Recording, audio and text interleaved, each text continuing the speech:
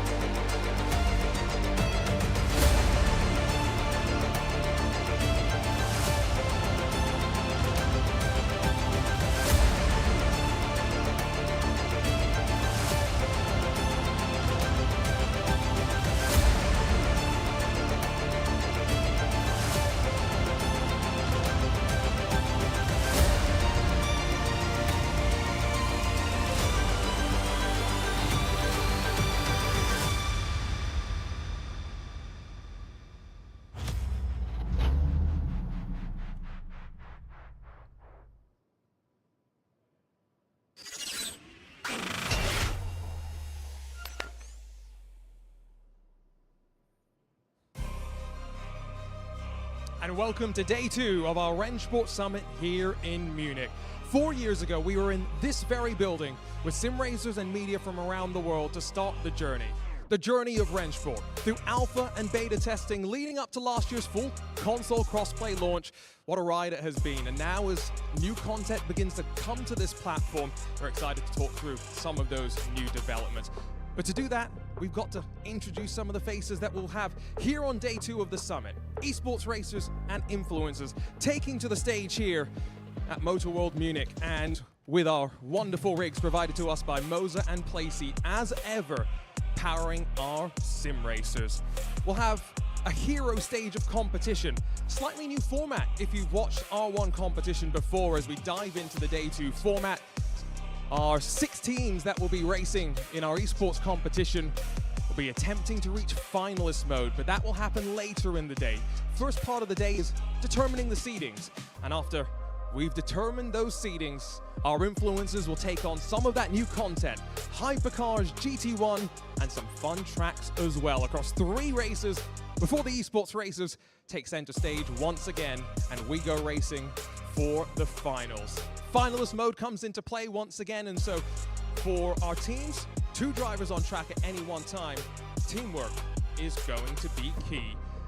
While I'm here on the ground, Arjuna Kankipati, I'm going to be joined by 2 voices, at least to start with, who will walk you through all the racing action. And so let me introduce to you Lewis McLeod and Dara Thacker, who will be commentating on all the fun. And Lewis, I'm going to start with you, because yesterday, we had our first taste of some fun as we tried the brand new GT1 cars at Le Mans here on RENNSPORT.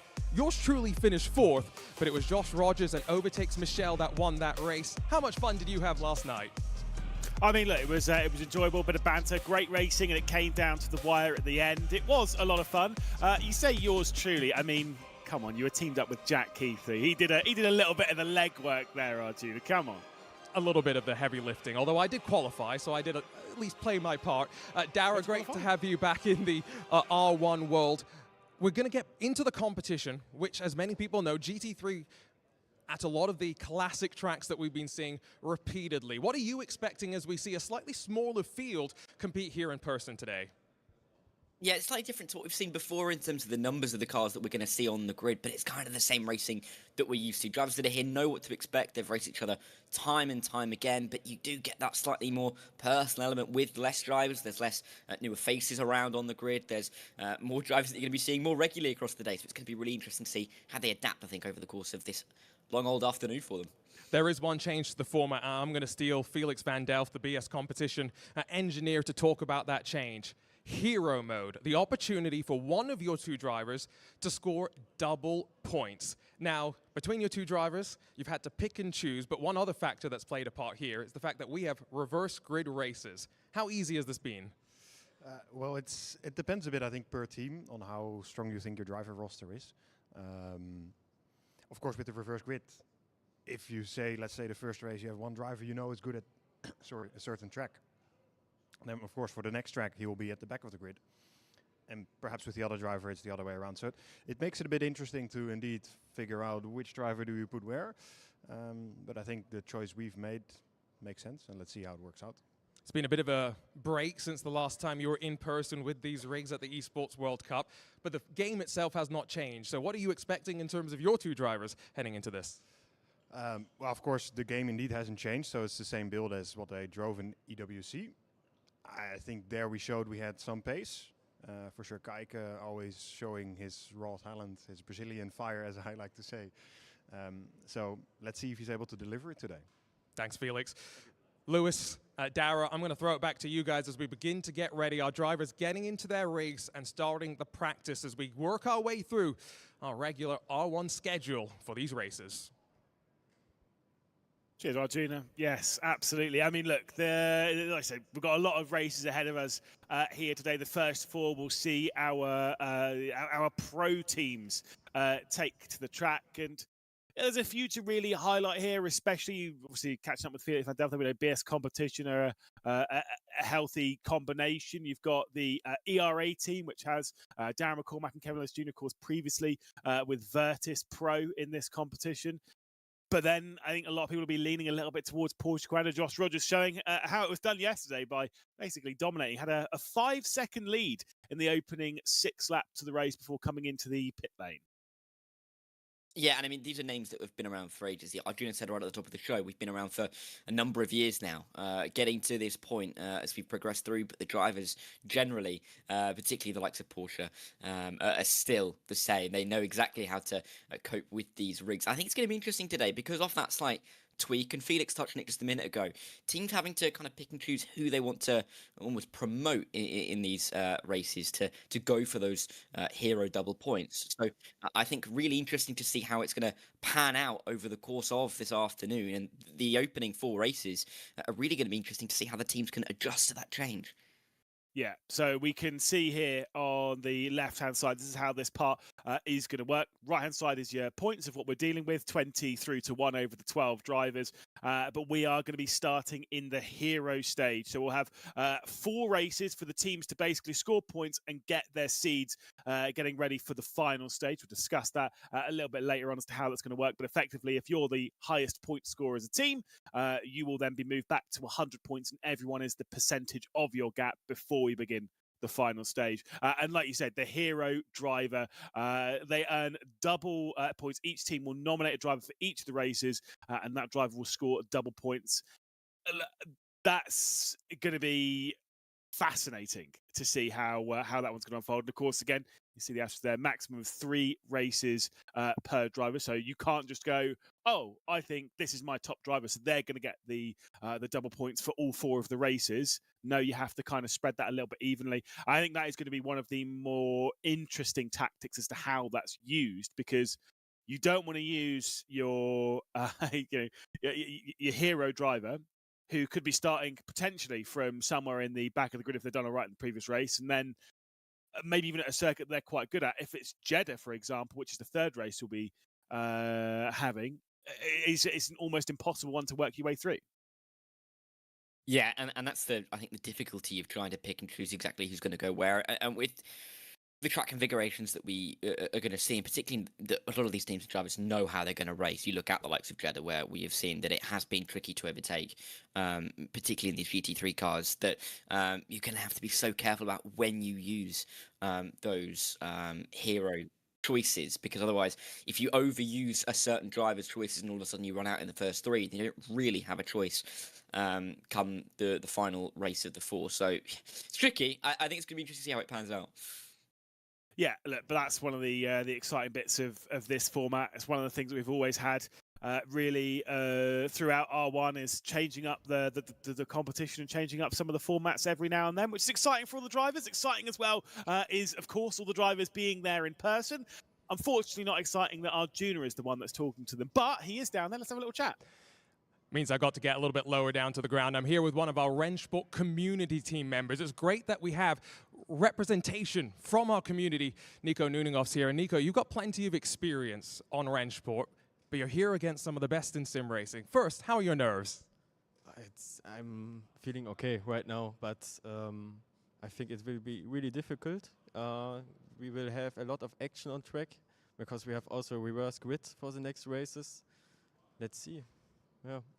You and Max are going to be teaming up. Are you going to be in hero mode for this first race? For tactical reasons, I don't say it. Ah, playing it close to the vest. I like that. You're driving the Aston Martin. How do you like the balance of this car around some of the tracks that we're racing around? We're starting here at Hockenheim Ring. I like it pretty much. It's really aggressive on the throttle, on the exit of the corners, but I think it's quite okay. We'll let you get back to it. Thank you. Thank you.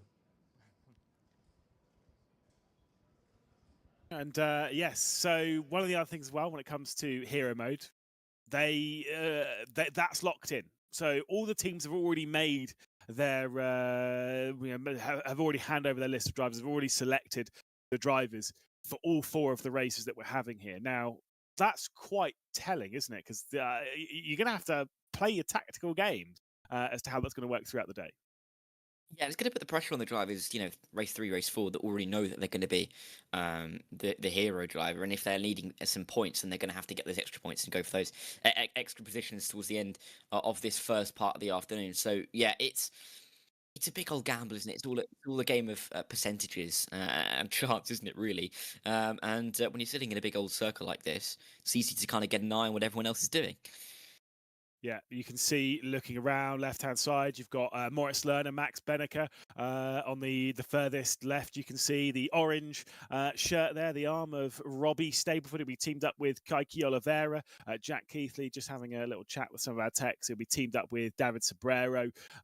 You've got Dane Warren out there. You've got Josh Rogers. Obviously, Darren McCormack, Kevin Ellis Jr., look, these are all quality drivers. Nico Nuninghov as well. These are all really good drivers that we've seen before in R1, that we've seen time and time again. And in fact, when it comes to the all-time winners list, me, I love some stats. When it comes to the all-time winners list in all of R1 competitions, we've had 350 races as of the 2025 Esports World Cup. Josh Rogers has won 44 of those races, 30.8% of the time he takes the top step of the podium. Darren McCormack, though, on the last day of the Esports World Cup was absolutely flying. Took 4 victories on day 4 out of 8 races. He's moved up to number 3 on the all-time winners list. Yeah, he has. Chasing down Seb Job as well on that regard, who's number 2. So it is good that we have some of the the greatest drivers we've seen on this platform here today and racing once again, and so many of those names towards the top end of the order that we will be seeing racing over the course of the afternoon, and drivers that have been around for some time, as well as a few of the drivers have a quick check of their phone before the race gets going. They're all human at least. This is going to be, I think, a really interesting battle, because it is, as we said, that slightly more intimate format. There's less drivers, there's less teams, but also the drivers and teams that have been around for the longest. So I think it's going to be really interesting to see how this pans out, and I'm looking forward to this opening race getting underway like this. Indeed, let's talk about that opening race. Of course, these drivers will all be taking to the straight into Discord as well. So you can see any sneaky messages from Darren McCormack. Obviously, having a little chat with his teammate Kevin Ellis Jr. For the ERA squad. First track we're talking about, you can see it there. We'll be taking to the GT3 cars, as we would expect. Mauser in the BMW along with BS Competition. Porsches are between ERA and, spookily enough, the Porsche Commander team. TC has taken the Mercedes, and the Aston Martin by the RENNSPORT community team. So you'll see that driver there, thinking off behind the wheel of it. We've got Hockenheim Ring, which is the first circuit. Fascinating track, tricky track, one that has been raced since pretty much the inception of this competition 3 or 4 years ago. It's one that all of these drivers are so well versed at driving. Yeah, and it's almost just a classic GT3 track, isn't it? Really, I mean, you look at turn 3, really. You then look at the end of the big long straight at the hairpin. So lots of places where you can make overtakes at this circuit, and I think that's the kind of track that you want to be get yourself into to start a day. You don't want to be finding too much to do as you work your way throughout this afternoon session. And yeah, Hockenheim, particularly at the end of the lap as well, with that tight technical stadium section, you don't want to be doing or having to do too much at that point in the lap. But, you know, if push comes to shove, you may have to try and make a move into that right-hander as you make your way into the stadium section. So yeah, great track to get the day off as we see the BS competition duo. Yeah, at least, again, I did tell you not to read it too much into some of the stats that because I've got a spreadsheet that's broken all of it, but don't worry about it. That's fine. We don't talk about it. But I do know that some of the bits are roughly correct, and it includes the Hockenheim Ring race stats. I believe these ones are correct. It is one of the most raced circuits that we've had in R1, where Josh Rogers, Darren McCall, Max Benneker, they are 3 of the most experienced drivers. They've done 26, 25, and 27 races apiece between the 3 of them. So an awful lot of races in totality on the circuit between the 3 of them, of which Josh Rogers has, spookily enough, the highest win percentage of all, 34.6%, 9 victories over 26 races. Darren McCormack, 7 victories, that's 28% over 25 races. Max Benneker, who has 6 wins. But most importantly, Max Benneker has the highest podium percentage of the drivers that are here. So, and around the circuit. So that's one of the things that might lean into him. I think that this part of the competition isn't necessarily about winning. It is about scoring good points quickly. Yeah, and that's what's kind of been the key, hasn't it? Particularly at the start of major events in RENNSPORT, is trying to get yourself on the board early and give yourself the possibility to build off a good foundation. It's so difficult to come back when you've got too much work to do later on into the day. So I think this race 1, race 2, even race 3, getting yourself a really good, solid foundation and a good amount of points on the board, it can be critical to allow drivers and teams to feel that little bit more comfort as they get in towards the evening, where the big prizes are won. Yeah, I mean, look, you could. By the way, I could just say that you could see there in the arena. You can see what was happening behind. You could see all the team managers. Just got to say, I think Porsche Ground have a huge advantage, not only because they have 2 great drivers, but also because they can see over Rene's shoulder and see exactly what the strategy that potentially might be happening in Mouse. And just ahead of that, they can also see BS competition as well. However, they are being distracted by Gamer Muscle himself, James West, avid tea drinker, was having a little bit of a chat. So clearly. Obviously, we're being pretty relaxed at the moment in the arena. That will probably change in 6, 7, 8 hours time when we start getting into those final few races when the top prize is really being fought for. But of course, that momentum going into that all builds from here. Yeah, it does, certainly. And, you know, it will be slightly more relaxed to start the day because everyone's kind of got the same goals and kind of strategies to get into this afternoon session. And because it's slightly different, everyone is just kind of watching what everyone else is doing, particularly when it comes to this hero mode. So it's going to be interesting to see if that does change anything. It does cause any teams an advantage. And the later on we go, we've seen it time and time again in majors. It gets just a little bit more competitive when we see which teams and drivers are going to be fighting for the top spot. Yeah, obviously, you know, you've been around R1, obviously 2024 Esports World Cup.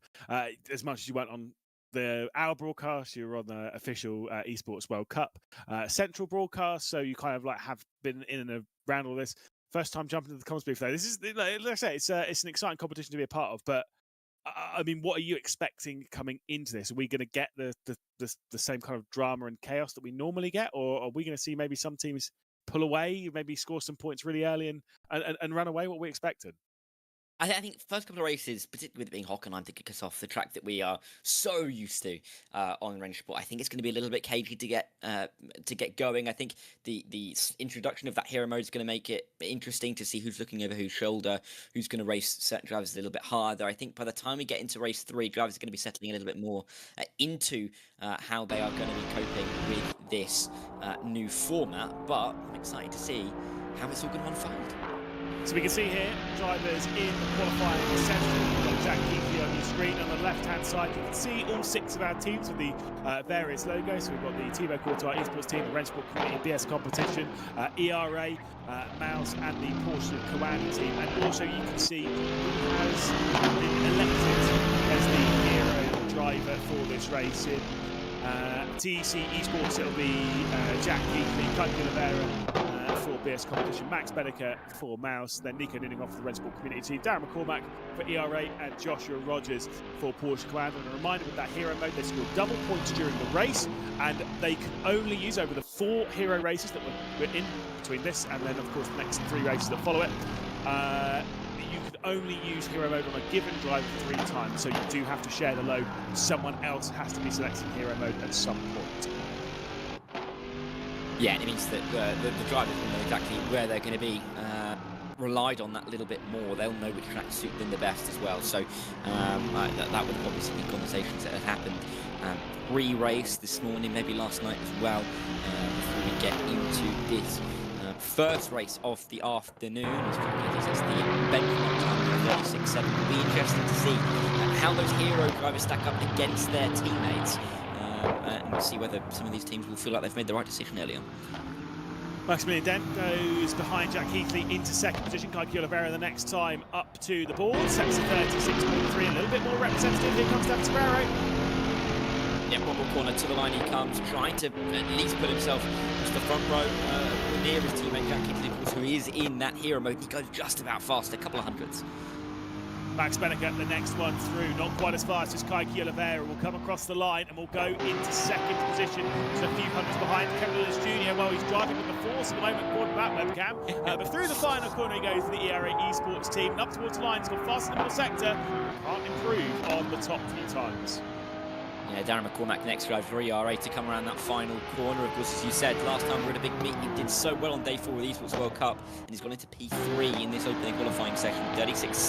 He's just faster than Sibera and Keithley, as Josh Rogers looks like he's going to go to the top of the times.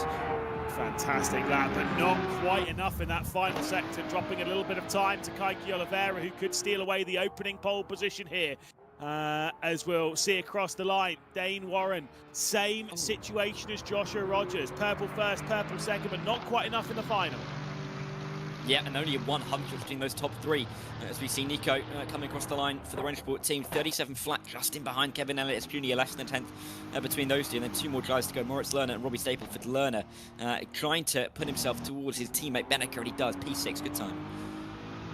Stapleford, big orange machine, final quarter, ticked off. He's not particularly pleased with the lap, but I don't think it's that bad. It puts him into the middle of the pack, 6th position. Few teams might be a little bit disappointed with where they've used the hero mode, but of course for a few drivers they're getting used to a very different machine. For Darren McCormack, this is the first time that he's taken the Porsche in the R1 competition. Of course, he started out in a Mercedes. Last year he used the Aston Martin, and this time out taking to the Porsche, dropping down to 8th position. Kike Oliveira, though, will steal away the first pole of the night, and I say night, it is currently 1:30 in the afternoon in Germany. Dane Warren and Joshua Rogers 2nd and 3rd spot, with Max Bedecker in 4th. David Sparrow in 5th position for TC Esports, just ahead of Robbie Stapleford. So good for BS Competition, good for Porsche Commander.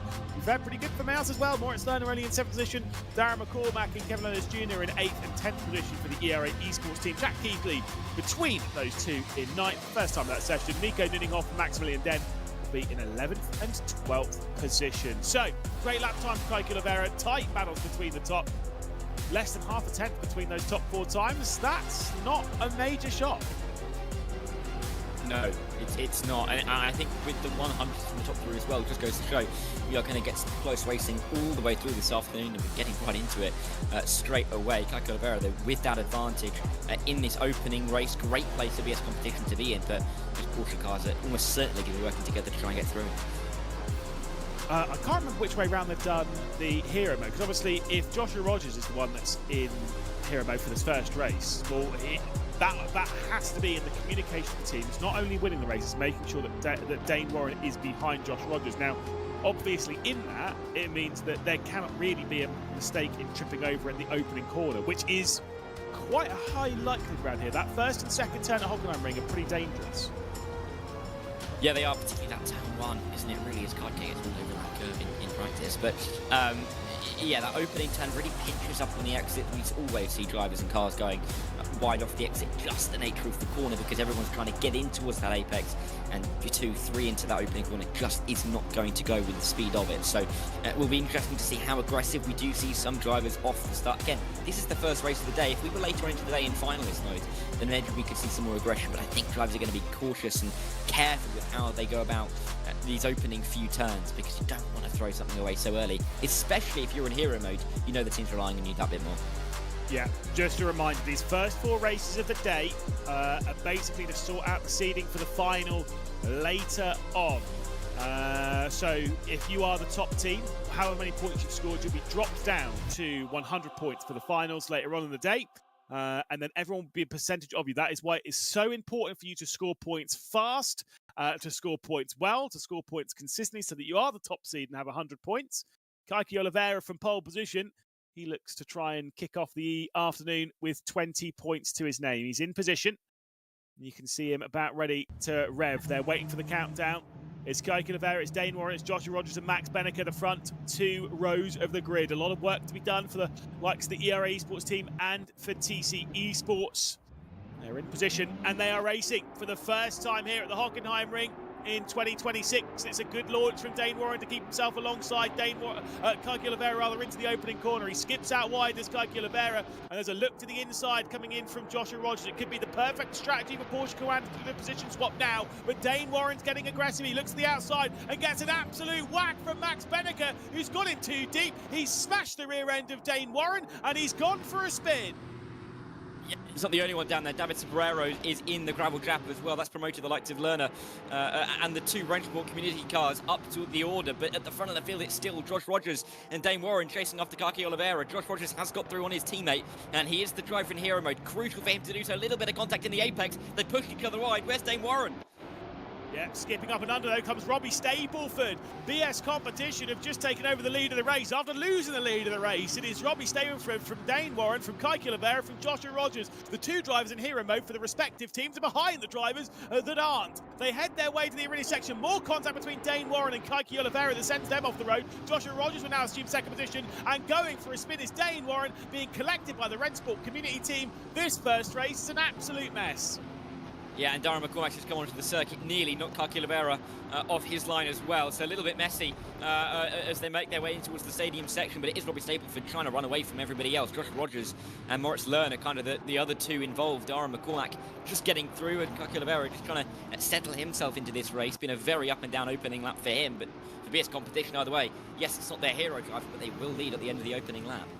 Yeah, but look, they'll take it. 20 points is important, and yes, they would rather it be their hero driver and Kaiki Oliveira. They would rather it be the 40 points. Those in hero mode, those will be the ones scoring 40 points, or scoring double, rather.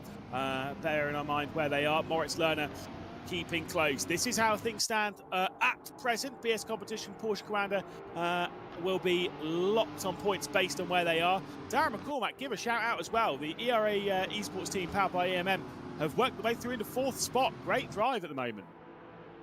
Yeah, and we have got 4 teams inside the top 4 at the moment, which is great to see that we've not just got, I guess we saw it in the opening couple of corners, but we've got different teams towards the front fighting for those top end points, but Robbie Stapleford is not going to be allowed to get away with this one. Josh Rogers in hero mode as well, don't forget, right there, ready to pounce if the opportunity presents itself, but Robbie Stapleford is going to be doing everything to make sure that that door just doesn't open. Difficult at the Hockenheim ring because there are a couple of little routes that you can take if you're the car behind to maybe look up the inside, get in the mirrors of a driver and almost put them off their racing line, but for the time being, Robbie is holding his line very well indeed, just inviting the likes of Lerner onto the back of this battle as well. Well, we can see those live standings on the right-hand side. I think that it should be Porsche Commander, though. I don't think they're on 48 points. I believe they'll be on 33. So BS Competition, though, importantly, the bit that's really being grabbed from that is they are scoring well. It would be 20 points in first place at the moment, held by Robbie Stapleford. Kaiki Oliveira, who currently runs in 5th, well, there's 10 points for that, so it'll be 40 points at the moment for BS Competition. So scoring decently in this opening race. Onto the brakes into the second corner. can Robbie Stapleford fend off the driver with the most victories in R1 competitions over the opening 350 races in the hands of Joshua Rogers? Can maybe somehow Moritz Lerner sneak his way through and take a victory he's been waiting a long time for? Yeah, we'll have to wait and see. I mean, he is in position as Josh Rogers now goes to the outside line, down in towards the hairpin. Inside line for Stapleford, who has led the opening couple of laps. Oh, as they've crossed the line at least, but Rogers is still going to be there on the outside. Moritz Lerner is hoping, I think, that these two maybe have a little bit of door-to-door contact. Just give him an extra tenth or two as you work your way in towards this Mercedes-Benz arena. That won't occur, but Josh Rogers is still going to find an inside line. A little bit of argy-bargy, making sure he has a real claim to that inside line. It'll turn to the outside as they work their way back onto the original layout of this circuit. But it's going to be side by side again into the stadium section. They won't let each other be. Absolutely. I mean, look, this is great fighting. Josh Rogers now taking to the front. You'd assume you're going to try and pull away. Into the rear end, though, goes Robbie Stapleford. He's able to wrestle the car to the apex of the Sachs curve, mostly in assistance of the Porsche Commander directly ahead of him. I said, by the way, a long time between victories for Moritz Lerner. He has one victory in R1 competition. Yeah, it was nearly 3 years ago. It was on the opening day of the competition. It was in the semi-final at the Circuit de Spa-Francorchamps. Has not won since. Isn't that mental? A long time ago. It's a very long time ago. But hey, still here. And still looking for wins, and that's the important thing, isn't it? So this could be an interesting way to start the day, right? Already, I mean, these races always go through fast, don't they? Short races, short and snappy. You've got to make moves when the opportunity presents itself. But we're already nearly half the way through here in the opening race of the day. Only 8 laps, nearly 4 have gone in total. And Moritz Lerner knows that he's not got too long to make this move. So he's going to try and make it now. Inside line of the hairpin. Robbie Stapleford was in P1 2 laps ago, was in P2 last lap. Now dropping back to P3. Rogers and Lerner may be battling it for the win. Yeah, this is going to be a fascinating start to the event. Darren McCormack also closing his way in on this fight bit by bit. I believe it's Josh Rogers looking for a 10th victory at this venue. He's already got, according to my stats, 9, but they're very questionable on the racetrack stuff. He's got 9, looking for the 10th from 27 races into the stadium section again. He's got a couple of BMWs directly behind. Kai Oliveira's not exactly dropped off. There is too much. So again, there's still the potential of some solid points for the BS competition team. Currently sat in 3rd and 5th, but Oliveira will be looking to try and sneak his way past Darren McCormack, and then some communications coming in from Florian Haas for Felix van Delft. Obviously, Felix van Delft will be the one in the ear of the BS competition team, probably saying those two would need to switch round if that is the case. Yeah, and all these tactics are going to come quite clearly to the fore in the coming races and even in the coming laps here, because we've got a couple of those hero drivers behind their teammates. I guess Benneker is a long way behind Lerner, so it's not really going to help Mouse to try and do anything about that, with them being in P2 and P10, and then of course BS competition being the other team. At the moment, Porsche have got their hero driver ahead, as do ERA, as do the RENNSPORT community team, as do TC. So generally, good picks early on from the teams, but we've seen how, for Mouse particularly, Benneker was the driver that they picked to go after the extra points in this session, and qualified really well, but just got caught up in that opening lap incident, and it's going to cost him a lot of those points that he could have otherwise earned, and they are going to be those marginals that are going to decide the day, you'd expect. Yeah, I mean, it was a great shout all the way until turn 2, at which point it became very much not a great shout, unfortunately. But, you know, potato, isn't it? That's just sometimes how it unfolds. As Joshua Rogers builds his gap to over a second, we ride on board with Darren McCormack there on the left-hand side of your screen. His 3rd different team, a part of this competition, of course. Originally did the opening couple of seasons for Williams last year. Was the main driver of the Virtus Pro outfit this year, season. I don't think, because obviously I don't think he's actually signed a full contract with ERA. I think it's more just, you know, this is the event. Kevin Ellis Jr. was actually quite open about it yesterday. If you want to go back to yesterday's broadcast, there's an interview, a great interview with Kevin Ellis Jr. during that race, where he was saying that, you know, obviously he doesn't know whether this could maybe be the last esports event that he attends as a driver. Obviously, I don't think it will be, because he's a quality driver and get picked up by a solid team, but you never know. And I think here in Darren McCormack, they're there to enjoy it more so than even win, which is crazy, but I think is absolutely the right attitude to have. Oh yeah, particularly when you've got all of these different events and formats, it does change regularly, and so you do get that freshness, I think. So there is the possibility to just turn up and enjoy what you're doing, right? It's not all as highly pressured, which is great to see. I think it's going to be feeling highly pressured at the moment, Dara, at least, to try and get into the top 3. He's right behind Robbie Stapleford. And of course, with that hero tag next to his name, the points he could gain for the extra position are going to be doubled if he is able to find himself on the podium. But 2 more laps to go. He is right there. You can see him just on the tail of Robbie Stapleford.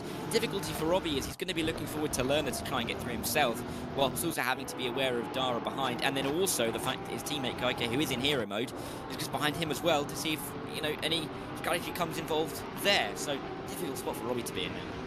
Yeah. Like I say, ideally he's just got to keep McCormack behind for the next couple of laps and try and hope that Oliveira finds a way through. Of course, the 2 drivers behind being in hero mode, he cannot really afford to allow McCormack to sneak his way through. Should he do so, McCormack will move from scoring 12 points in this race. Oh, sorry, 12 points, he's 24. He'll basically gain an extra 2 points plus an extra 2 points because of the hero mode. So he'll go from 24 to 28 points with Darren McCormack. If he's able to find his way through Robbie Stapleford for BS competition, they hope that's not the case, because if they can get Kaiki Oliveira through on McCormack, then Oliveira can also come through Robbie Stapleford, and suddenly they're golden and scoring some solid points this afternoon. Penultimate lap of the race, we head round the parabolica and then into the hairpin. Mirrors being filled on the shoulders of the Irishman. It's Kaiki Oliveira, no close to making a move down into the hairpin. No, not really close enough. And in these cars, you really do have to have a good claim to an inside line to really make a move work. If you're going to send it far too late, it's just not going to work out.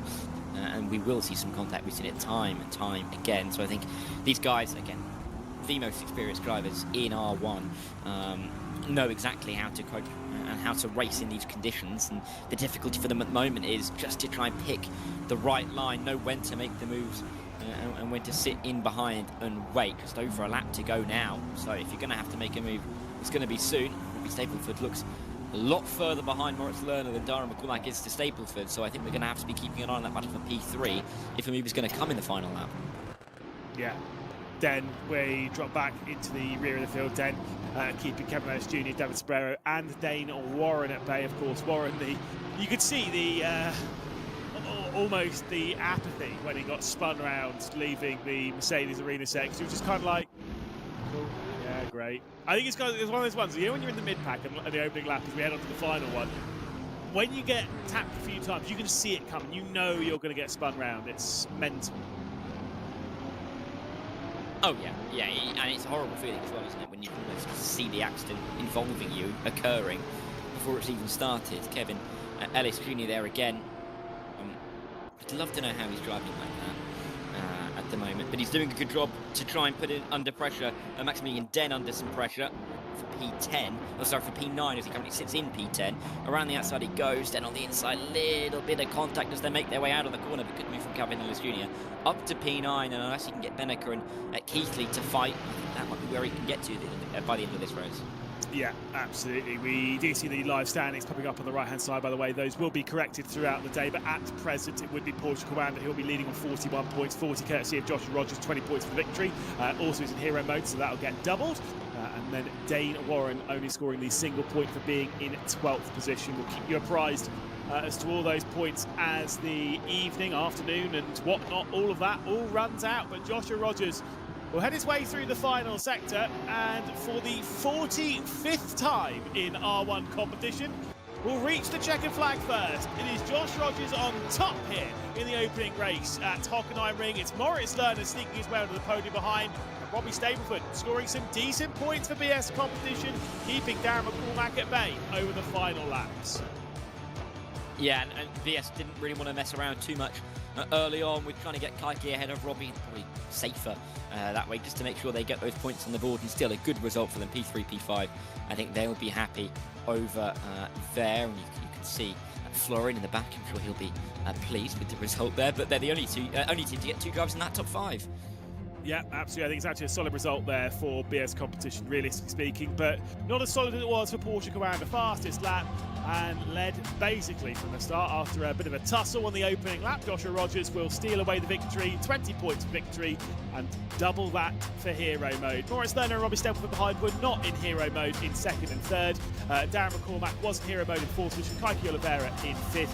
Nico Nuninghoff in sixth position with Max Benneker working his way back up to seventh, but after the turn 2 spin, actually a great result for the Mouse driver. Jack Keithley in 8th, then it's Kevin Ellis Jr., Maximilian Dead, David Sparrow and Dane Warren. The 12 cars on the grid. We'll head back down though into the venue and catch up with Arjuna. Well, Lewis has got all the stats. I'm here with Josh Rogers, who's just claimed his 45th win in R1 competition. Josh, but a really chaotic opening lap of the race, and I have to ask, is that because of hero mode kind of influencing how the battles play out? No, I don't think so at all. Everyone was just fighting for the same piece of track, and yeah, it was a bit of chaos. But we made it through alive, thankfully. Almost had an incident that happened, but yeah, glad we were able to manage to hold it off in the end and get through to the lead and just pull away. You got the lead on lap 3, and from there, like you said, pulled away. Does that give you some confidence heading into the rest of these races now? Obviously, there's tracks that you've kind of learned ad nauseum at this point, so practice isn't really something that is necessary, I feel, to some degree. No, it definitely helps. I think coming into this, I was pretty stressed about Hockenheim turn 1 in Quali. The only time I hit it all over the last 2 days was that lap, so yeah, it's good to have that out of the way and we can move forward. Are you in hero mode for race 2? Won't we? Another driver who's keeping his cars close to his chest. I tell you what, before we head back up to Lewis and Darrell, let's see if we can grab a chat with Kaiki Oliveira and Robbie Stapleford had an interesting race. So let's make our way to the BS competition side of things and catch up with one of the BS drivers as they get ready to go for race number 2. Robbie, I'm going to steal you, unfortunately, as much as I know you're trying to lock in right now. Talk us through the start of that race. It was just hectic, and I just stayed calm, and then I watched the 2 Porsches come together with Kaiki, and then I thought, just stay to the right and stay clean, and then we got to the hairpin, and I just got the lead, and then tried to hold it from there, but Josh got me, and then Moritz got me, but yeah, third's good. Think there was anything you could have done to hold off Moritz, maybe, because he's also in a BMW? Probably stayed with Josh. Easy answer. Best of luck with race 2. Thank you. Lewis, Dara, I'm going to come back to you guys. I'm going to see if I can try and grab one of the team managers for a chat as well as we get ready to go for race 2. Absolutely, and of course the Hockenheim ring is over, but we're already going to have to start focusing on the next race, Monza. A very different kettle of fish to what we've had at, of course, at Hockenheim ring, and it's you know, it's a fun track. It's obviously a difficult track. It's one that we've had plenty of drama on before. In fact, the last time that R1 was in Munich, and he hates that I bring it up, but I'm going to keep bringing it up. Moritz Lerner caused quite the kerfuffle when he, in the last race of the event, kind of missed his braking point going down to the opening corner, slid across the grass and caused a monumental crash that allowed Marcel Chinchik to go on and take victory. Yeah, it is a track that you're always going to get dramas down at turn 1, even down at turn 4 as well. There are so many parts of the circuit where you've got the long straights, you've got the heavy braking zones. Drivers feel like they want to go for it. You get medium speed corners as well, but they're almost a kind of a footnote to the rest of the circuit. Parabolica is just a setup for that run towards turn number 1. You could see a move there in the closing couple of laps, but it is just really that focus towards the opening turn. And how many times have we seen it, particularly in R1 competition, that big events, big moments happen at Monza? Yeah, it's that's why it's one of the most exciting tracks. The other circuits we'll be visiting will of course be Jeddah and Fuji a little bit later on in this hero part of the competition. But refocusing there on race 1, of course we had ourselves a victory there from Joshua Rogers. Dane Warren finished further down the order. I mean, what do you make of that? He kind of spun around in the middle of the pack. Yeah, couldn't really do too much about it. It was kind of involved in that little tussle with Kaike on the opening lap. Just little bits of side-by-side contact, and then a bit of a kick around, spinning around, and can't really get himself right. It's difficult, but these things happen. I'm sure he'll be back in race number 2 because we know the pace that he's got. Well, let's launch our way back down into the arena and see what Arjuna's actually up to.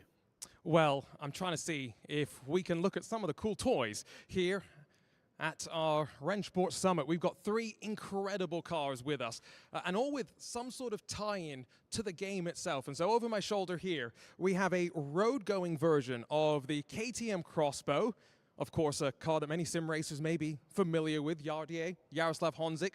He was racing one of these last year. The GT2 version of this is coming to RENNSPORT soon. It's something that we were looking at and very excited about.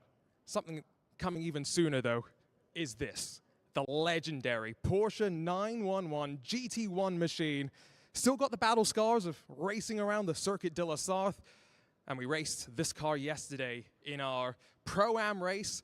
I didn't race this, I raced the Mercedes, but the Porsche ended up winning the race with Josh Rogers. And then over to the other far corner of this arena, we have the brand new Porsche 992.2 Generation Cup car. Of course, one of the big changes for this, ABS and traction control is standard around the world in the various Porsche Carrera Cup series. And of course, what an interesting machine we have, and what a range of cars as well. And someone's brought the key out, Lewis, and shown you the party trick of the KTM. What do you think of that? You got to go full Crim 6. Off you go. Come on. Don't tempt me. Yeah. Yeah, we'll see. Maybe later. Well, look. To be fair, it's either the KTM. I think you can fit in the KTM. The GT1. Not so sure. We saw that being raced yesterday. I will give him 20 of my finest pounds if he can climb into that GT1 and not get told off for doing it. I mean, it's not a car. It's a car you'd fit in. Let's go with that. Yeah, I was going to say I could fit in any of those cars for that question. I think it's almost surprising to find a car that I don't fit in. To be honest with you, as long as I can reach the pedals, we would be all good. But that's right. But it'd be in a sim rig, right? If these sim rigs that we've got provided for us, you can adjust the wheels, you can adjust the pedals. It's fantastic. It means that you can fit in there exactly how you want to. And that is a slight difference, I think, that you can get between home and, of course, in a sim rig. Of course, you can't set them up as well as you want to. As you know, you got to adapt the stuff that you've got with all the stuff that's applied to us. I think going into this next race, you know, adjustments have to be made, and drivers are going to have to be careful. But I guess at least they can stay in the same rigs that they were in that entire time, rather than having to swap and change, you know, any of the pedals or any of the wheels or any of the tech. That if you have multiple teams and drivers in, are going to be changing race on race. But at least you got that to kind of back yourself up on. Whilst it seemed that Nina was there ready to nick the Porsche, the furthest away from the camera, the Porsche Carrera team have taken the opening race and the opening points lead after race number 1. A well-utilised hero mode, but this is the whole question as to what do you do for race 2? Where are you putting your hero mode? Which driver's taking it? How's that going to play out? Because that's not an easy choice. I guess I say it's not an easy choice. Thankfully, it is a really easy choice because it was made a few hours ago. It's already done. The decision's already been made. So if your drivers are out of position, it's tough. Yeah, and it is easy because it has been made. You know, you can't change it. You can't suddenly decide, okay, well, are we going to actually change from the plan that you already had and maybe upset a driver or two by saying you're not really racing as fast as we thought you could, or you're coming into a couple of little moments more than we thought you otherwise may have done. So, yeah, so I think it's decent that we've got the ability for the teams to just kind of run how they were expecting to. There's no changes that they're going to have to be doing or dealing with. They know what the plan is from before the opening race, and I guess there's a kind of safety in that, isn't there? Bad news for BS competition, unfortunately, though. There has been a penalty that has come out of race number 1. It is the first penalty of this competition. Yeah, it is, because obviously no one else has. There's nothing else before it. It was reported between Porsche Carrera and BS competition. There was an incident between cars 32 and 92 at turn 6, which was on the exit of the hairpin, of course, and that was between Joshua Rogers and Kaiki Oliveira. And it has been adjudicated that Kaiki Oliveira will receive a 5-second time penalty post-race. He will drop down the order from where he finished. So finished directly behind Darren McCormack in 5th spot. Don't know exactly how many spots he'll lose, but he will lose a couple of positions courtesy of that easily done. Also, Darren McCormack, the ERA Esports by EMM team have just put in a protest against the RENNSPORT community teams, Nico Nuninghoff. That was down at turn 4. So the stewards will be overlooking that. Whilst all that's happening, you can see the drivers getting themselves ready to take along a little bit of a route around the the Royal Villa of Monza Park? I can't remember. I've been there twice. I don't know what it's called, but Monza. Yeah, Monza, easiest way to go with it. The classic track on the foothills of the Alps that we have come to know very well, particularly in this event, of course. Another track that's been raced a fair few times here at R1 over the course of many years. I mean, you know, Darren McCormack's raced here 26 times, won here 10 times, I believe, if Lewis is to be believed, over the course of time here in R1. I'm sure you are to be believed, but you told me not to trust all the figures, so I'm just being careful. Well, case in point as to why you don't trust the figures on here. We're in practice at the moment, by the way. Case in point as to why you don't trust the figures completely on that sheet. I think all the information on each of the drivers is correct. However, some of the drivers aren't on there properly, so I'm never 100% sure. So basically, we call a spade a spade. We roll with the stats and hope they're right. I know the every race stat sheet is correct, but still, we'll head down though to Arjuna before we go into this second race of the day. Thanks, Lewis. You guys are talking about penalties, and over my shoulder is where our team managers are sat on their laptops and keeping an eye on everything. Porsche Coanda Esports Racing directly next to me, Mal's BS Plus Competition, and TC Esports. One team, though, their team manager is not here, and so Will Chadwick for the EMM Esports group, he's not here and having to do all his management, Lewis, from home. He's not on site being able to support Darren McCormack and Kevin Ellis Jr. Fair play. There we go. Always hearing sometimes where the teams are and stuff. I've always said when it comes to these events, I want my team manager, I want my race engineer there. I want to have that.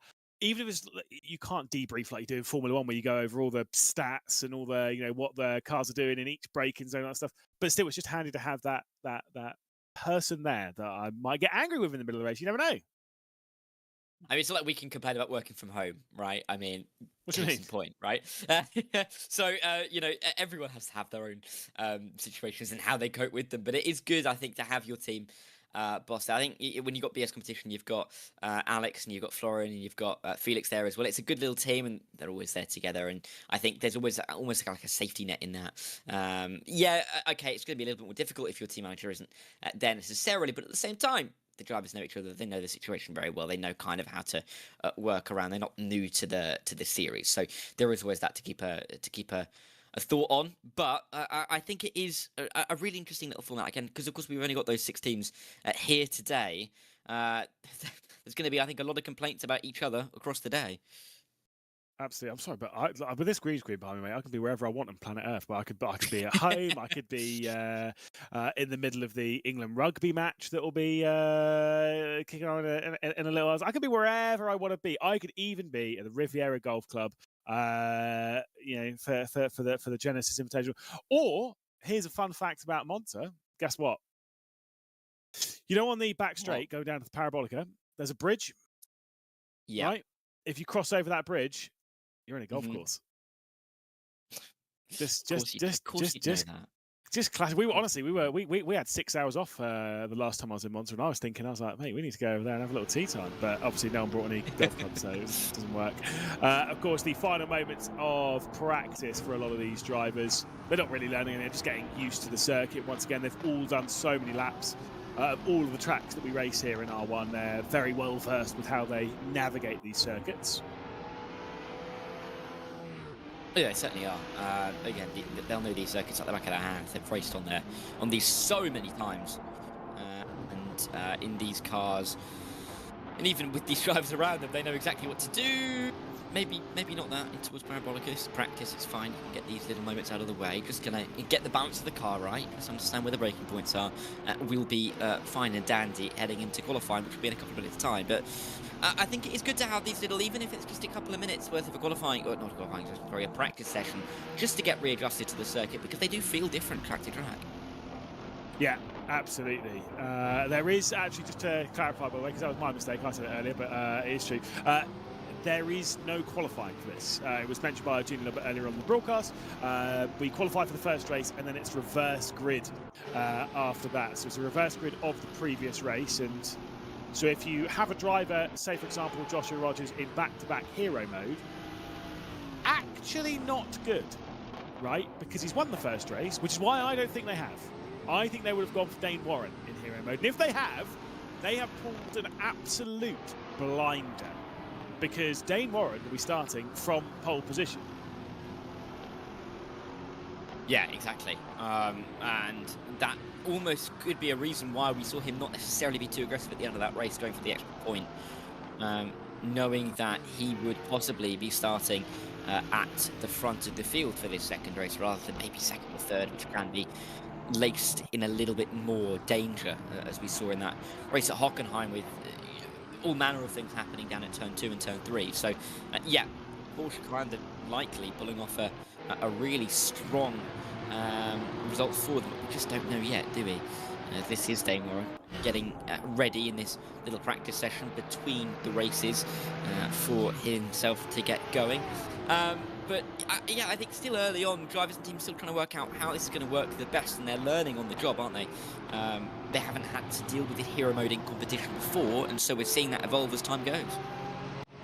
It's kind of one of those ones where, as a driver, I actually think that you shouldn't necessarily care about hero mode that much. That's very much a team thing, and in a race, and I always say this when it comes to, like, you know, when people are getting to the championship and stuff, and you know how many points they can score, and you know you're going to be able to push this a little bit harder. You can only score what you're going to score, right? The max amount of points is the max amount of points you can get. Whether you're fast enough to finish in third position, in first, in seventh, whatever it is, that's as far as you can go. If the team elects to put you into hero mode, it's almost like it's so easy to have that add too much pressure onto your shoulders in the race, where you may actually end up over pushing and then making a catastrophic error, which is so easily done around here when, you know, that left foot does do quite a lot of work around here, and it's sometimes easy to miss your point, as Max Benneker even found down at turn 2 in the previous race. There was some form of issue there for him, and around he went. Great recovery drive afterwards. You wouldn't want to do that 2 races in a row. No, you absolutely would not. And especially when you consider there's not that many races in the grand scheme of things. Today, if you make a mistake in one, that is going to compound the deficit in the points race by race. And if you make a couple of mistakes, particularly in these first 4, all of a sudden then you've only got 2 real meaningful races where you can score points in. So it is tricky. And it does demand a lot of the drivers very early on in the afternoon, as we work our way in towards the evening when the big prizes will be won. But looking forward to seeing, I think, how this is going to reflect in race trim very soon after we get through this practice session, and see how that reverse grid is going to change things up a bit. Yeah. Onto the start-finish straights for hopefully these final moments of practice. Sorry for the slight delay here in the opening part of the second race. You can see the arena there, and some calm attitudes from all those around the rinks, all the drivers as well that are on them. Probably just getting those last moments done. The practice session comes to a close. The race session ready to begin with a reverse grid race now for Keke Oliveira. If he was given a 5-second time penalty, that obviously drops him down the order, right? In the previous race. That's going to give him a better starting position in this one. So is there a benefit? The reason why I'm saying that is that if you're in 9th position, is there a benefit to Uber yeeting someone off the road so that you could potentially start from pole position?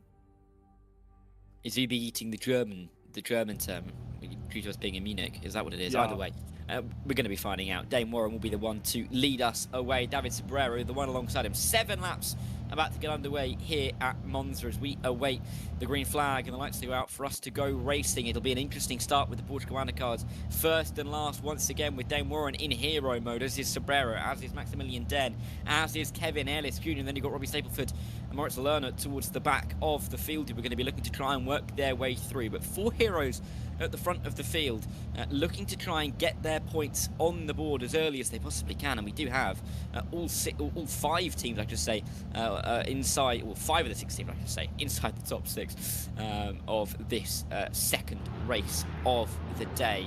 Dane Warren ready to try and get us underway, ready to try and lay claim to that lead down in towards turn 1, and we're about to go racing then. David Sobrero, the one who's going to be the closest challenger to Dane, as he looks at the lights, and we go racing for the first time here at Monza today. Good start there from Maximilian Den in that RENNSPORT community car to try and get ahead of David Sobrero down in towards turn 1. Kevin Ellis Jr. moving around as they make it 3 wide into the opening chicane. Dane Warren's just going to want to try and get through and avoid any kind of incident as they all pile into the opening corner, safe at the front of the field as they go 2-3 wide through the second part of the chicane. But as they work their way out of it, it is still Dane Warren in the lead, and Sobrero in P2. Kevin Ellis Jr., the one making the moves earlier. Moritz Lerner missing the breaking point at the opening corner for the second time here in Munich as we race down into T1 at Monza. Thankfully there wasn't a massive crash this time, just skipped over the inside of it as the top 4 teams are all in hero mode. Contact there between Jack Keithley and Maximilian Den as he works his way past the RENNSPORT community team, squeezes him off at the exit of the Roger, and now the opportunity is open for Max Benneker to sneak his way into the scene. He looks to the inside, heading into Lesmo 1, can't complete the move. No, they're still going to be side by side as they make their way into Lesmo 2. 2 by 2. There's a little bit of bargy at the back of this as well. Drivers off the road. Dara McCormack involved in all of this. Jack Keithley as well, and it's going to promote Dara up towards P5. Benneker trying to fight with Josh Rogers, and they've got Robbie Stapleford in the middle. 3 wide down in towards Ascari. No one wants to be in this position if you're Robbie Stapleford. There is absolutely nowhere for him to be able to go. He's just going to try and get through safely. Gets him behind Benneker. He gets a good enough exit to maybe keep in front of Josh Rogers as well. Incredible battling all the way through Ascari in the opening line. Cool, I would have put a whopping bet that was going to be a crash. Somehow they worked their way through 3 wide. They're going to go 3 wide again because Moritz Lerner's back onto it. Just a bit of a note that Kaiki Oliveira did not take the race start. There was an issue for him, so he is out of the race, unfortunately. Side by side there between Joshua Rogers and I was going to say Robbie Stapleford there, who's getting squeezed out a little bit wide and dropping down the order. Now remains side by side with Jack Keithley. This is quite the cluster from 7th on back. Rogers is trying to make some progress here after taking victory earlier on in the day. His teammate, though, thankfully has a lead of 8/10 of a second. Yeah, but it's going to be 3 wide down into turn 1 involving Josh Rogers, as it'll be Robbie Stapleford on the outside line. Lerner is just at the back of this. In fact, it's in the middle. Difficult to pick out exactly where they all are as they go all piling in the second part of the chicane. It's going to demote Josh Rogers and Nico Nuninghoff and promote Moritz Lerner as he just picks the right line and gets himself through. Jack Keithley is in P7 just in front, but all they're doing at the moment is losing time to the others in behind. Now, Robbie Stapleford's teammate, Kaiki Oliveira, not starting this race. Seems that he's having some tech issues. If any of you seen that DNX next to his name, it's not going to stop Robbie Stapleford from ploughing down the inside. No, Jack Keithley's gone across the escape road, and I wonder what's going to be said about that after the race goes.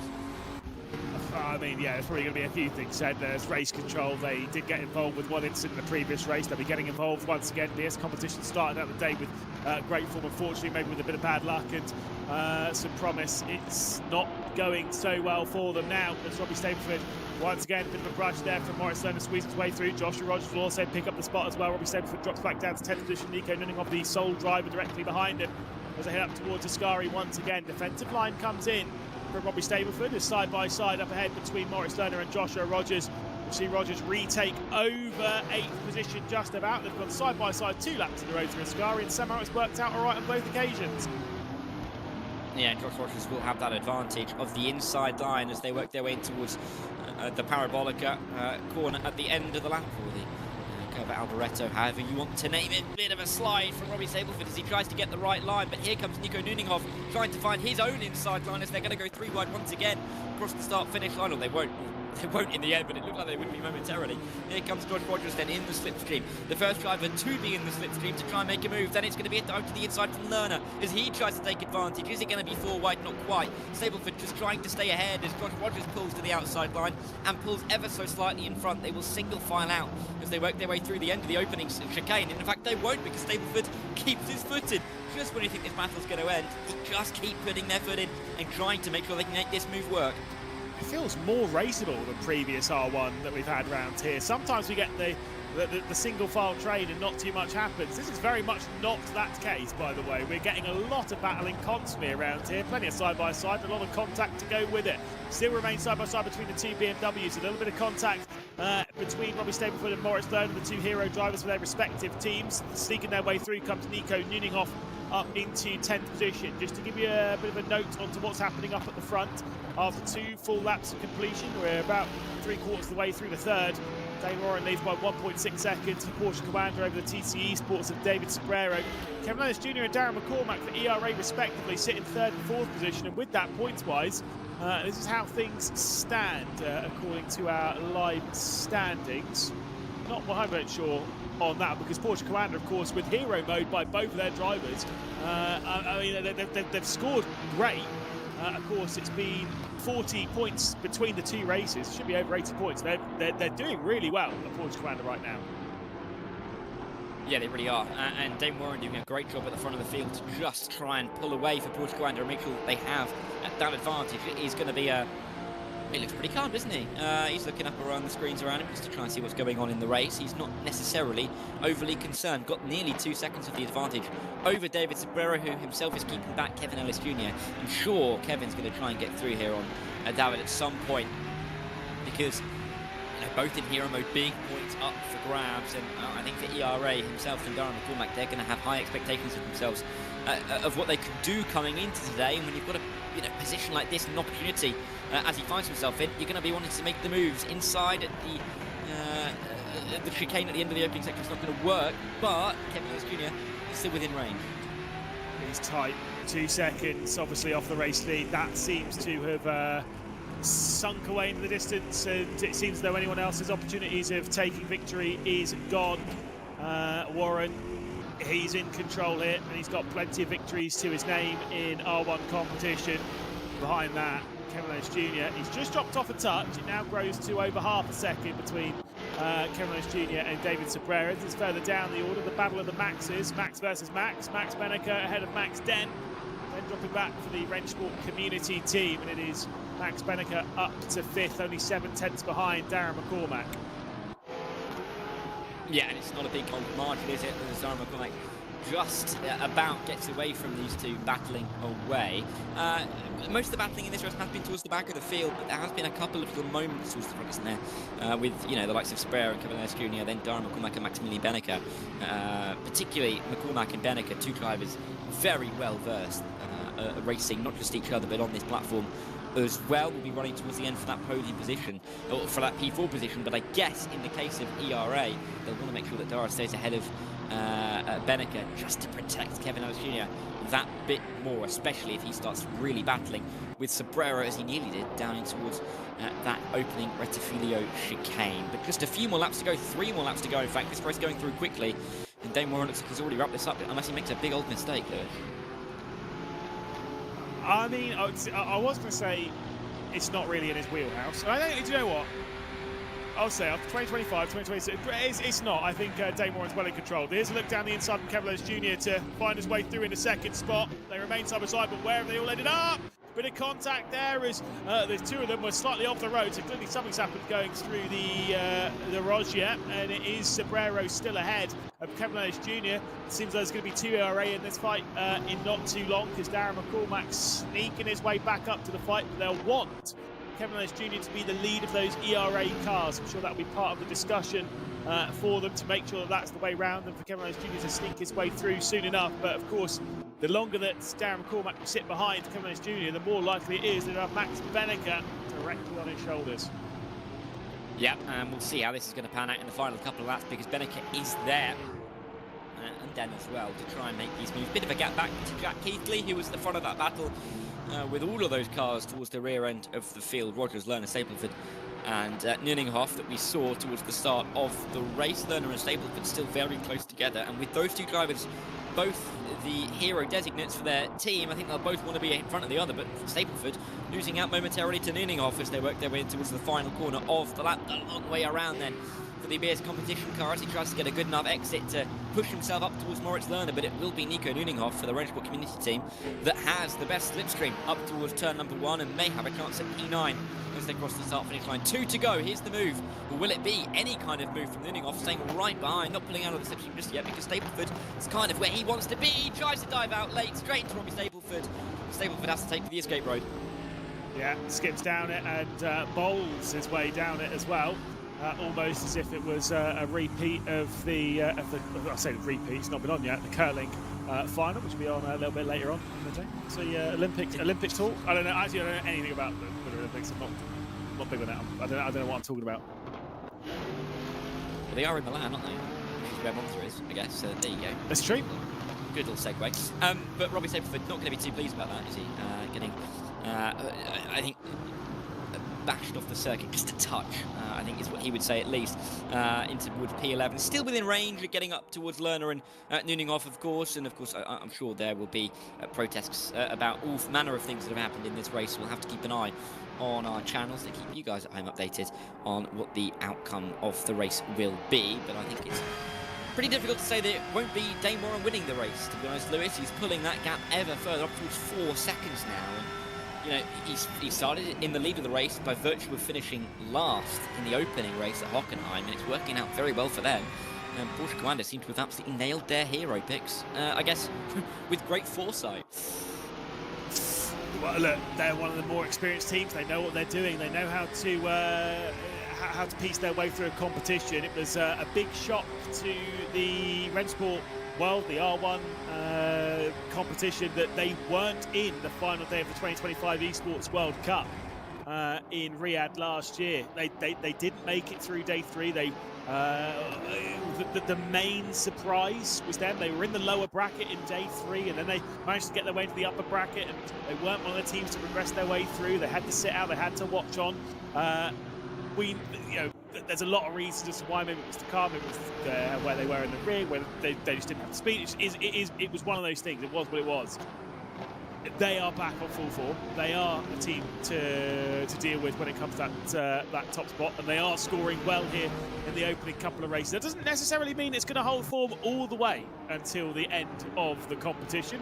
It is a very long day for the drivers that are well versed with endurance racing as well. Final run down into Ascari for Sobrero. They keep Camillus Jr. and Darren McCormack at bay. Yep, he's just got a couple of corners, a couple of braking zones left to go before he should wrap up a P2. But Monza hasn't been the easiest track for Porsche Commander in the past. We haven't seen too many wins from them here. Josh Rogers only won 3 times around this circuit. Dane Warren himself has only won once. Charlie Collins only twice. So it's not been the happiest of hunting grounds for them over the past few years. But this has been an absolutely incredible performance from Dane Warren. Pulled away, made sure that no one could touch him.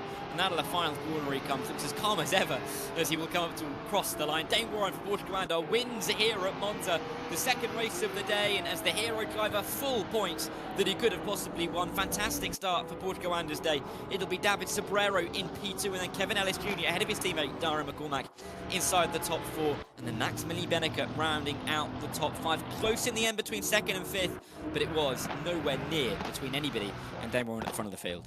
Be really good points there for ERA and for TC. Of course, it is important they score points at this stage. Even if they're not going to be the top seed, you want to be as close as possible so that the percentage that you're on compared to that lead is as few as possible, so you're starting as few points off of the lead as you possibly can later on in the afternoon.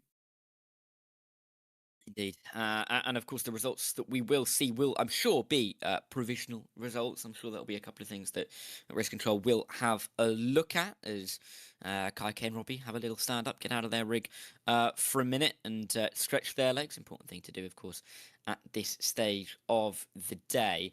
I think interesting as well when we look at how those results pan out, that Porsche Commander, of course, towards the front of the field, again, doing a good job at the front of the field. Be interesting to see how well they can race in race 3 and maybe see if there's a similar theme for race 4, Lewis. Yeah, I mean, I'm curious to see how Jeddah and Fuji are going to work comparatively. Those two together, those will be the next 2 races.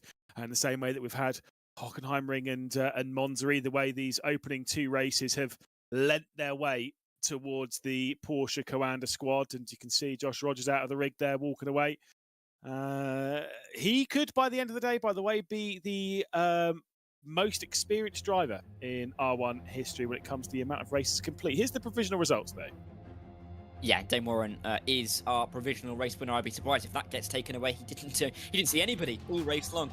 David Sobrero, Kevin Lewis Julia 2 and 3, with Dara McCormack, the second of the ERA cars, in P4. Ben Hooker and Maximilian Den 5th and 6th, just ahead of Jack Keithley and Josh Rogers, who took the first lap in that race, finishing in P8. Then it was Lerner, Robbie Stapleford inside the top 10.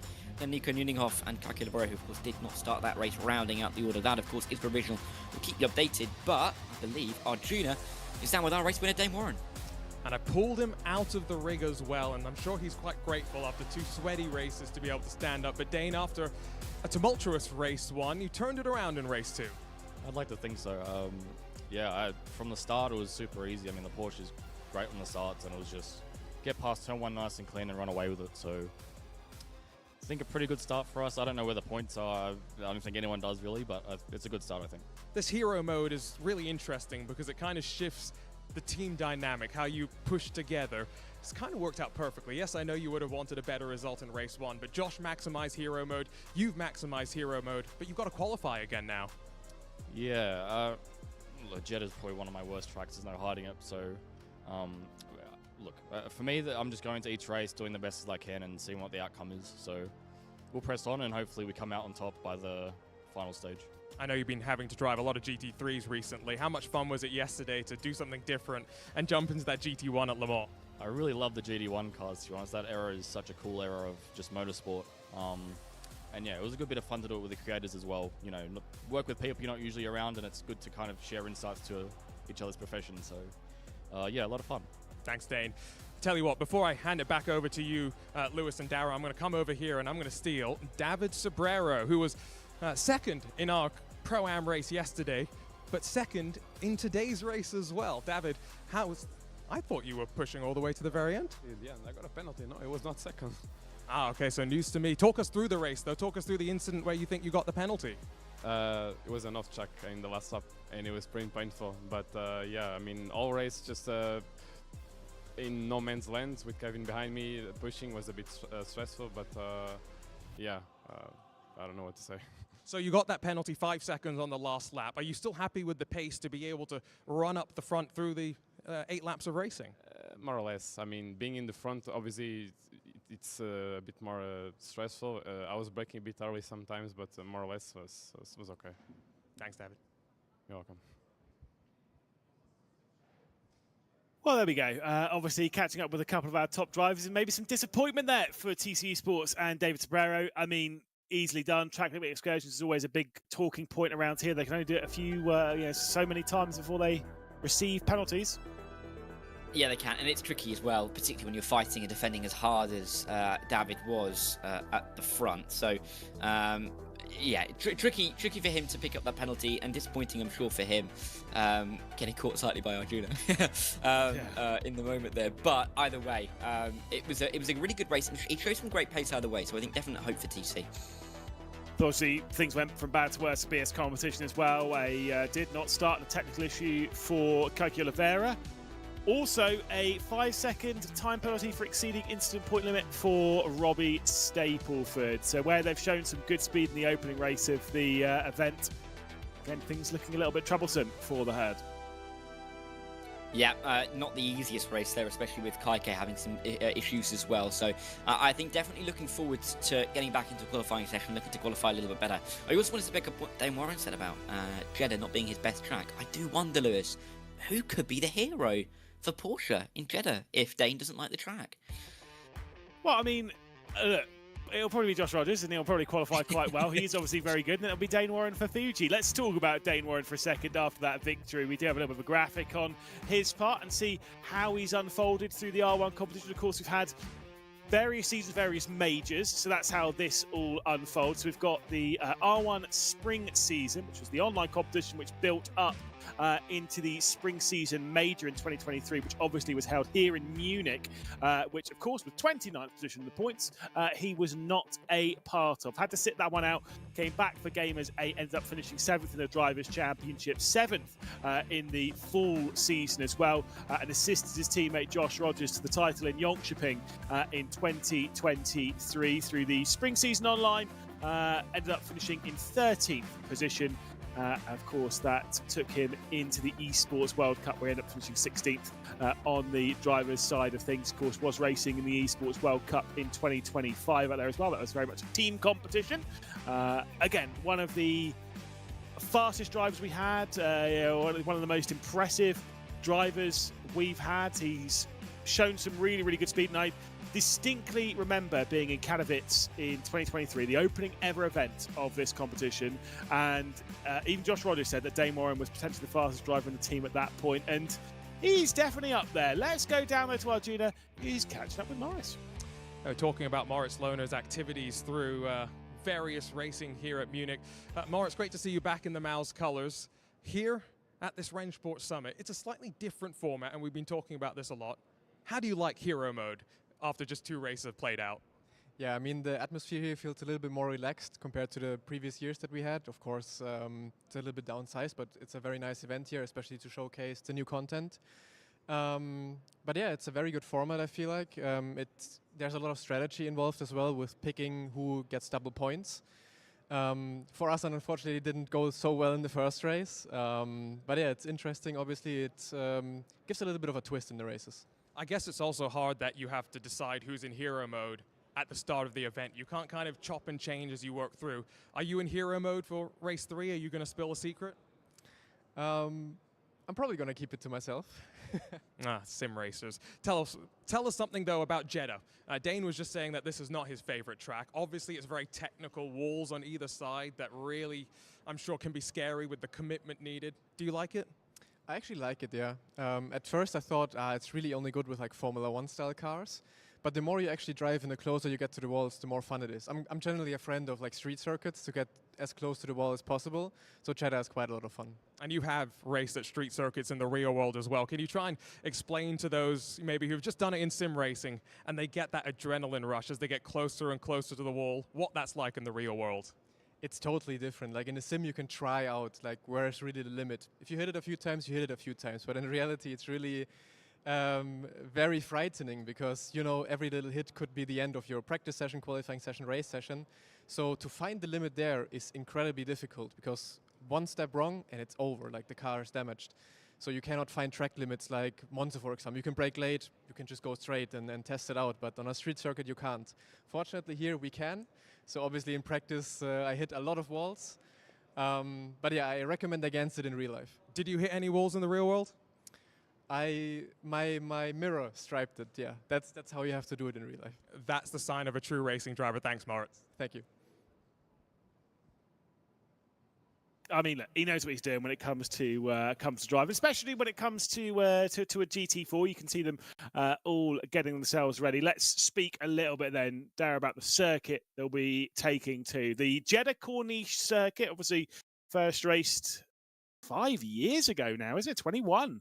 When it was first taken to in Formula 1. We've seen quite a few things that have raced around there, be it GT World Challenge. I mean, I've commentated on Formula E a couple of times around there. It's a cracking little track, and one that we've had in R1 competition for a year and a bit now. It's one of the newest circuits to race, along with the likes of Jeddah, along with the likes of Fuji. A lot less experience for the drivers around here. Yeah, but again, a circuit that you said 5 years. It doesn't feel like 5 years, does it? That feels like far too long. It feels like it was just introduced, you know, the other day, quite frankly. But it is one of those tracks that you've got to be so precise. Moritz, I think, really nailing the point, to be honest, about the difference between the sim world and the real life world. You really can find that limit in the sim world through trial and error because the error isn't that bad, right? You just tap that wall just a little bit and you're going to be able to reset and go again. But I think a lot of these drivers will know exactly how to make moves here, and that is going to be at turn 1, down at the final corner as well. Very difficult to see where else you can fit a car through at this circuit. It does get very narrow, it does get very technical, and if you just stick a nose at the inside, we've seen it before, we'll see it again, you are going to see the other car spin across your front nose, and the skewers aren't going to look kindly on that. Better than across your front nose rather than your rear nose. Thanks, Dara. Obviously, I've seen this circuit driven in a handful of cars. Did see it. I'm not going to say which car it was because I don't think I can. But I did see Arjuna take a very different car around here yesterday when he was trying to hit any of the apexes.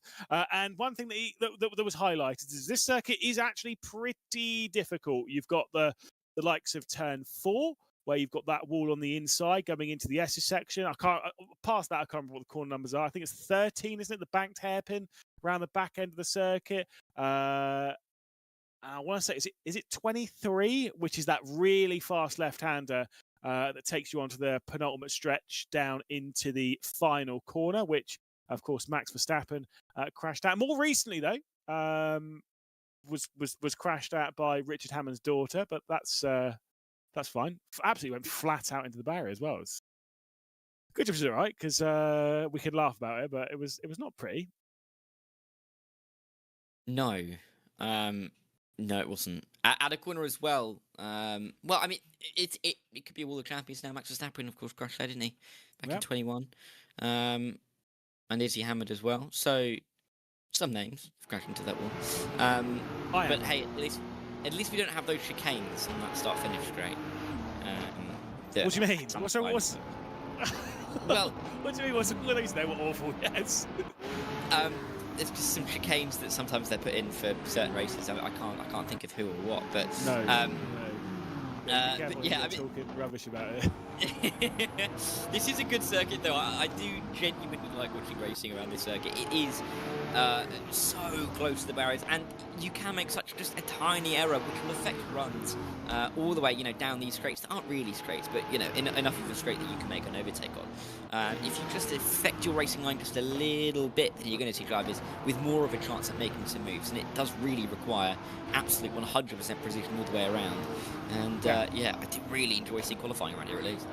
Yeah, I hated this track when it was brand new. Absolutely, honestly, genuinely despised it. I thought the race was actually quite entertaining, but I actually did not like the flow, the feel, or anything of this track.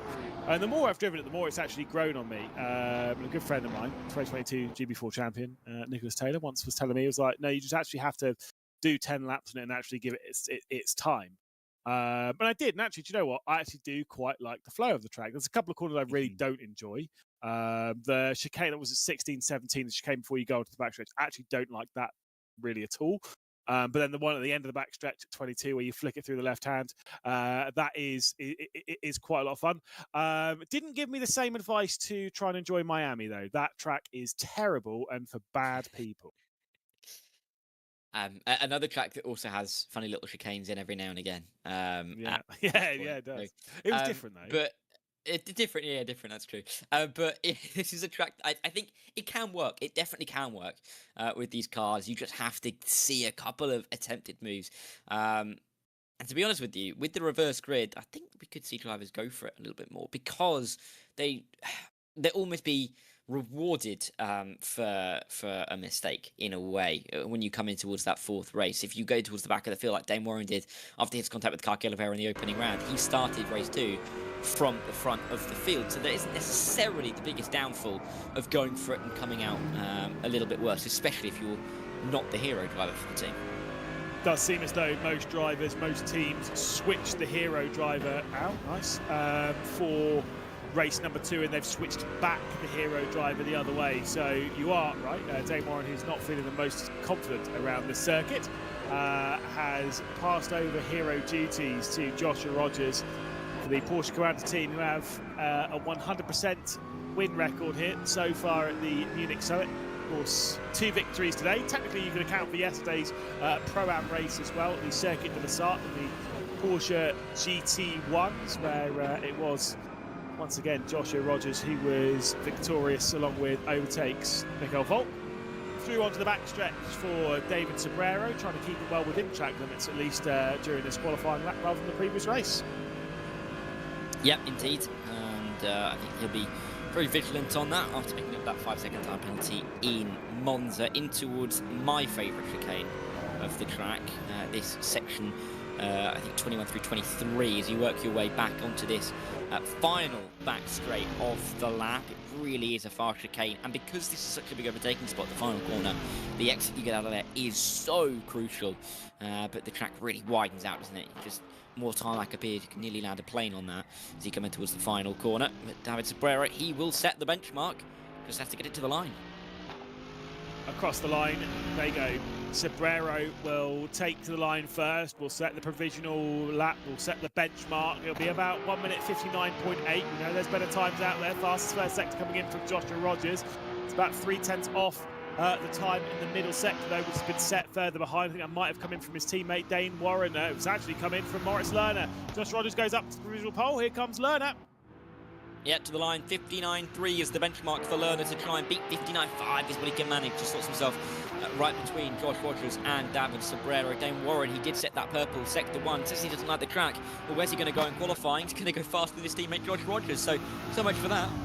Drivers talk absolute rubbish. Dane Warren being one of those, goes half a tenth faster than the driver with the most victories in R1's history. Kaiki Oliveira will split his way between them and misses out by a single thousandth of a second. Kaiki Oliveira into second position. Here comes Robbie Stapleford. What can the Stapler do? He'll remain in 6th position. Goes up to 5th. 5 of the 6 times. That's all right. Not great though. Jack Keithley next, second of the TC drivers to try and set a time, but clearly had a mistake on his lap somewhere. He is slowest of the time so far. Darren McCormack, first of the ERA cars, slots himself just behind Moritz Lerman, less than 1/10 of a second there, and one of Maximilian Benneker, the hero driver in this race for the Mouse team. Does he get ahead of his teammate Moritz Lerner? Yes, just about, and only 1,000th behind Josh Rogers, so 1,000th between the front row and 1,000th between the second row at the moment. Incredibly close. Nico Nuninghoff, the next one to come across the line. We've got 2 of the RENNSPORT community drivers, and we also have the ERA of Kevin Ellis Jr. Nuninghoff will set a 2:04.0, the slowest time thus far. Across the line goes Kevin Ellis Jr. into 9th position. Maximilian Den will cross the line himself. It'll be a 2 minute something, I think. He might sneak into the 59s. That's 2 minute 0.6, so he'll go into 10th spot. So 1,000th of a second will separate the pole time, with Dane Warren on his unfavoured circuit stealing it away from Kaiki Oliveira. Yeah, man, not by much though, and that's going to show that we're going to get a close race here at Jeddah, and you'd expect that they're going to fight for it relatively hard if they are indeed in hero mode. Interesting to see what they do at Porsche with Dane Warren and Joshua Rogers, of course, because of the fact that Josh has that hero mode, but he's going to be starting behind. Indeed, the first non-hero pole position, I think. Obviously, because we've only had one qualifying session and one pole position. But it does mean it'll be the second race in a row that Dane Warren will be starting from first position. He was victorious back in Monza. Can he do it again? That would be, to be fair, I get the feeling that they might try and orchestrate something that would see Josh Rogers come through to take that victory if they can do so. BS competition needs to get the ball rolling a little bit from second position. Must win race really for them. Behind that, and the top 3, it's Max Benneker and Moritz Lerner for Mouse, Darren McCormack for ERA in 6th position, Robbie Stapleford for BS competition in 7th. The TC Esports drivers, David Sobrero will start from 8th position, with Kevin Ellis Jr. from 9th, Maximilian Den, Jack Keithley and Nico Nuninghoff. The 12 drivers onto the grid. They're in practice, they're between the races, they're getting their eye in, they're sitting around. Considering how the opening 2 races have been when it comes to driving standards, which I think we can all agree have been entertaining, if a bit subpar, what are we going to get around our tightest track? Well, I think it's going to be close to the front, to be honest with you. I think Dane Warren, he's clearly turned up today and have clearly got out the right side of the bed, eaten the right cereal, done all of the bits, because he is really flying at the start of today. I'll be interested to see, I think, how Kaike plays this off the start. Of course, had some issues in that second race, wasn't able to take part He is now in P2, has that hero mode behind him, and is the only ever driver to have multiple race wins in R1 at this circuit. So I'll be interested to see how he starts this race. If he can get a good launch towards turn 1 and maybe claim the lead, that could be really quite critical. Dane Warren never won here, albeit we've only had 10 races in the past, but Dane Warren has never won here. Neither has Josh Rogers. I believe Josh Rogers even raced here. So, you know, this is going to be an interesting race, definitely to see what I think happens in towards turn 1, because that's where I think we're going to see a lot of the ambition on the opening lap. That'll be one of those stats where I'm absolutely not convinced by. I'm pretty sure Josh has raced round here. I just honestly reading that out, I was like, Just roll with it. As you can see in the background there, someone's laptop cable is doing its best impression of the Jeddah Corniche circuit, as well as they'll take to the starting grid. Dane Warren will lead us away. The 5 lights will come on. Warren, Porsche Commander, fresh of a victory at Monza, will try and go back-to-back here as he leads us down into the opening corner. It's Warren leading from Kaiki Oliveira, from Rogers, from Benneker. Just 1,000 separated the pole. It's tight down into the opening corner. Kaiki Oliveira in a little bit too deep. Josh Rogers having to sneak his way over the runoff, and will now make it a Porsche Commander 1-2. He will say he was forced there, but I think he still has to potentially give that one up.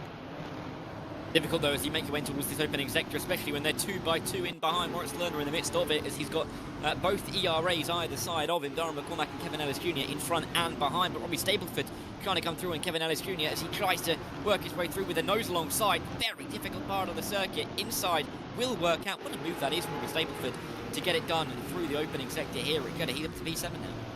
Yeah, indeed, that was a great move, and it's clearly shown that the overtaking prowess of the circuit, and there it was, probably from instruction in his ear, will be passing on the information to Joshua Rogers, probably said, look, let's just play this safe, let's give up that. You two have already come together once today at the Hockenheim ring, and it gave them a penalty. Let's not get a penalty ourselves. Joshua Rogers will drop back behind the Brazilian into third position. The gap for the race lead, 0.8 of a second as we head down this winding backstretch towards 21 and 22. Yeah, and this is a really important exit, as we said in qualifying. Kaike needs to absolutely nail this. He's got to be careful not to lose too much of that slipstream. Dane Warren up in front, because if he does, then Josh Rogers is right there to take advantage. This is another circuit as well where track limits could be an issue, so we will keep an eye and see if there are any incident points that are reached, or limit, I should say incident point limits that are reached that trigger a penalty, because these guys are going to be pushing right towards the edges of what is and isn't acceptable in the sim rig. Side by side behind as well. Robbie Stableford looking to move forward again. Feeling confident behind the wheel of his M4, right on to the back of Moritz Lerner again. A driver who's not in hero mode, just scoring regular points in this one is Robbie Stableford.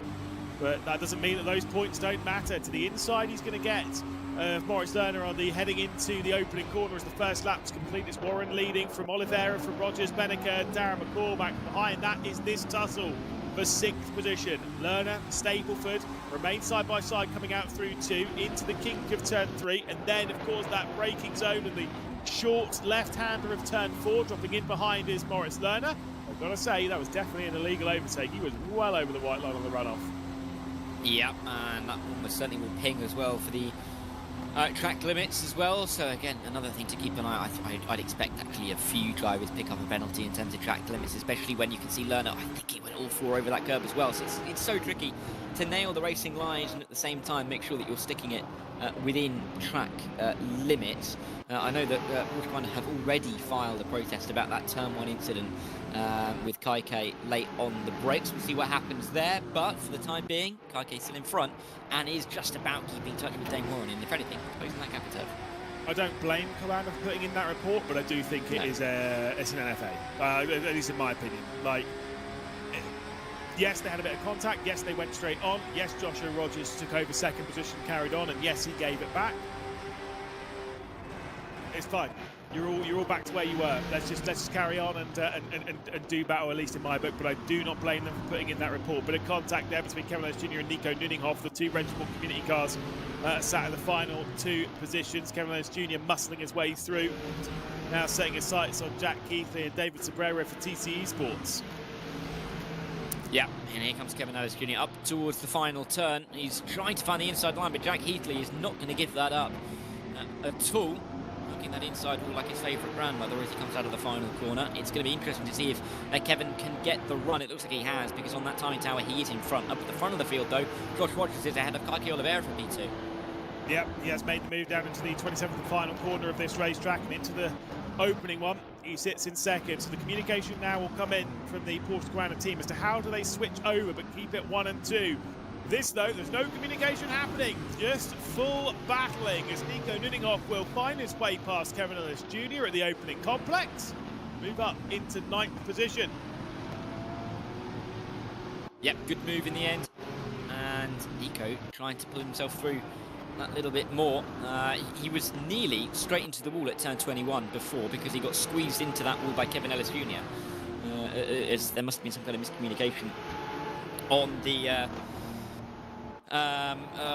entrance of the corner. Of course, difficult to pick your right line through there, but there was a big bit of contact, and Nico lucky to keep going, and all of a sudden up 2 positions as well, so not a bad run of a lap for him.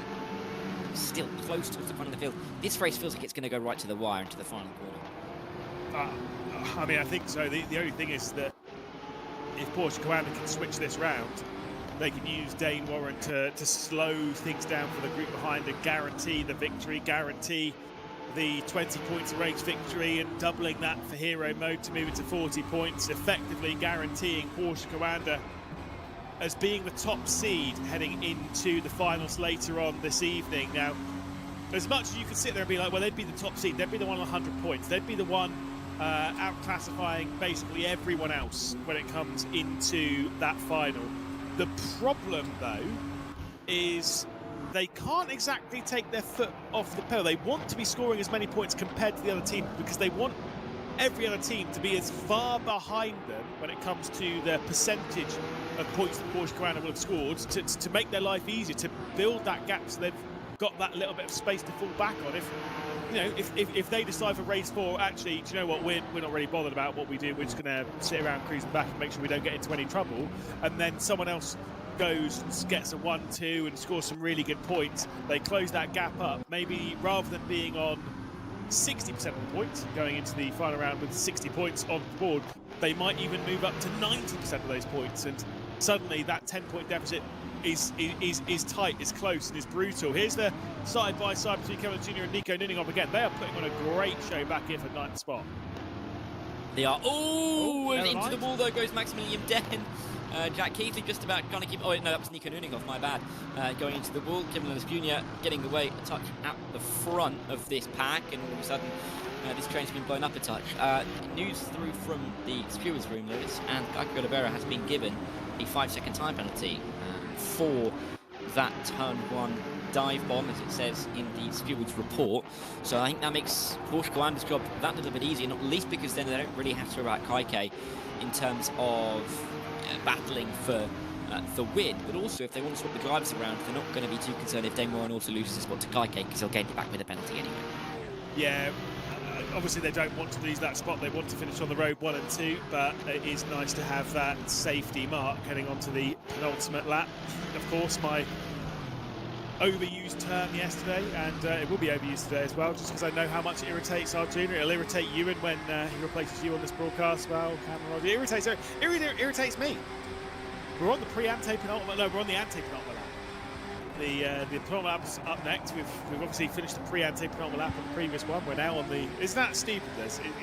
It's done. I love it. Yeah, I mean, we'll get to that stage, won't we? There's no doubt about that. Josh Rogers is going to be the one to take the lead, and Porsche Carrera do swap positions. That is, I'm shocked, quite frankly, Lewis. I'm glad I was sat down to see that happen, because otherwise I would have fallen over with how surprised I am. Fall over, my goodness. From your seated position, that would be very impressive. Not far to fall for me anyways. No, that's true, that is true. Very close to the ground. That's fine. Max Benninger, you know what? Obviously, yes, I know he's going to gain the spot on Kaki Oliveira here because of the penalties, but he could do with getting through here as Stapleford and Lerner will do battle. We've got BS Competition and Mouse up ahead. We've got BS Competition and Mouse down below as well. The battle of the mid-pack sees David Sobrero trying to find his way through. Bit of contact. We'll see him escorted off the road after they kind of got locked together. A bit of that glue between the pair of Moritz Lerner and David Sobrero as they head their way towards turn 10 and then out of that Essa section now towards 13. Yeah, big corner as well, this one. Of course, the slight banking favouring a decent exit around the outside line. Bit of a slide there from Moritz Lerner. Cabrera, he tried it. It's never going to work through there, is it? Let's be honest. Half a car length alongside in towards a double right-hander at full speed is just never going to end up well. So lucky that they both emerged from that alive, to be honest with you. But Cabrera is still within range to have a go on what will be the final lap in just a moment's time, as these races do pass so quickly. If you don't make the moves early on, you are going to be finding yourself with far too much to do. The battling that we just saw, though, has meant that the gap between Keke Oliveira and Robbie Stableford is just about 5 seconds. So BS Competition can almost control Keke staying in P5. Yeah, absolutely. And the gap building, though, for the race lead, so that's not great. Slowdown penalty, was that for Max Benneker? Why has he gone so slow? What has happened to Max Benneker? He's dropped right off the rear end of this as Keke Oliveira goes back on the attack, gets to the outside of Dane Warren as they're potentially switching position between the Porsche commanders. That'd be mental if they do. 3 wide in the start-finish straight. What happened to Max Benneker? It must have been a slowdown of some description, because now Darren McCormack's right at his rear end. Final lap of the race here at Jeddah, and it certainly seems we've got a lot more to deal with. Yeah, and really, Keke Oliveira doesn't really want this to happen, because he's just going to lose time compared to others whilst doing this. Sitting there with a 5-second time penalty. Josh Rogers and Dane Warren, surely they're not going to fight towards turn 4.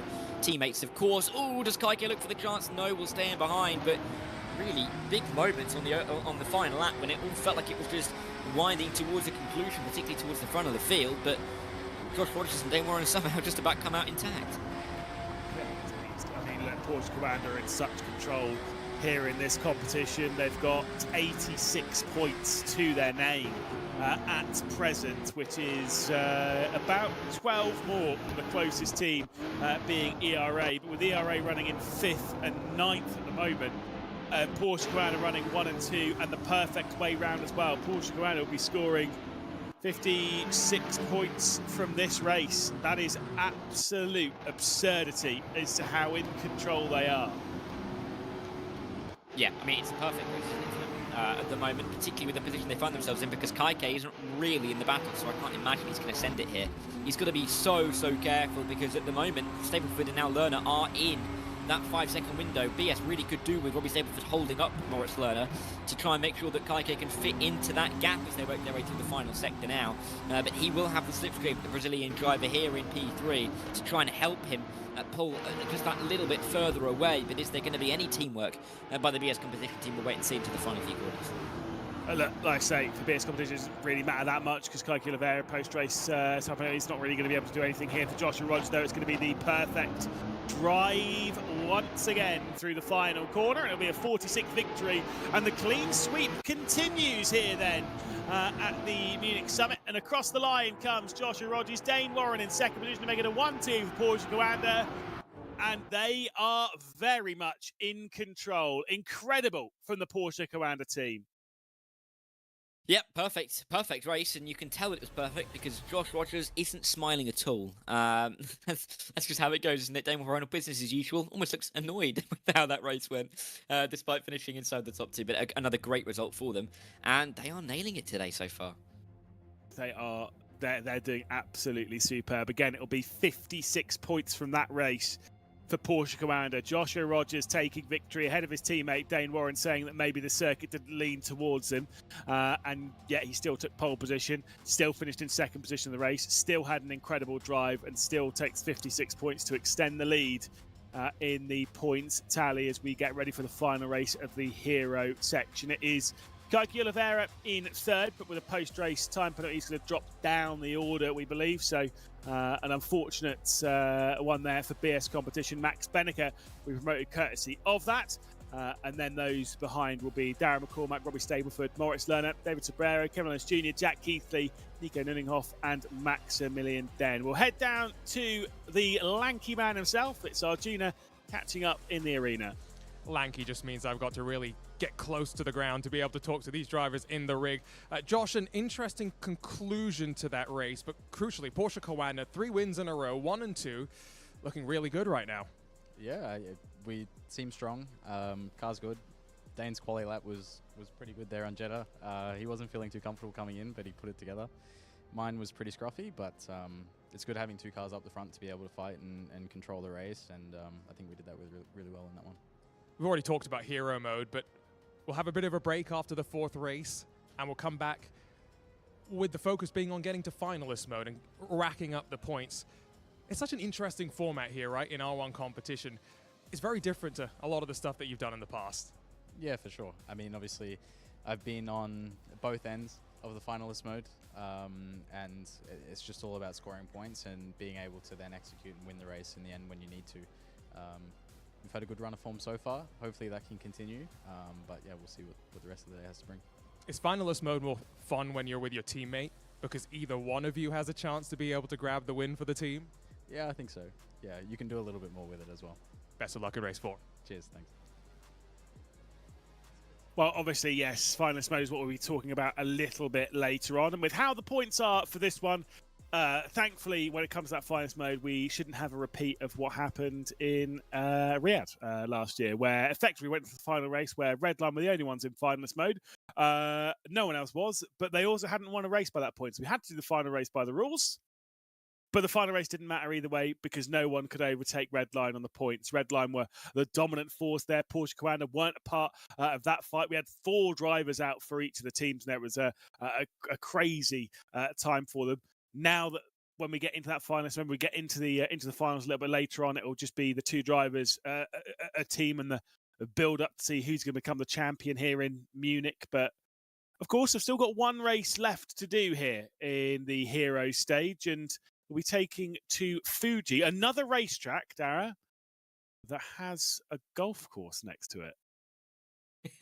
Yeah, and another circuit with Olympic connections, of course. They did the cycling road races at Fuji. Anyway, yeah, it's a great circuit, isn't it? We saw big moments in Esports World Cups past, particularly out in Riyadh. I can remember very clearly that I had to spend about 10 minutes trying to explain Josh Rogers taking out his teammate into turn 1, I think it was anyway, at Fuji a while back, and BS competition coming back through with Ferris Stanley coming back through to I think get a podium in that race. But yeah, so much has happened at Fuji in the past. It's a circuit that has been in the business for quite some time, and it is a great one for racing, isn't it? Such a long straight down towards turn 1, but then such a heavy braking zone that does invite ascent to the inside, and with it being downhill as well, it can go ever so slightly wrong. You can get pushed wide, and we can see those battles run all the way through that opening sector. So looking forward to this race, especially with that reverse grid involved. Yeah, it is the longest straight in R1 technically. Obviously, it's 1.5 kilometers on the run from the final corner to the first. Technically, if you're doing Eau Rouge and Rally on flat at Spa, you could say La Source all the way up to Les Combes is 2 kilometers of flat run. So technically, that is. And also, in a technicality, it isn't the longest straight we'll be running today. Obviously, more on that when we go to the Summit Cup races, which will bridge the gap between us here in the hero phase before we head into the finals. Those are very exciting. But again, we've really got to keep our eyes focused on what we have here and who's potentially going to come on top. Porsche Commander, though, they've basically nailed it, like hit the nail on the head. They've basically guaranteed themselves to be top seed, pretty much heading into the finals. They have, but they are being chased somewhat by the ERA by EMM team, of course, of Dara McCormick and Kevin Ellis Jr. And I think they could be a couple of drivers to keep an eye out for in this race, particularly with the 2 Porsches starting further back. Well, I've got a Dara alongside me. So does Arjuna, though. Let's head back into the arena. And I'm sitting here with Dara McCormack. Dara, slightly different change of colours for you, but a similar teammate to last year and Kevin Ellis Jr. It's been going quite well with 3 races complete in this hero mode. Yeah, unfortunately, I'm with Kevin again. No, it's great to be with Kevin again in a different car. Once again, a new season, new car. Sorry, engineers talking. Yeah, new car. It's fun. We're enjoying it, and it seems to be going pretty all right so far. Tell Chadwick not to interrupt us next time. You say it's been going all right so far, but obviously I know difficult end to the year for you. Is it nice to be back here and to experience some of that camaraderie again? You and I had a nice chat last night as we were just chilling in the hotel bar area. Yeah, no, it's something I think we all enjoy, is a LAN, especially an offline event in RENNSPORT. You know, it's a brilliant platform for this. It works really well for esports, so it's just always fun. I think we all enjoy it, so yeah. How much practice did you do for this? Probably shouldn't admit it, but about 300 kilometers, so not a lot. Thanks, Tara. Thanks. 300 kilometers sounds like a lot, doesn't it? Until you realise that circuits that we're racing, was it 5-6 different tracks, and they're all really around 5 to 6 kilometers each. So realistically, you're talking of a handful of laps on each track. It's not too much, and more importantly for people like Darren McCormack, for people like his teammate Kevin Lewis Jr.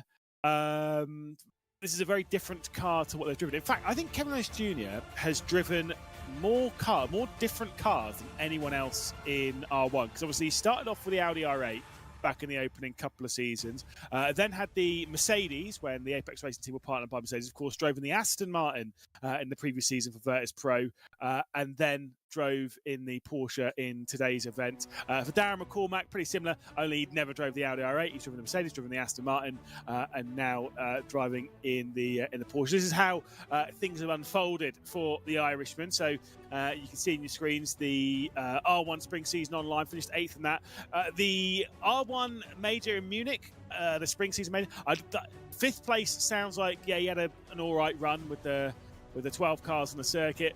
He was in finalist mode, was one of the drivers that was competing for it, won the opening couple of races on the day, was looking like one of the strong competitors, didn't quite work out from the end, but has clearly had the speed. Same as you can say from the Jönköping major, the one at the end of 2023, and of course in the Riyadh World Cup in 2024, didn't quite have the speed. But I will say, when it came to the World Cup in 2025, when it was more of a teams competition, did have the most victories on the final day of any driver. And in fact, as far as my stats are, I'm pretty sure he had the most victories in the finals over the 4-day competition in the Esports World Cup. He had 6 victories. The next closest was Yuri Toman, who had 5, courtesy of when he took part in the competition.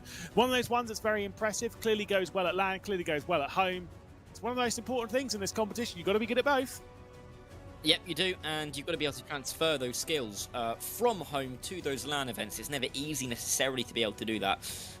You can really set up yourself well at home and get some great results at home. Then you move into a LAN setting, particularly when they go out to Riyadh, and for a lot of the European drivers, conditions are very different, just living conditions and inside the venue as well. So it can be difficult to adjust to those, but Dara clearly is one of the best at doing that.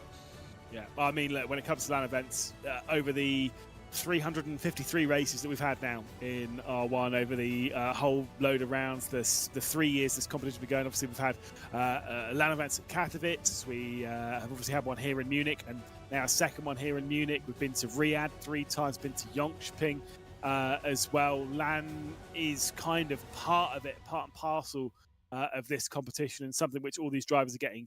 I mean, they should all be very, very well comfortable with it, very well versed to it. It is part of the highest level of sim racing.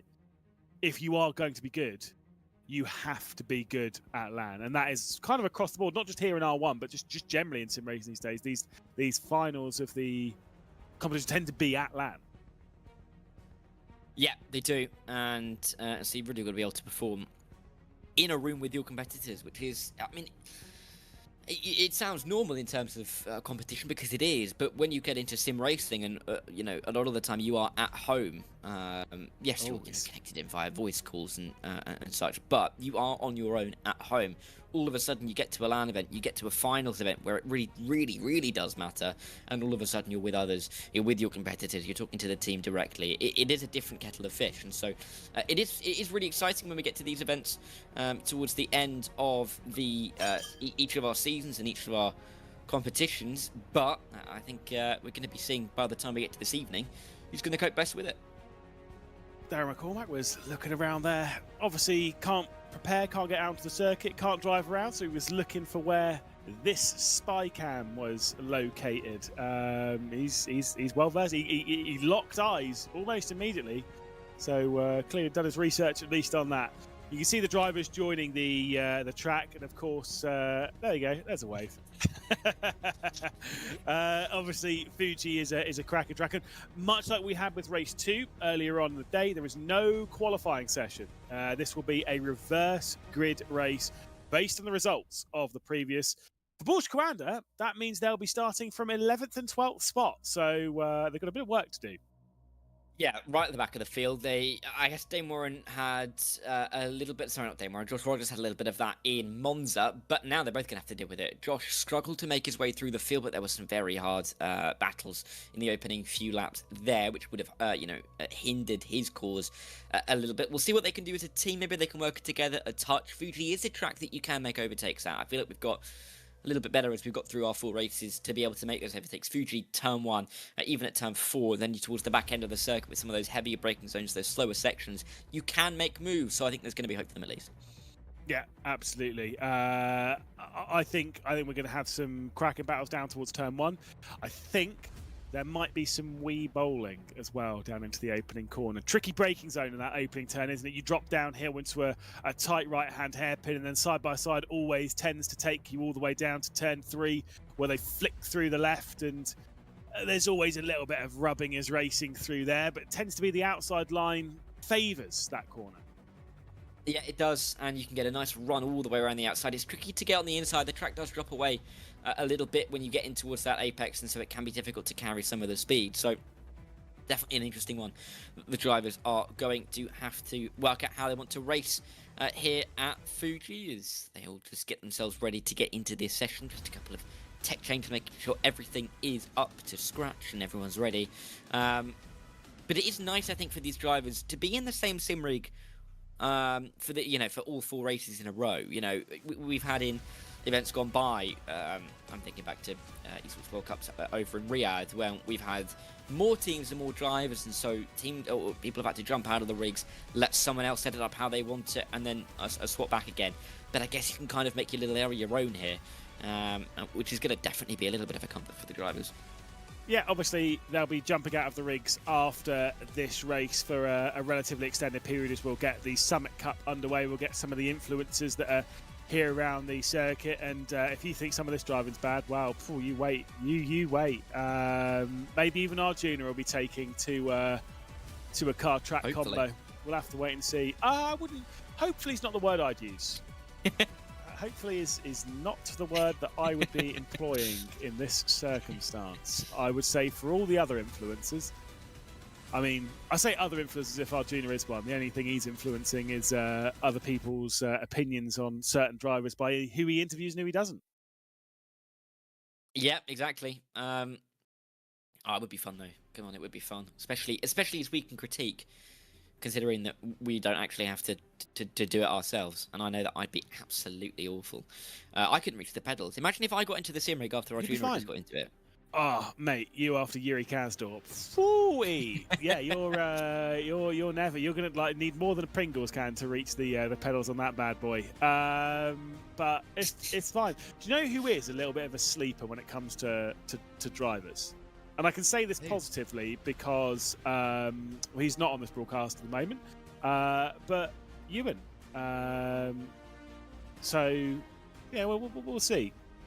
Got Jack Keithley, who's just preparing himself. Obviously, I think they're having various tech checks and stuff to make sure that everyone's in properly and ready. But we should be a few moments away from jumping into practice. We've got, I think they have to go through a couple of little practice sessions, though, before we get to the race. So if you want to go and stick the kettle on, now's as good a time as any. You got yourself probably between 5 and 10 minutes before we get into this race, where we'll take to the Fuji Speedway. Indeed we will. As we get a couple of drivers into that practice session, there are the 2 Porsche Commander drivers trundling out of the pit lane down the hill. Of course, a circuit that really does flow with the landscape around it, and yeah, a great circuit to go racing on as well. I'm looking forward to seeing how certain teams kind of close to each other in the point standings do decide to battle with each other. I do know for a fact, as we all know, Porsche Commander are leading the way. Then we've got EMM just about 20 points behind, and then Maus in P3. BS, British Community, and TC are all kind of around the same area in terms of the point standing. So interested to see how they all battle with each other in this race, but too much longer to find out, Lewis. Yeah, I mean, look, I will say one of two things. Number one, pretty sure this is not supposed to be a night race, and they are in practice, so this doesn't necessarily mean that we are going to have a night race. We could transition into the day. Two things. Number one, never seen night in RENNSPORT. Actually, looks pretty damn good. Actually, I've not seen it. I think it looks the lighting looks great. So carry on with this, boys. Let's have a night race. Why not? What have we got to lose? I'm sure the competitors probably won't enjoy that because they weren't ready for it. And I will say, driving a track in day and driving a track in night, your visual references are completely different. So maybe it's not the fairest, but it's banter. It is, as we apparently get out of that qualifier, that practice session, as we are going to be getting ready to be going towards the next few minutes. Of course, they've got a slight practice session again before we get into the race with the reverse grid, because we don't have qualifying for this fourth race, much like we had at Monza about, an hour ago or so. But we are going to be going into the second practice section for drivers to go into. And Lewis, the night looks lovely, but I'm hearing it's not quite lovely enough for us to actually go racing. It's going to be the daytime once again for the race. We are indeed hearing from our broadcast producer that it will be a day race. Do you know what? Actually disappointed. It makes sense that it is the fairest thing, and it is what we were kind of expecting, and it's what it should be. We are in practice then before we roll into the race. Reminder, this is a reverse grid race, and that enormous run down into the opening corner will, look, someone's backwards. I don't know who it's going to be, but someone will be. Yeah, you suppose that somebody is going to be falling a victim to this. I mean, opening middle sector, big for the race as well. Yeah, I'm looking forward to seeing how this works. Practice, of course, just to get their eye back in towards the day once again, rather than the night. They can definitely see where they're going, and they don't need some lights to help them out. But Fuji Classic Circuit on the R1 rotation. And it's probably one of the only circuits in the world that you can know nothing about racing, and that you say, oh, we're going to Fuji, you know exactly what country you're going to. Many circuits you could say in that regard, but Fuji's definitely one of them, on the foothills of the mountain. It's honestly, it's a beautiful location. You alluded to it earlier on, the 2020 !1 Olympic Games in Tokyo. Obviously the cycling side of it. Obviously this played host to various parts of the end of the time trials and stuff, and all started from around here. They showed some of the roads and stuff in the area, and it is such a beautiful land and such a beautiful area, and obviously it's got such heritage in the world of motorsport. Obviously, I'm going to keep waffling on that because you know what else this place has. I already mentioned one of them. It's got if you go on the Google Maps, look at the Fuji Speedway, turn it onto satellite view and zoom out. I have very rarely on planet Earth have seen more golf courses than in this area. There are so many, and I might move them. Apart from they're very expensive, but it's fine. I don't have that kind of money. Beautiful land. It is. You know, it's one of those times that I wish that I could make some kind of golf reference, because just can't. But there you go. You'd have a lovely time out there. Put you in a tea time. You and Cam Roger and Arjuna, the three of you together. Have a lovely time out there. That's just sticking Peter Mackay in there as well. We'll have a cracking round of golf. 4 balls. Score. It would be quite the 4 ball. Let me go with that. Might be even some scramble, because I'm not great. But Arjuna's apparently got quite good. Well, at least yeah, his scores are quite good. Whether he lies about them or not, I don't know. I love scores.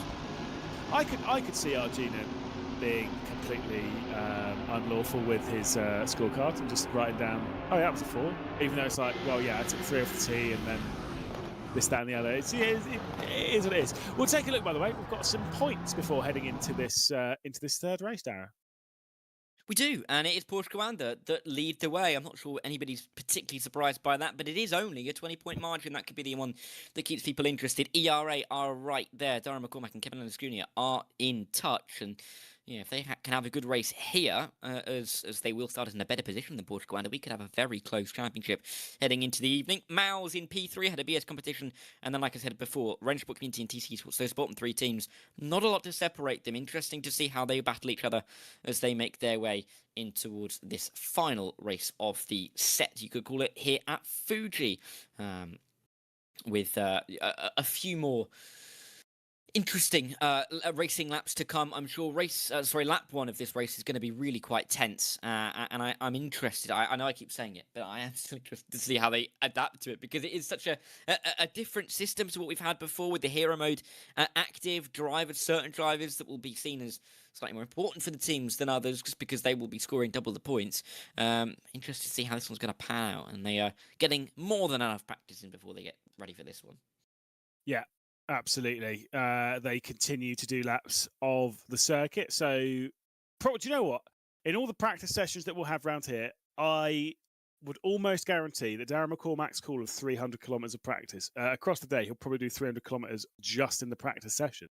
So at least he could double that number before we get into the final race potentially. It might even be longer than that. Just doing laps in practice, getting yourself locked in. We can see some of the approach of some of the drivers. Obviously, quite a few of the drivers driving gloveless. That was not for me the choice yesterday. Because obviously we had a Pro-Am race. We had a driver swap. So obviously, you get out of the rig, someone else gets in, and that's great. The idea of touching the wheel after someone else's grubby mitts have been on them without gloves, not a vibe. Yeah, no, especially if they've got clammy hands. You got to get a towel for it. Depends. Yeah. Who's got the clammiest hands in R1? Let's make a list. Knock yourself out, Lewis. I'm going to say deathly quiet on this. You must know better than me. You've been to more of these events than I have.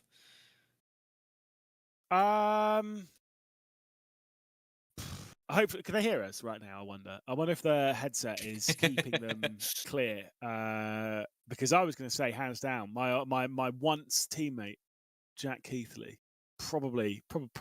Yeah. Jack, you got some clammy hands there, Jack. Who knows? Maybe McCormack's got some. No, I actually think that you must build it into yourself that you can't have clammy hands, because otherwise you would lose grip of the steering wheel, or you just wear gloves. Anyway, Dara, there's a race start happening. We're going to get back on topic. Off you go. We are. It's going to be the two RENNSPORT community cars at the front of the field, the two Porsche Coanda cars at the back of the field, and we're ready for Fuji. 7 laps are underway, and it's Maximilian Den that gets us going. Good start from Kevin Ellis Jr. from P4. He's already ahead of Jack Heatley in towards turn number 1. Do the teammates work together at the front? Do they start battling? Let's see, because Kevin Ellis Jr. is trying to get himself involved in all of it. 2-3 wide in behind, but it is still the two RENNSPORT community cars at the front of the field. No, it's not, because Kevin Ellis Jr. has slipped up the inside from 4th to 1st in a sector. He leads the way in towards turn 3. Yeah, not the pro driver. It's not the pro driver, not the hero driver, though, for the teams who's not scoring double points. The big slide, and down into turn 4, TC Esports have got both of their cars involved. And there's a spinner in the background for Jack Keithley, who's been sent to the rear of the field. Now they work their way down into the hairpin. It's Kevin Ellis Jr. from Nico Nunninghoff. Porsche Coanda, they have gone from 11th and 12th to 3rd and 4th through all of that. Absolute scenes. And that's where starting at the back of the field is going to benefit them. They could just avoid all of those moments. Nico Nunninghoff going for the lead once again, trying to find the inside line. Not going to really get enough of a margin alongside to get the exit, but he bounces his way over the curb to really give Kevin Ellis Jr. A bit of a hello and welcome to the race. 7 laps this one is, of course, 6 to go at the end of this one. Already we're towards the end of the opening lap. But for Dane Warren and Josh Rogers, how on earth did they get through all of that? 8 positions gained each on that opening lap. Incredible. Yeah, that was wild. They've clearly sat line astern and followed their way through, and clearly Dane Warren's feeling a little bit more comfortable. The idea of it being 4 consecutive victories for Porsche Coanda is not immediately out of the question. The idea of it being back-to-back 1-2 is also a part of the fight as well. Dane Warren into the slipstream of Nico Nunninghoff down into turn 1. Who's going to be taking the lead at the end of lap 1 and the start of lap 2? Dane Warren down into towards turn one. Outside line for him on Kevin Ellis Jr. has the overspeed, but Nico Nuninghoff's on the inside line, 3 wide momentarily. Could Josh Rogers pick the right line and come out in front? Not quite, because Nico Nuninghoff...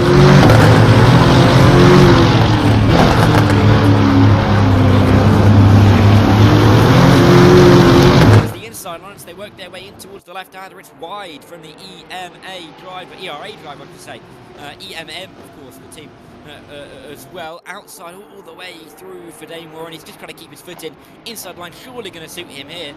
But just when you think the battle's done, Lewis, we've seen it all through today. It just isn't over. Just keeps remaining side by side. Finally out of the hairpin, they bring themselves back to single file, but before that they've got another opportunity to overtake. A look to the outside from Kevin Ellis Jr., who is going full send. He can make it around the outside here as we begin the third sector, and that's exactly what Kevin Ellis Jr. has done. Brilliant racing between the two of them that sees once again Dane Warren kick of oversteer from the Porsche Commander against the Porsche obviously liveried ERA. At the moment, they fire their way into the final sector, and Josh Rogers now down the inside. It's going to be a 1-2 Porsche Commander before we complete the second lap. They are in control here. They could potentially lose the lead down into the opening corner with a double slipstream from Kevin Ellis Jr. Yeah, Kevin Ellis Jr. looking to try and reclaim a couple of those positions that he's lost now, because Porsche Commander in the space of 2 laps have gone from 11th and 12th to 1st and 2nd, and Dane Warren in hero mode in the lead means that they're already in position to pick up maximum points again after doing that in Jeddah just a few minutes ago. Here comes Maximilian Benneker trying to make his way through Kaki Oliveira, Dara McCormack, Nico Nuninghoff, everyone involved here. Benneker around the outside, more than a love tap as he makes his way into the corner on Dara McCormack, but none of them are going to be able to overtake Nico just yet. Kaki Oliveira sticking his nose in as well, and David Sabrera involved. So much going on in the opening stages of all of these races today. Look to the inside there from the mouse of Max Benneker, and he does manage to pick up the spot on David Sabrero, but not quite on Kaki Oliveira. BS Competition running in 6th position. Mouse running in 7th, TC Esports in 8th, and you've got the BS Competition of Robbie Stableford into the rear of that. Benneker, once again, a little bit too ambitious with the move, sends down the hairpin, and he is fuming. He's gone for a spin again, and Benneker will drop back after contact between himself and Kaki Oliveira. Robbie Stableford into the mix and spun around. Very awkward, unfortunately there for the German, the champion, of course, of Gamers 8 back in 2023. Yeah, and it's good to see him still progressing through.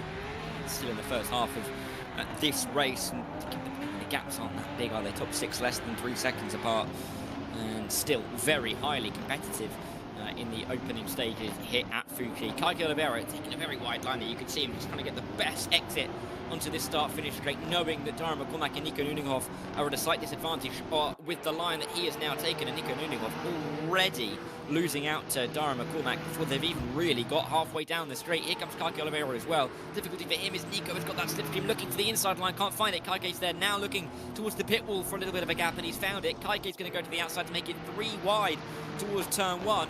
He's going to back out of it a little bit early, dive back to the inside, try and find the right line through. But as Nico Nuninghoff slides as such, it will be Dara McCormack with a better exit, and he should have P4 here, unless he can come back around the outside doors.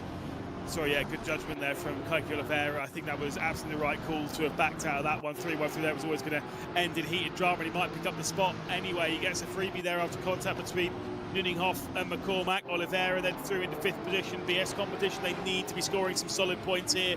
They need to be closing up some of the gap. They need to be not losing rather so much ground to Porsche Commander when we move into the finals a little bit later on this evening.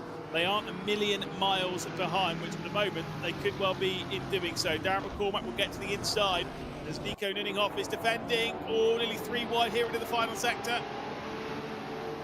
Kaki just about going to stay in front, or is he? No, he's not. Nico Nuninghoff defending well, and now comes Dara McCormack on the inside of Kaki Oliveira. None of these 3 can really gain a march on the rest of them. Inside for Kaki Oliveira, just trying to find the right line, and will get through now up into P5, and now could try and chase after Nico Nuninghoff. Dane Warren and Josh Rogers are clear at the front, by the way, 1.2 seconds back to Kevin Ellis Jr. And they can now just try and work together to consolidate this 1-2 finish, put themselves into the best position possible by the time we get in towards our evening races in a little bit later on. 4 of them, though, towards turn 1. Could be 3, throw a blanket over all 4 of them, quite frankly. Stableford at the back, Kaki Oliveira now at the front, Nuninghoff in the middle. This is going to be nearly 4 wide towards turn 1. Yeah, to the outside all the way through comes Darren McCormack. The ERA by EMM team are trying to keep as close as possible to Porsche Coanda, who have a 40-odd point lead at the moment on those provisional points as we run in this race. Do remember going into the finals, it will be dropped back to 100 and everyone a percentage of that. They're remaining within about 20% of our points leaders. Dropping back though, Darren McCormack losing a bit of ground. He was side by side going through turns 3 and then through turns 4. Might even lose out. He's had a bit of a slide. Is he going to be able to catch that one? Darren McCormack in the background. He is able to catch it, only losing out to Stableford and maybe Keithley as well.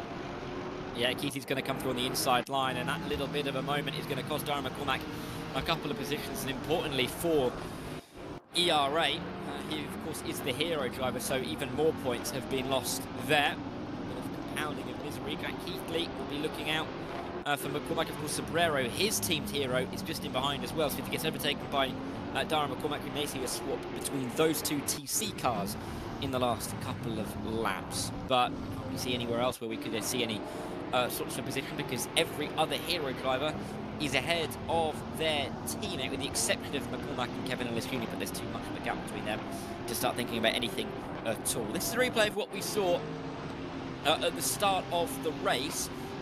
All 6 of these cars trying to fight for the same piece of tarmac on the inside. And the 2 TC cars, almost a bit of a miscommunication. One trying to go for the move on the outside, one on the inside, and forgetting that there was a Regiment Community car in the middle. Yeah, the driving standards have been subpar. I do feel bad for race control, who have had a lot to deal with in these opening 4 races.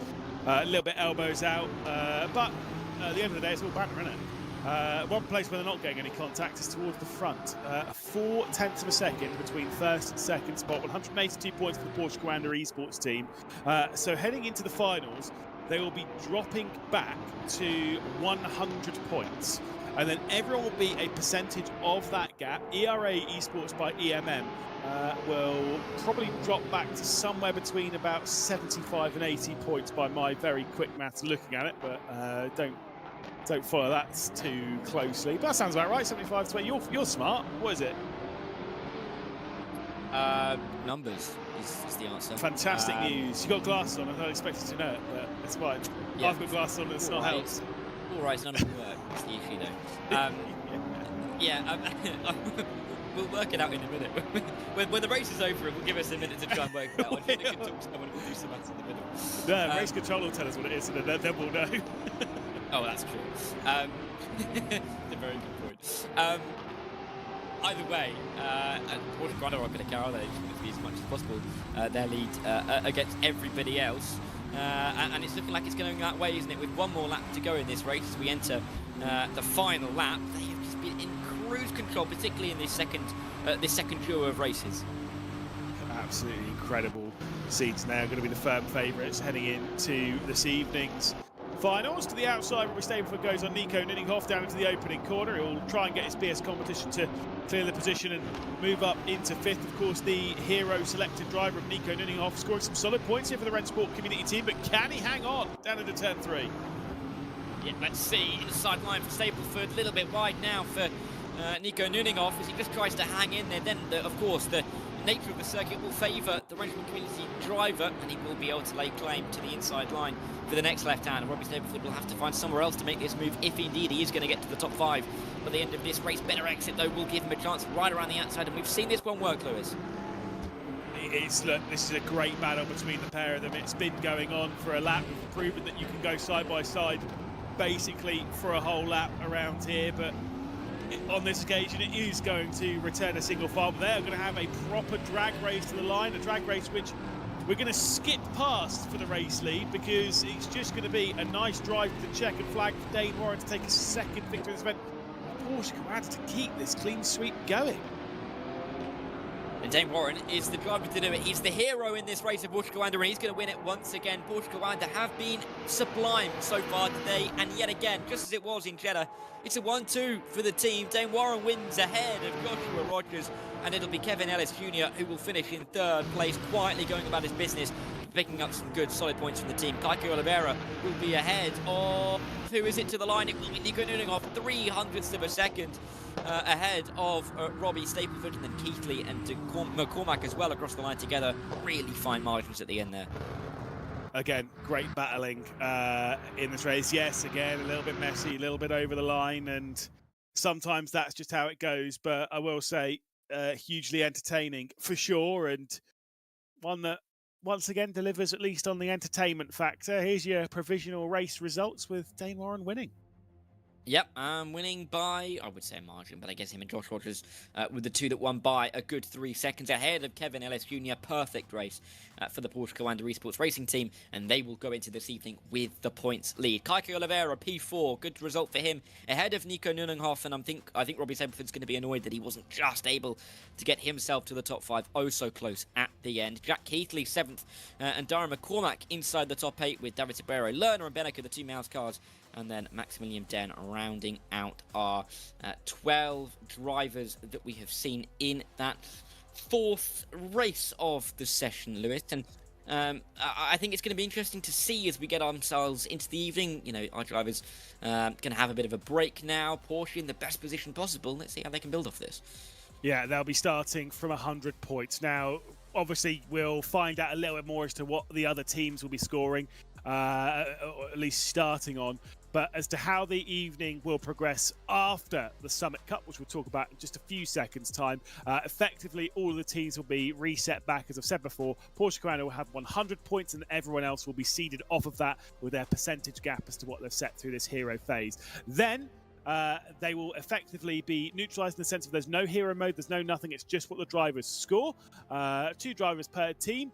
The first team to get to 175 points will enter finalist mode. If they win the direct race after that, then they will win the Summit Cup. Theoretically speaking, if you were to 1-2 the opening 3 races, of course, it would be 36 points per race, so 72 for the second. You'd miss out on getting into the third, so you would enter it for the 4th as long as you scored the required points, which I think you actually would do by default, because 11th and 12th would be the 3 points to put you to 175 if you're on 100 points.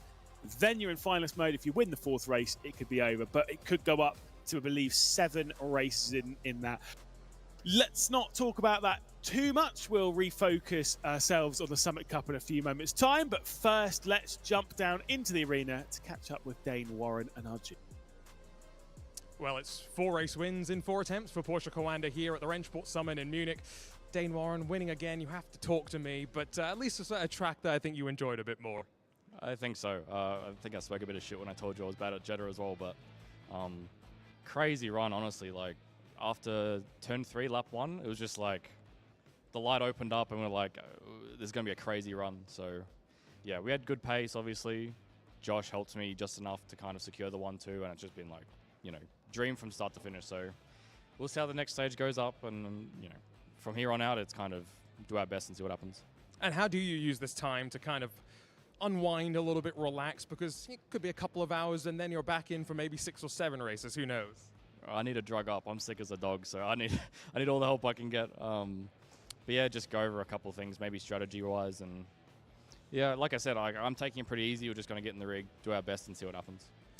They are benefited by having Charlie Collins here to help them as well. I'll let Dane Warren escape. In the meantime, why don't we see who we can steal for a quick chat? I'm just eyeing up the room around me right now. Let's go catch up with Kevin Ellis Jr. I tell you what. Kevin, can I steal you for a sec? EMM Esports looking very, very good after 4 races now complete. I believe you will be the 2nd seed heading into our final stage. How does that make you feel?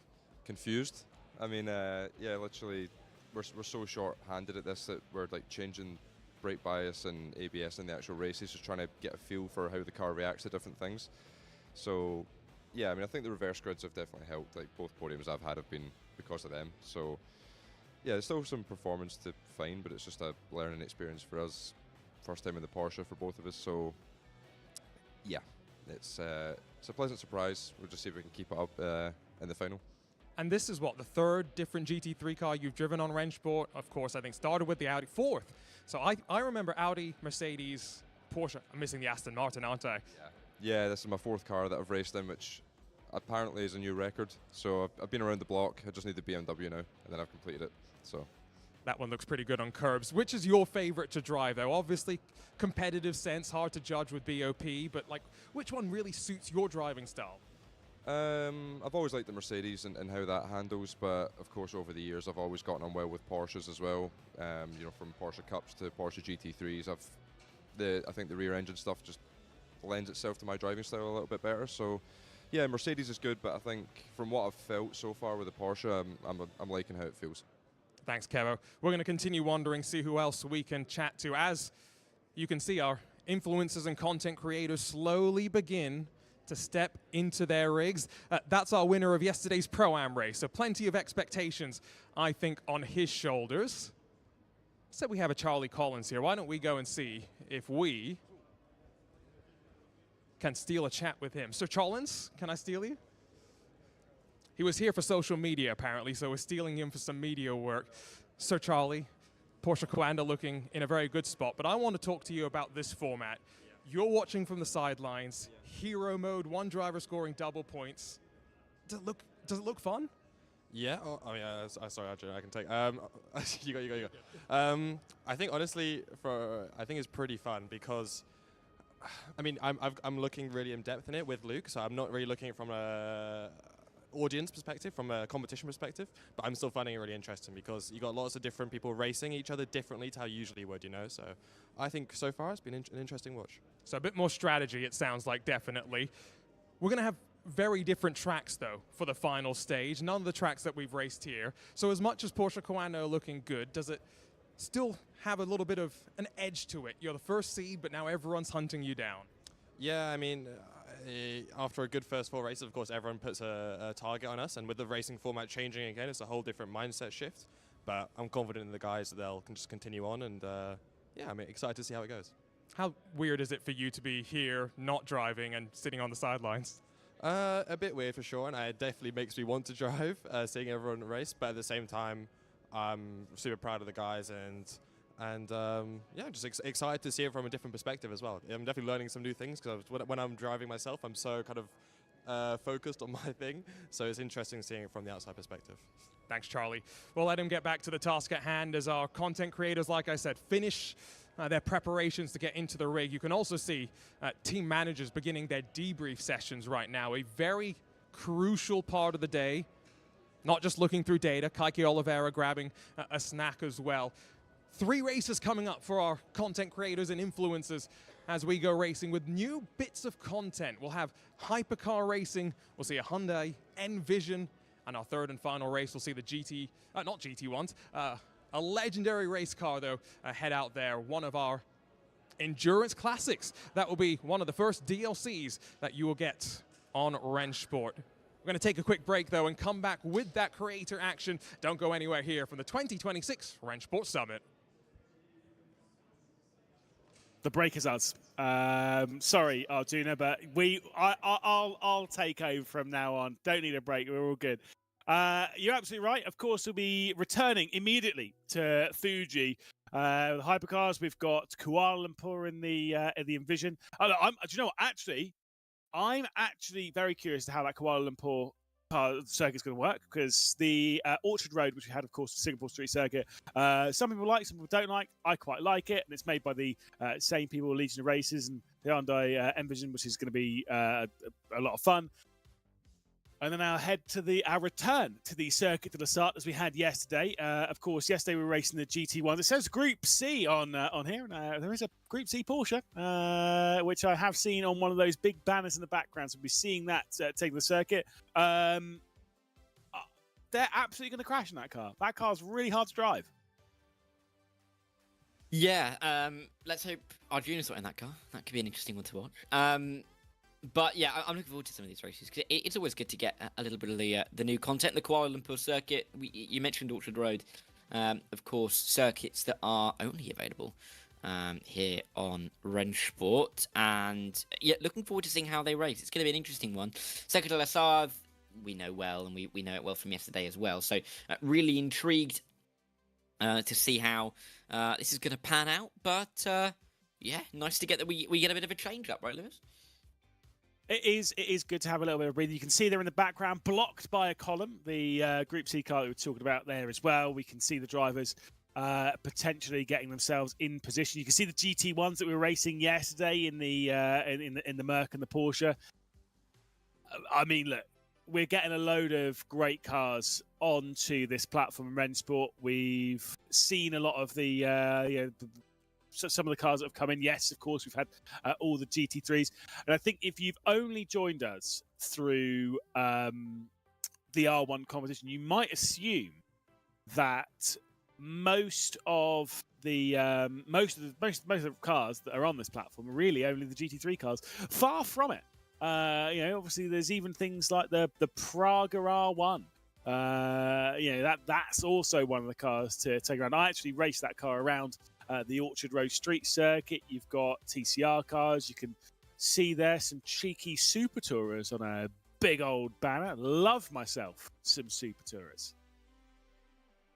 Yeah, it's great that we get all this... Well, yeah. But it's great that we get all this new content, isn't it? Onto the platform, and great that we get a chance to showcase it as well. Really good to see. And looking forward to this. There's one of the lovely banners. Great shot. But there are the Touring Classics that we can look forward to on RENNSPORT, along with the Endurance Classics that we've got on the right-hand side there. But yeah, some really, really exciting stuff coming on. Yeah, I mean, look, I do like myself a little bit of classic cars. We were actually talking about this a lot yesterday, myself and Ewan, especially with those GT1s, as to what makes that so special to revisit some of the history of motorsport and be able to push them 10/10ths around the circuit. And Touring Classics is my kind of neck of the woods. Like I said, Super Tourers, 95s, like DTM, that kind of era, like the early 90s and 80s DTM cars. My absolute favourite touring car, sort of, era is Group 5. I mean, a Group 5 Capri, and we are talking. Absolutely loved that car. Not when I was a kid, because obviously it was the 80s, and I'm not that old. Before you say anything, I can feel it on the tip of your tongue. But it's just a cool era of cars. It was the era of cars that we were kind of driving as the classics when I first started in sim racing, and that was a long time ago. Yeah, but we are all getting old, aren't we? So it's not just you, Lewis. It's all of us now. Shut it. But we are getting closer to this set of Summit Cup races, which are going to be really something to look forward to. I think we're just seeing a couple of the drivers make sure they've got everything set up, make sure everything is connected in, so that we don't have anything to worry about by the time we get into the race. 12 sim rigs. We want to make sure that everything is working as it should be. But yeah, 3 of these races to give the other drivers just a bit of a break, isn't it, really? Let them to get up, stretch their legs a bit, get some food in them, get some lunch, and then maybe come back and dial in for the races later, which will be, of course, so important in just a couple of hours' time. But still, enough that, I don't know if there's a McDonald's nearby or something they can pop out to or something. I don't know what the food situation is. Audrey will have to tell us, but they can go get some food, get some drink, and then get themselves back ready again. Yeah, exactly. I mean, look, there's plenty of space to go for a bit of a breather outside. I'm sure it's not quite as warm as the last time we were in Munich in R1, at least, where it was actually quite toasty outside. I distinctly remember, and I think it's, from memory, it was about half an hour, 40-minute walk from there to the hotel, something in that kind of vein. And at that time, it was lovely. I wouldn't do it this week. It's a little cold, little chilly outside. Not the right vibe. But each to their own. I'm sure. In fact, actually, I remember Jönköping in 2023, which obviously is in Sweden, and it is cold. It was cold then. I think it was in December that we went. Absolutely freezing. And I remember coming out of the hotel, and there was Moritz Lerner, there was Yuri Kasdorp. I'm pretty sure, well, definitely Mitchell de Jong. It was basically, there's a load of the drivers that were taking part, and they all went out for a run together, which again is crazy because it was freezing and snowy and icy everywhere. Not a vibe. No, no, it's just too cold. It's just too cold. Why would you go out for a run in the cold voluntarily? That's crazy. Why would you go out? Well, that's a different. I mean, You technically run after some of the balls you have to hit when you play golf, right? You have to run into the woods. Or something. I have been known by Cam Roger and some of the others that I've played golf with that sometimes I do turn golf into a little bit of a cardiovascular exercise because I do run around a little bit. That's mostly because I want to keep the pace of play up, and I've generally sliced the ball over a couple of fairways, so I have to keep moving somehow. Not everyone can be Rory McIlroy, you know what I mean? Yeah, but at least he got off the tee. That's the important thing. He nearly didn't. Yeah. No, I'm just saying. I'm sure that I wouldn't even be able to do that. So there's always that. Oh, yeah. Even if you end up on the 17th, trying to go down the second. But anyway, yeah, it's just too cold. It's funny, isn't it? Really, that these R1 events either seem to be either too cold or too hot, and there doesn't really seem to be that much in between. I guess this is the kind of in between here in Munich this week. But either it's freezing or 40 degrees. So almost nice we get not either A, ridiculous heating, or B, ridiculous air conditioning. Well, the year before you went to Riyadh, so you went in 24. So this was Gamers 8 in 23. I think it might have happened in 24 as well. 24, by the way, the studio we were working in was freezing cold. Yes. But 23... I distinctly remember at some point the air conditioning failed in the the arena where the drivers all were, and it went from I think it was like 22 degrees was what it was supposed to be. It went from 22 to 30 pretty quickly, and they had to stop. They absolutely had to stop because obviously, it was too far. I can't remember if that was on a broadcast day or if that was on a testing day. I just remember it happening. I think it was a broadcast day. It was on one of the race days rather than rehearsals, and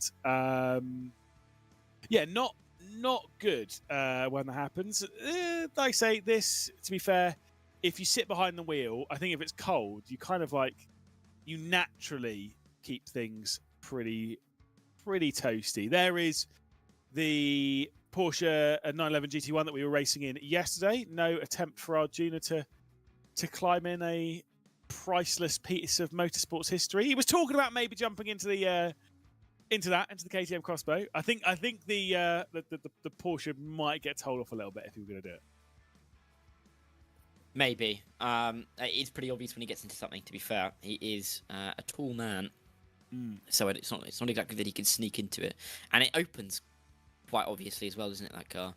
So quite obviously is a way of putting it, yeah. Well, you don't just kind of half open the door and squeeze in and then shut the door behind you. It's a whole shebang, isn't it? So how do you get in it on a rainy day? You go to a normal car, quickly open the door, jump in, close the door, and it's fine. Whereas this, you basically have to take the roof off. How does that work? You buy an underground garage, Lewis. That's what you do. That's so true. You go into your garden, you dig a big hole, then you spend thousands and thousands of pounds basically putting some concrete in with a roof, and then you can have an underground car park for your KTM. I mean, each to their own. I'm roadside parking. I don't have enough for an underground car park. I don't have enough for a driveway. Huh? I'm building mine now in the break. Give me the 10 minutes before the next race. Yeah, no, exactly. Yeah, no. I mean, yeah, you got plenty of time between race 4 and the first one of the Summit Cup here to get digging. I'm not sure how you're doing in putting in any heating, lighting, or whatever, but you can get the hole dug and you can stick a car in it.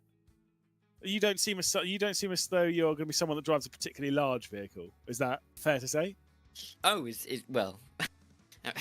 And would that be because I'm small, Lewis, by any chance? Yeah, no, I don't. I drive a little Ford Fiesta, to be honest with you. Oh.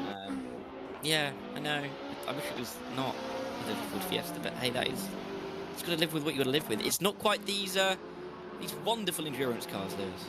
Indeed, we will be taking then the hypercars around the Fuji Speedway. It's where we're at present, and of course we've had the Porsche and the BMW on RENNSPORT before. We've got the Peugeot though, which I will say, when this car launched, I'd always said I actually really quite like the car, apart from one thing. I didn't like it because it didn't have a rear wing. And I thought that I get they were trying to do something different, but I thought the lack of rear wing was a little bit. Well, I was close. A little bit much. Alas, was it the second or third season of it being in the World Endurance Championship? Then stuck a rear wing on it because it clearly wasn't working. Bam! I like this car, and we were actually talking about solid rebrands of various manufacturers over the last few years. Obviously, there's a certain few that are very low on the list of good rebrands. I think Peugeot's rebrand a few years ago to where they are now has taken them from being like, oh yeah, it's a Peugeot, isn't it, to, oh, do you know what? That's quite good. Yeah, they were languishing a little bit, weren't they?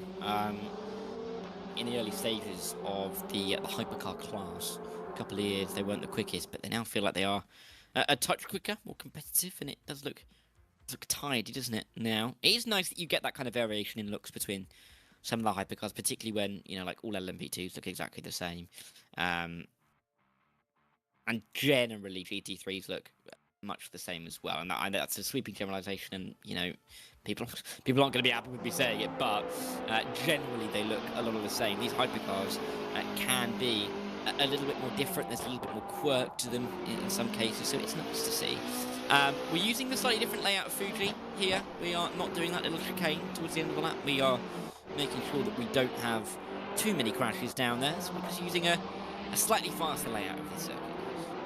Yeah, exactly. Just skip it over. I mean, that hairpin down there is also a little bit tricky in these cars, but keeps the flow up, keeps the speed up. And once again, like what we had in the earlier on, that we believe, I think as much as that had lights on for everyone, I think it will still be a day qualifying and day race. There's Arjuna. He will be taking to the track and to the car. Can he hear us?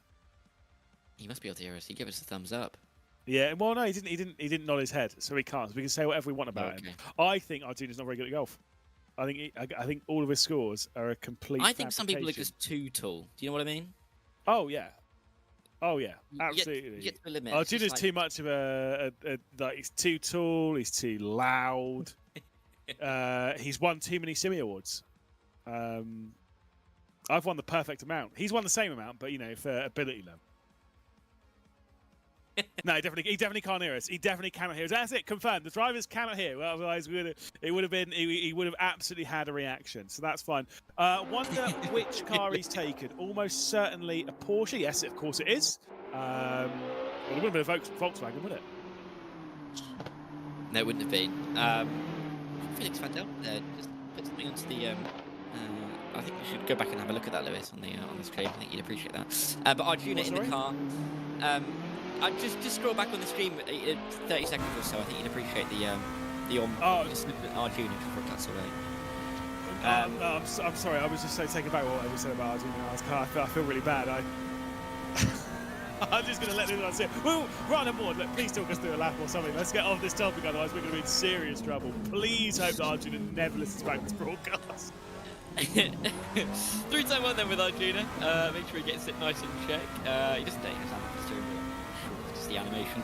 Working down into this left-hander. Important. We saw it in the race just before with the GT3s. This is an important corner. You can go side by side through there. You've got to be oh so careful. Then just let the car flow through this right hand. You can't go full throttle in these cars. They've got almost too much power to be able to do that. And then it's back through an ever-tightening left hand. It was a bit Istanbul Park at this part of the track, Lewis.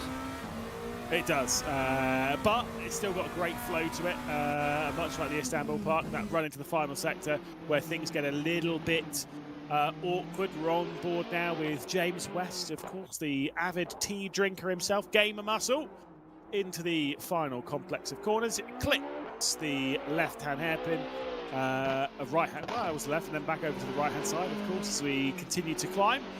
Thankfully, he's not being interviewed midway through his lap like he did so graciously with Crim6 all those years ago. Across the line to set the lap time of the session, 6 minutes and 40 seconds. He's still got loads of time. Yeah, still loads of time to set a lap time that is valid by the end of this session. Got Angermeyer trying to set a decent lap time as well as Mezeroge. Robin looking to put himself towards the top there. 25.6 is the benchmark from Arjuna. Come on, surely that can be beaten. Surely that can be beaten by someone. Robin's going to have to put in another lap to be able to do that. Oh, he can't, can he? Of course he can't. But someone's going to have to put in a better lap. Kirith, who we saw yesterday partnering Moritz Lerner, was the next one to cross the line. Arjuna up in second. He was partnering, of course, Jack Keithley yesterday. Oramark across the line up into third position. Has unfortunately not been a particularly good final or middle sector. Oh, sorry, the middle sector was great. Here across the line, I think it might be the slowest time of the session. It was not a good final sector. I think there was a slowdown involved. Of course, the last time of the session, which does mean that Alex Emma will be the one starting from pole position. See what turn one is going to have in store for us. Yep, Arjuna in P2 as well. He's at the front of the field. He's ready to make a bit of a dive bomb towards turn one. That'll be fun. We'll have to wait and see, though, as we make our way in towards the race. It's not going to be the longest race, of course, but look at that. Arjuna doesn't even have to lean down. He's that tall. He can just put his phone down, tap on the little old keyboard. He does not have to move, and that is something I can only dream of. I was going to say, I think that's pretty normal. Sorry, I think like most people should be able to do that. But either way, the lights are on, and the first race of the Summit Cup is underway. We're driving with the influencers down into the opening corner. Not sure how Arjuna's got himself involved on that one. Alex Emma will be leading into the opening corner in what I believe is the BMW M Hybrid, and will potentially not lead off of it because Arjuna's got the up and under and is going to sneak his way through into the race lead. This is further back with Mikael Volk, who was smacking into the side there, running down into turn 3. Of course, our race winner yesterday in the Pro-Am race. Yep, and that's not exactly how you're going to do it. Then get yourself to the front of the field. It's close between Arjuna and Emma at the front of the field. Oh, bit of a spin, no. Oh, and that's going to send him all the way towards the back of the order. They gave him muscle and mold and all that as well. But it has promoted the likes of Calarai and Grau. They're up the order as well in their Peugeots. Peugeot's popular choice. Half of them are Peugeots in the 12 cars on the grid. I mean, it's the new one, isn't it? Only two BMWs. Timo Lino's been able to pick his way through. He's now into 5th position. Shout out to Lino. A great video creator in the world of sim racing. Obviously, he's done a fair few of the community videos here on RENNSPORT. Was elsewhere in the world of sim racing prior to that, and he's now trying to stick the pressure onto the shoulders of Mikael Volk, or a mark just ahead of that. First lap led then for Arjuna. I would have bet a solid amount. Do you know what? I would have bet a whole Mackey's order that Arjuna wouldn't be leading the lap in this, and yet here he is, leading from race control as well. Alex Emma's the one in charge. We're trying to catch up to him. He is. You've got to be careful though. He's got a bit of a gap back to this little cluster of cars, fighting over P3, but Alex Emma is in P2. I mean, Arjuna, if you're saying that you would have bet an entire Mackey's order, who is getting that Mackey's order now? I mean, me after this broadcast, almost certainly still. Oh, right, okay, yeah, fair enough. I've bet it against myself, win or lose. I'm getting a Mackey's order. Just whether you're paying with your card or with your card on your phone. It actually depends on which card I'm paying with. That's the only that's the winner or loser there. I'll either stick it on a debit card, stick it on a credit card, one of the two. Alex Emma is closing in, and I think there might be a challenge here for the race lead. Of course, Emma was the one who had pole position after qualifying, and is that Arjuna with a penalty? Please tell me yes. Is that slow down for Arjuna? We'll see. Coming across the start finish line, he's not slowing down yet. But it's just means it validated the lap. He went off the circuit, which means it should correct itself soon. As we see a bit of an overtake from Mr. Overtake ahead of Kim Oramark down into towards turn 1, and that is a very inside line for turn 1. That's defensive, isn't it? Around the outside, Kim's going to try and make it work once again, but breaking a little bit too late to make the up and under work. And in the end, it is going to be the Porsche that comes out just in front. P4 now. Indeed. Do you know what? I have a bias to anyone in Peugeot because I want to see it win. Alas, it's not going to win in this race. The highest placed one is Mark in 5th position, 6 and a bit seconds off of the race lead. Because Arjuna and Alex will be the ones doing battle. Fastest first sector coming in from Alex. Timo Lino, not too far away behind realistically either, only 3 seconds. And at this kind of level, that 3-second margin can go left, right and centre. So it's a couple of Beamers, the lone 2 BMWs trying to close down and steal the victory away in the opening race of the Summit Cup. Again, as I was saying yesterday, if Arjuna wins this race, how's he going to interview himself? Oh, he's going to have to though, isn't he? Or we'll get Felix, or we'll get one of the drivers to do it. Well, maybe we'll get Dane Warrington to interview Arjuna rather than the other way around. That'll be fun. But let's see, he's still got to get through. Still 3 more laps to go in this race for him to try and make sure he does indeed with an Alex Emma.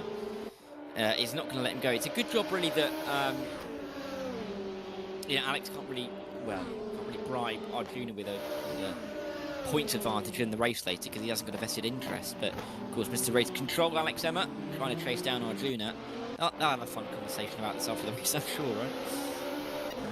I mean, if there is an opportunity where you kind of have to make a little bit of contact, I think you kind of have to make that little bit of contact with Race Control to see what happens. Surely. Like, surely this is the opportunity that you've been waiting for. You know, Alex Emma is one of the people behind all that. You got to give it a little bit of a go, surely. Yeah, you do, don't you? I mean, yeah. You'd be disappointed. I think even Arjuna would be disappointed if Alex didn't really hassle him towards the line, right? Only a couple of laps to really find out if they will. But Kim or Mark, we're looking at Kim currently in P5, right behind Mr. Overtake himself in that Porsche. Big gap back to the likes of Angermeyer and Canarite. But they're all just having a bit of fun, aren't they? That's the important thing here. Get yourself involved, test out some of the new content, because that's what we're really here for. Something to really showcase what is going on this great platform.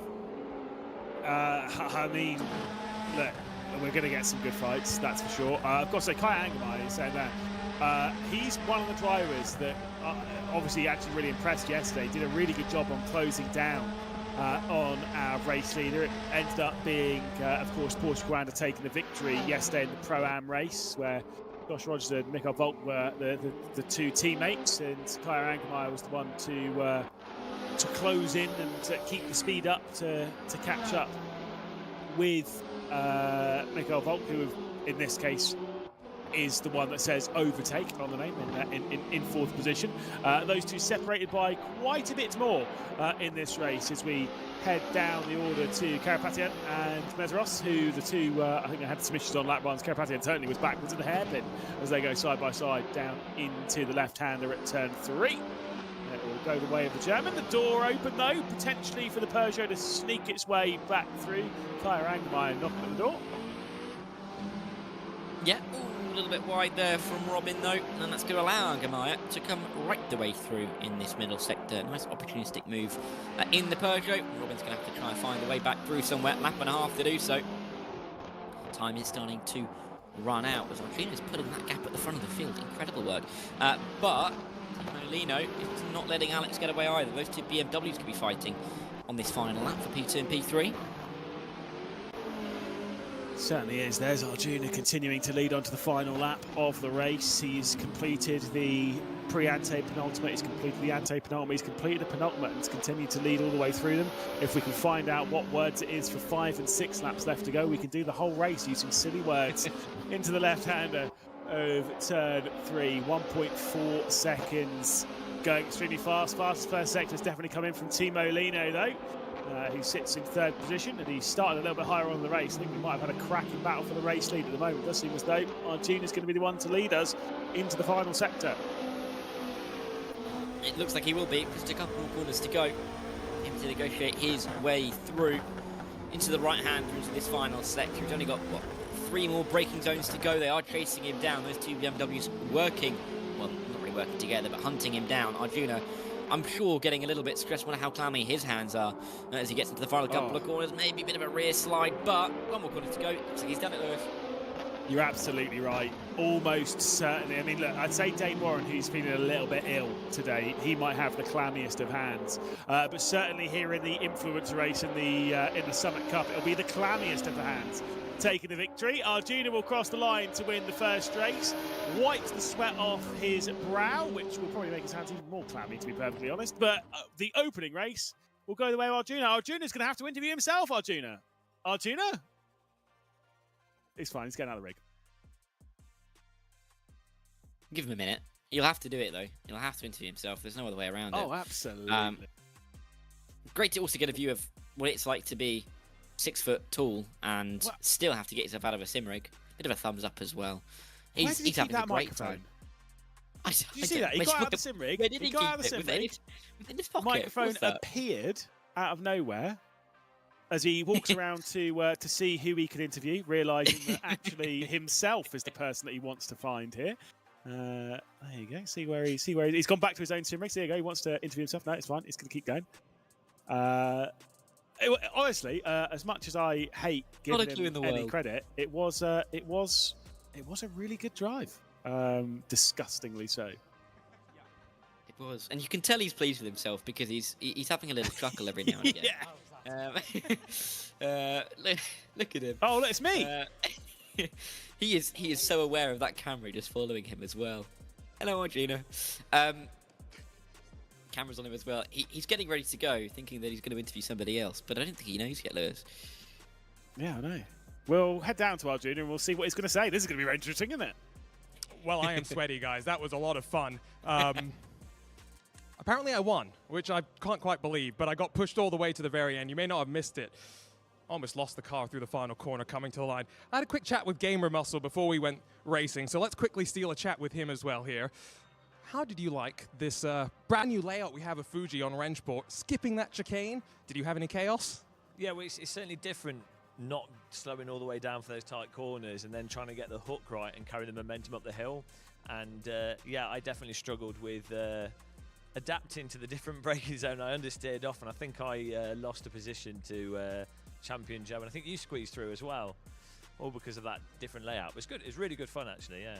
It's nice having these different layouts of tracks that we've raced so much. We're going to be switching things up for the next race, though. We're going from a hypercar to something very different, and we'll close things out with something very different as well. That's the joy of sim racing, right? The fact that we can jump across time in terms of eras of cars.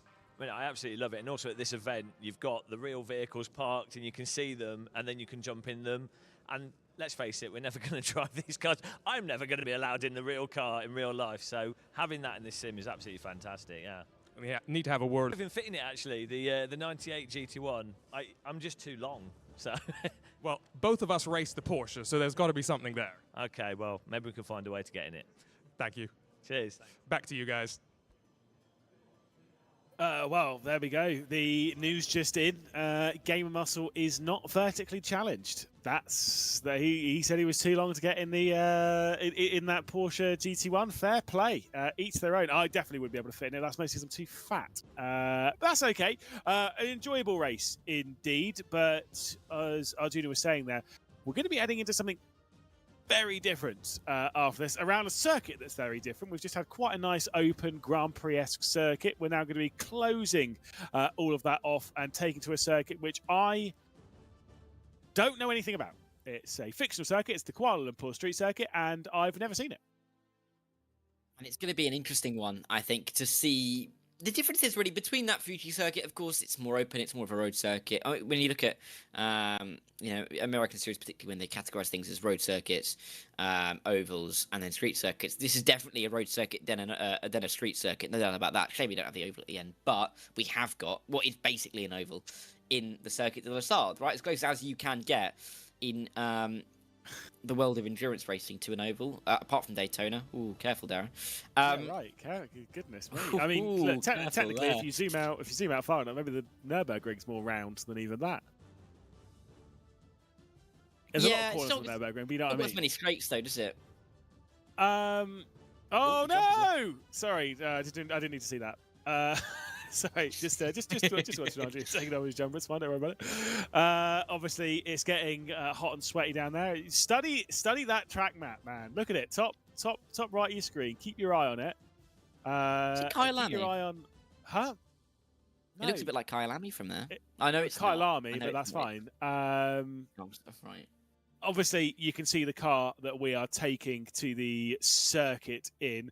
Fantastically odd car. The Envision, of course, the DeLorean-esque vehicle that we'll be throwing around the circuit.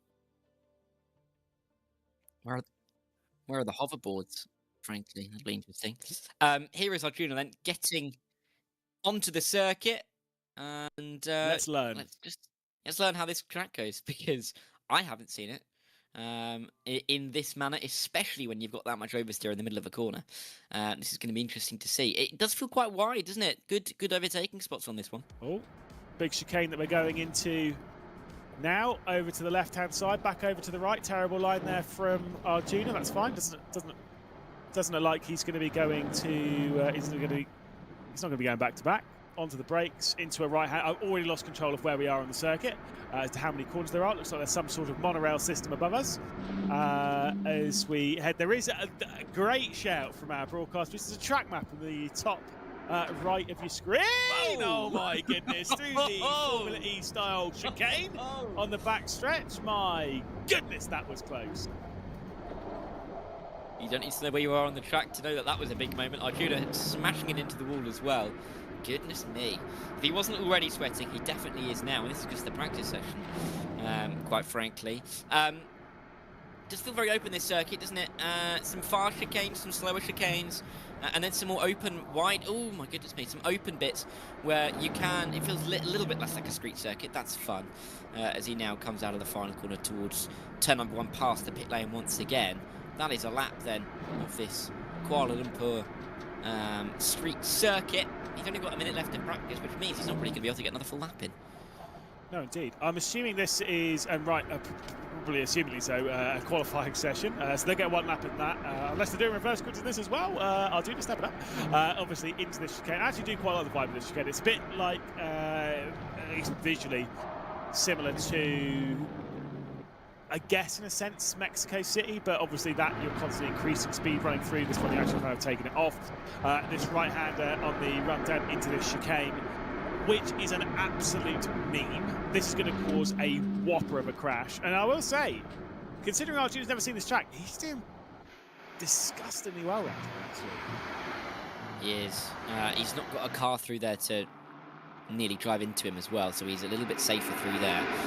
Into the right-hander then to come out of this. Oh my word, careful Arjuna. And to come out of this monorail section.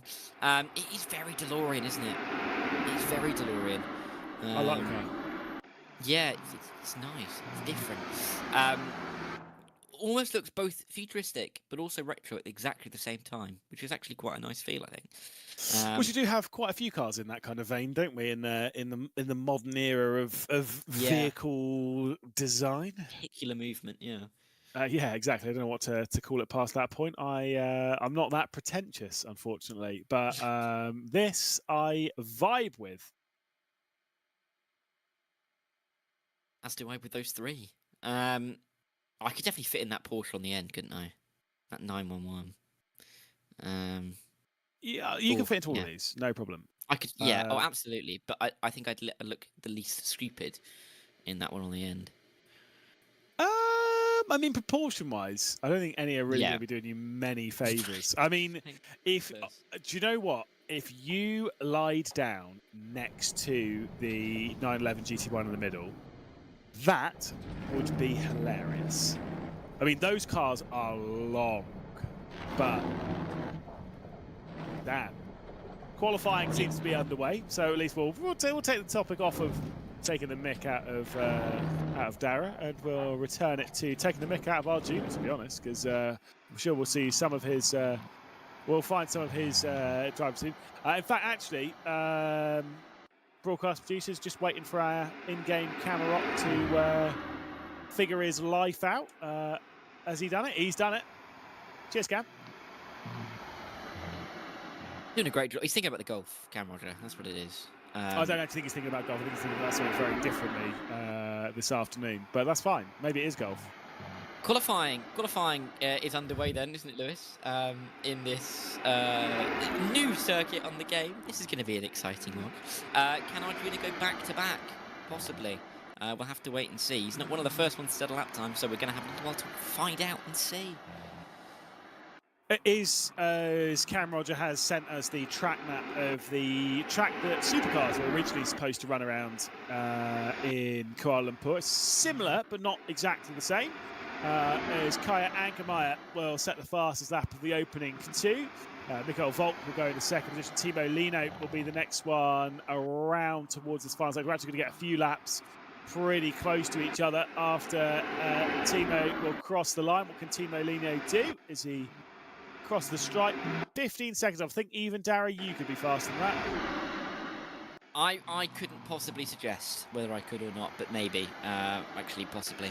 But I've never seen the track before, Lewis, so I'm never going to put myself the forefront to criticism. Joe, cross the line. Is Joe going to go in that number 2 car? Of course, there's no difference. They all look the same in these cars. A couple of seconds off, goes into P2. We're still waiting for that lap time from Mr. Kankapati. And I don't think it's coming, Lewis, so he might be signing towards the back of the order. Oh, thank goodness for that. But look, just because you're starting from the back doesn't mean you can't win. Ask that to obviously the 2 Porsche Commander drivers who started from the rear at Fuji and ended up stealing away the victory off of everything else. And like I say, we'll wait for the grid. I think this race is going to be kept. There is going to be an absolute whopper. Probably somewhere. You may be expecting that monorail section where we nearly saw that big one in practice. Yeah, I'm looking forward to this race because I think mainly because there's a lot to look forward to in terms of what can this circuit give us. Is Arjuna actually going to be able to work his way through? Is he going to have a huge crash? Will Cam join this race session properly? And we'll see much happen because we're underway already, and Arjuna's in P3, Lewis. Yeah, indeed. As Kaya Angermeyer is leading the race. A couple of flashing of the lights as we'll see Angermeyer leading from champion Joe, from Arjuna, from Karapatian, McRalph, Game Muscle, Mazeros. Timo Lino's dropped back to 8th position, so maybe he was the one that was perpendicular to the racing line by the time they were coming out of the second corner. We finally jumped onto in-game footage. Yeah, I know Cam was cycling cameras. It's not a broadcasting thing. It was definitely Cam's fault. He was too busy. He got his mind elsewhere, apparently, based on various things. Timo Lino looking down the inside. He clearly got the speed in this Envision. He is. Timo Lino trying to get ahead of Mezeros in towards this right-hander. Oh, and he will, because goodbye. And that'll put Mezeros right to the back of the order and Timo up into P7. That'll bring everybody up the order a little bit. Shows that these cars can be a little bit rear-happy. Because Alex Emma is down in 11th position, obviously was trying to keep up with Arjuna in the previous race. Now, if that is the case, does that mean that Arjuna is going to be the one to win? I don't know how it all works. If there's not really points, it's just a banner race, isn't it? But that would mean that if there was points, that Arjuna would potentially be in prime position to win the Summit Cup. Now that is definitely scripted. Maybe. As with all good things in the world, Lewis, it is all scripted. I'm reading off a bit of paper right now, in fact. Goodness, the whole commentary spiel is it's actually scripted information. ChatGPT 3 hours ago. Yeah, Arjuna's in on it as well. That's the bad thing. Anyway, yeah, that's why he didn't interview himself. Exactly. He was too embarrassed. He thought he'd give it away. It's nice to see that we do have some of these battles, though, and that I think they are all clearly adapting to the circuit lap by lap because they're getting more and more used to it, aren't they?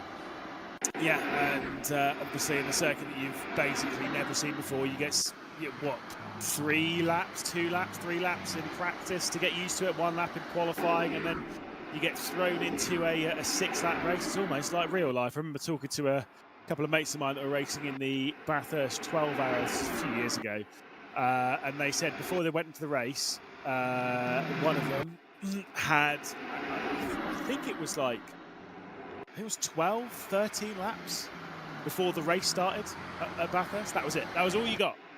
Obviously, yes, sim work, this, that, and the other. But that was it before he went into a 12-hour race with his 2 other teammates. And yeah, this is in that kind of camp. The lack of practice they've been able to apply to the circuit. That's what kind of keeps everything a little bit on their toes. Champion Joe keeping Carapathian at bay, and a big slide coming in. Arjuna is just chilling in 4th. He's thought, I've already won 1 race, I need to win 2 back-to-back. Don't worry about it. Doesn't want to embarrass everyone, I think that's the point. As Joe works his way through, you can see how fast this part of the circuit is in towards this right-left, left-right combination. And he's got Carapetian right behind him. And Arjuna just there in the background trying to gain as well. This race going through very quickly indeed. The back end of the circuit, definitely a challenge on the technicality part. Yeah, I mean, look, this whole track seems pretty technical. That S section in the end of Sector 1, this chicane on the back stretch in the middle of Sector 2, and the final sector with that awkward run into the final corner does seem a little bit troublesome to come to grips with. I do kind of want to give it a go there, I'm not going to lie. I do, look, I'm an avid street circuit fan. I do like myself a street circuit. I like getting close to the barriers, I like throwing the car in, and I don't I said this with Orchard Road, which is the one based in Singapore. I quite like them because they're based. These are based on the real roads. It's a real layout, in a sense, following the actual roads that you have at your disposal. And they're not just going, yeah, that feels a bit like Kuala Lumpur. That'll do. You've all thought about it. My goodness, that was not a good line from Kirith going through that again. We've all thought about it, walking around the streets of your town thinking, how would a street circuit work around here? We've all done it. And, well, this is an example. It is indeed. And I think it works quite well. I'm quite enjoying this race so far. Champion Joe just in front of Carapetian still. These two battling all the way through. If they're not careful, Arjuna's going to be on the back of this one. But I think they are already trying to invent some new racing lines that we just saw, aren't they? A couple of straight-ons, a couple of cutting of some corners. That is ongoing immediately, and good job we've not got race control on this properly, otherwise I think there'd be some slaps on the wrist. But Alex, our race director, is in the race, and he's in P11, so maybe he's doing this to scout out which ones they're going to have to watch out for when we do come to competition here. Yeah, thankfully we will avoid that for the near future for some of our drivers. But look, I'd like to see, you know, the very best of sim racing come here. Of course, R1 has been to Orchard Road, so why not chuck this one onto the list and see what happens. Game of Muscle quite a bit away from the apex there. Don't want to be too judgmental because I'm not driving, but isn't that kind of our role? It's just to judge what other people do. Yeah. And I am judging. It's mean though, doesn't it? But I guess. Okay. Oh well. No, judge that. That's not the right line. Up in front of us. But yes, this is. I'm liking this track. It's fun to me. I'm also liking how on the ground there's all the different colour changes of the surface. That might just be me. Anyway, move could be on in the final lap or two here. We saw lap 4. I thought this was lap 5. Oh, what do I know? Game of Muscle. Whoa, big send to the inside into this right-hander. It's ever tightening. There is absolutely no gap at the end. And Mr. Overtaken won't be overtaken, it seems. Yeah, I'm not sure. I just accept we just go with the flow when it comes to the lap count. I do believe we are on lap 4, but we'll be heading on to lap 5. We'll have 2 to go at the line. And Game of Muscle is all over the place, heading down towards this final corner and then back out onto the start finish. We've got one race after this where we're taking the Group C car around the Circuit de la Sarthe for the end of the Summit Cup, where we'll have the influencers hop out of the rigs. We'll have a bit of a breather and we'll throw our pro esports drivers back behind the wheel. You were in fact correct, Darren. We have finished lap 5. We are now on the final lap of proceedings here in the penultimate Summit Cup race. Just a pretty face then. Clearly I know something that I'm talking about. Carapace right behind champion Joe. Doesn't look like he's going to be the champion in this race, though, because Angermeyer has that lead. And it's got about, what, 3 more corners to go before they are going to be the winner in this race, unless something happens and I've jinxed it. I mean, look, Kai Angermeyer was absolutely brilliant yesterday in the Pro-Am race. It does seem as though he is going to come out of the final corner. It should be his to lose here, Dara. Could be. He crossed the line about now. There he goes. He crosses the line to win this one. And in the end, he's going to win by a comfortable margin. Joe Carpetian, our junior in P4 as well, as the finish line does take over. I think Lino went overtake 5th and 6th. Nice little showcase, I think, that. A great little circuit. Love the back end of it as well. Bottom left of that track map as you look at it at home. But yeah, great circuit. Great little bits of racing. And those cars look fantastic. That looked like a fun combo. And I'd actually like to get my hands on it, to be perfectly honest. Kuala Lumpur should be out on the game pretty soon. Obviously, it's a work in progress. We've still got a little bit more to do. I think coming same with the car. Look, we'll get ourselves behind the wheel of this. We'll challenge ourselves, and we'll see if we can maybe beat Arjuna's lap times. Shouldn't be too hard. Well, depends which rig you're in. If you're too far away from the pedals, if you get into his, then it might be difficult. But I believe Arjuna is going to be able to have a chat with our race winner in just a moment. And we will wait to give him just a sec, just to get ready. And there he is, Arjuna. He's with our race winner now. Here with Kai Angermeyer, friend, of course, of our RENNSPORT community. And what a performance in this Hyundai Envision around the streets of Kuala Lumpur.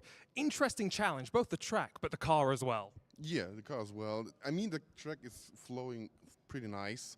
It's intuitive to drive the track. Anyway, with the car, doesn't matter what car you drive. It's so fluid. It's pretty great to drive, and I like the track. You were very smooth. Did you struggle with the lack of engine noise? Because to me, it was sometimes difficult to judge how fast I was going into the corner. I mean, there was like a zumming sound, like a beeping sound, so that's enough for me. It's okay. And the brakes was louder than the whole car.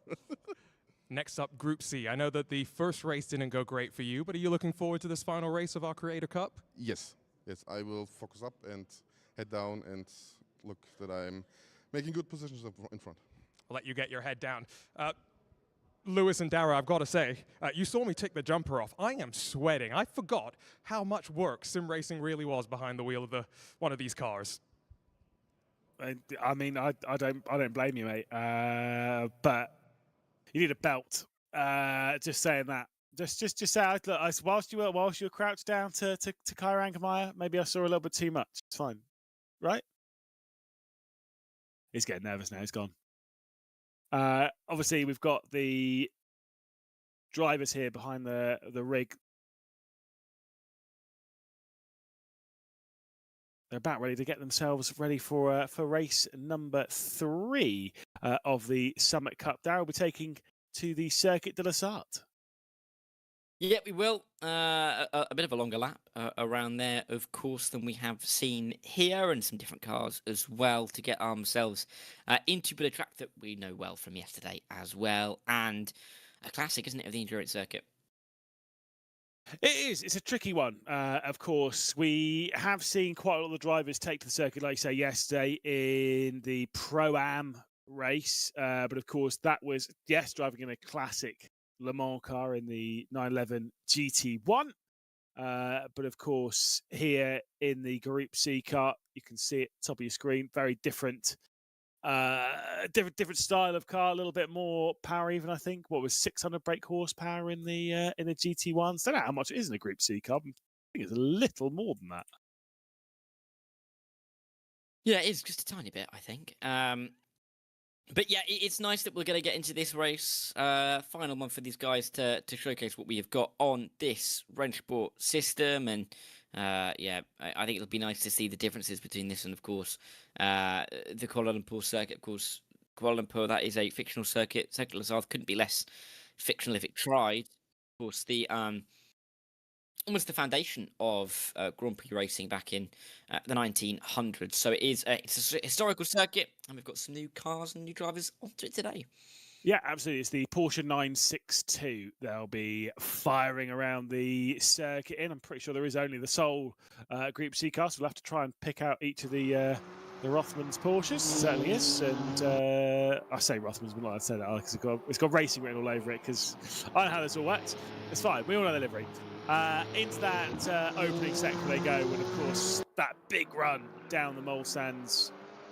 It's exciting. Out of Tetru's. Yes, it's just a straight line, but in a car like this, you still capture the excitement of all the lumps and bumps the Circuit de la Sarthe has to offer. And as much as Arjuna's been in control, relatively speaking, if there were a point structure here for the Summit Cup, it would be Arjuna in control. Of course, you want to think about it from a race-to-race perspective. Arjuna winning the first one, Kai winning the second one, Arjuna taking people out. Ban him immediately. That front left's looking a bit warm as well. That's not ideal for Arjuna. I don't think they're going to get around this entire lap before the end of this practice session. But hey-ho. Either way, it's not going to matter too much. We'll get to qualifying soon. All for a bit of fun, isn't it? Joe just about emerging from the pit lane towards the end of this session. So Arjuna plows down this Mulsanne straight. And gets himself in towards these couple of chicanes. A little bit of fighting up in front. Those brakes don't sound too healthy, do they?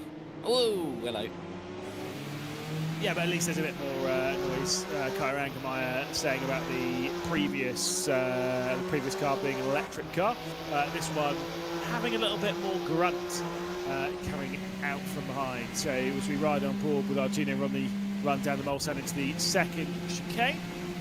This is where we're probably going to see a little bit of 2 and 3 wide heading down into. And of course, once we're done here with the Circuit de la Sarthe, we'll be returning over to our R1 competition. We won't be racing at any of these circuits that we've seen in this. We'll be racing at Spa, we're racing at Daytona, we're racing at Monza, and those are the 3 circuits that we will do in rotation. So if we do need 7 races, we will be returning to Spa for the 3rd time. We won't be seeing Fuji in action.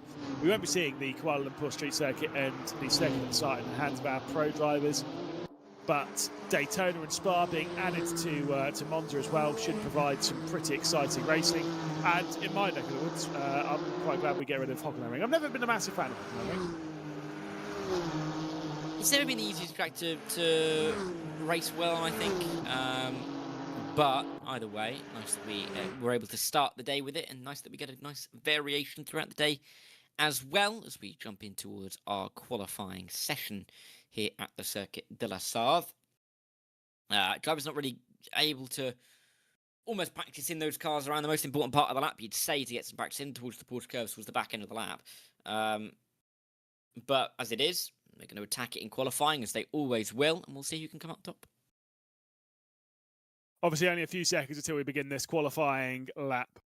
But it is going to be the longest qualifying lap that we do all day, of course, no matter whether we're racing in R1 or here, of course, in the Summit Cup. It is a long lap. I don't know what times we're aiming for, but, I mean, it's going to be hard. I actually don't know what time these cars... Way! Loser! Sorry, I'm professional. He'll flick his way back and he'll get himself going after the spin on the run to the final chicane there for Arjuna. I'm professional. And off he goes. I guess it hasn't necessarily affected his lap time, right? He starts it now. He's definitely spinning. Don't worry about it. Oh, yeah, I'm looking forward to it. But yeah, probably looking at about that 4-minute mark, aren't we, in these GT1 cars. Before we get ourselves towards the end of this session. You can see those yellow dots on that track map moving slowly around the Circuit de la Sarthe, looking from western France, home every June to the almost prestigious motor race, couldn't you, at this point, with 120 years worth of history? Arjuna will probably disagree with you, because he'll probably lean towards the Indianapolis 500, but... well, also the Indianapolis 500 has been going on for longer, because the Le Mans in 2023, it was its centenary event, so it's the 100th run, 100th year Or 100 Yeah, is but the first running. 24-hour. It's true, but Racing with the Monza 2 seconds, I think. yeah, but still, it's it's relevant. Of course, the 100th running of the 24-hour of Le Mans will be in 2032, so a few years away from that still. But I mean, look, I would say it probably is Le Mans, but I do understand why people will throw the Indianapolis 500 into there as well. Yeah. Both absolute classics in the world of motorsport. But if you don't have the Indianapolis 500 on RENNSPORT, so it's going to be the Le Mans 24-hour. That's right. And that's exactly what we want to see. Arjuna is good job. He's just ploughing along down these straights and down the Mulsanne towards the second of the chicanes. Actually know somebody who lives about 100 metres at the end of, or past Mulsanne Corner, in fact. They say it's fantastic on race weekend because they get to go for free. Anyway. Well, do you know what's down there as well? Do you know what's on the inside of Mulsanne Corner? It is a golf course. Yes, carry on.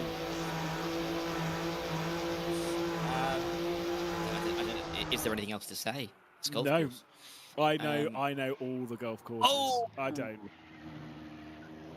That's Well, I not the told you he right was going to line for my spin team. again. I didn't realise he was going to go off the road like that, and he's going to get a slowdown for his troubles as well. Not a good lap. But then in practice, how far do they get around the circuit? Do they even get into Indianapolis? Because no one's been through No, the they Porsche didn't. curves. No, they didn't. So that's going to be fun for them. I think Adrian's just looking for that golf course, listening into you, of course, on the exit of Mulsanne. Still times to come in. Of course, we'll give them.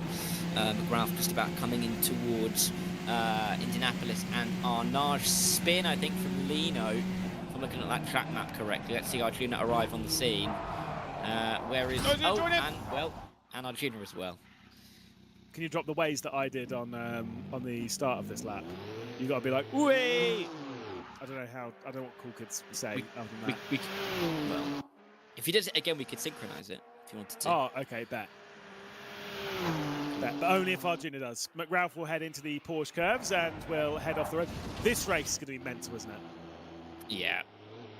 It's not going to be many laps, but it doesn't need to be, quite frankly. This qualifying session is going to be fun because who on earth is going to get pole, and what are some of the time gaps going to be? That's what I'm looking forward to.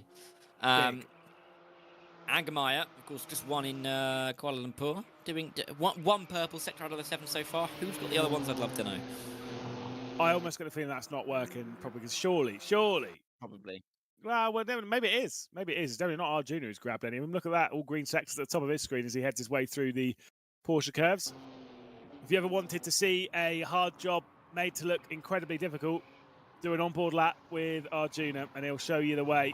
See those laps come to a close. We've already had, I think, actually the first lap time isn't going to be McRalph, it is going to be Kaya Angermeyer. He will head 13.5 seconds faster over the line than McRalph. We've got some big margins incoming. Robin Mazeros finding Cameron Rogers' line, I think, into Indianapolis as Arjuna will head into the final sector.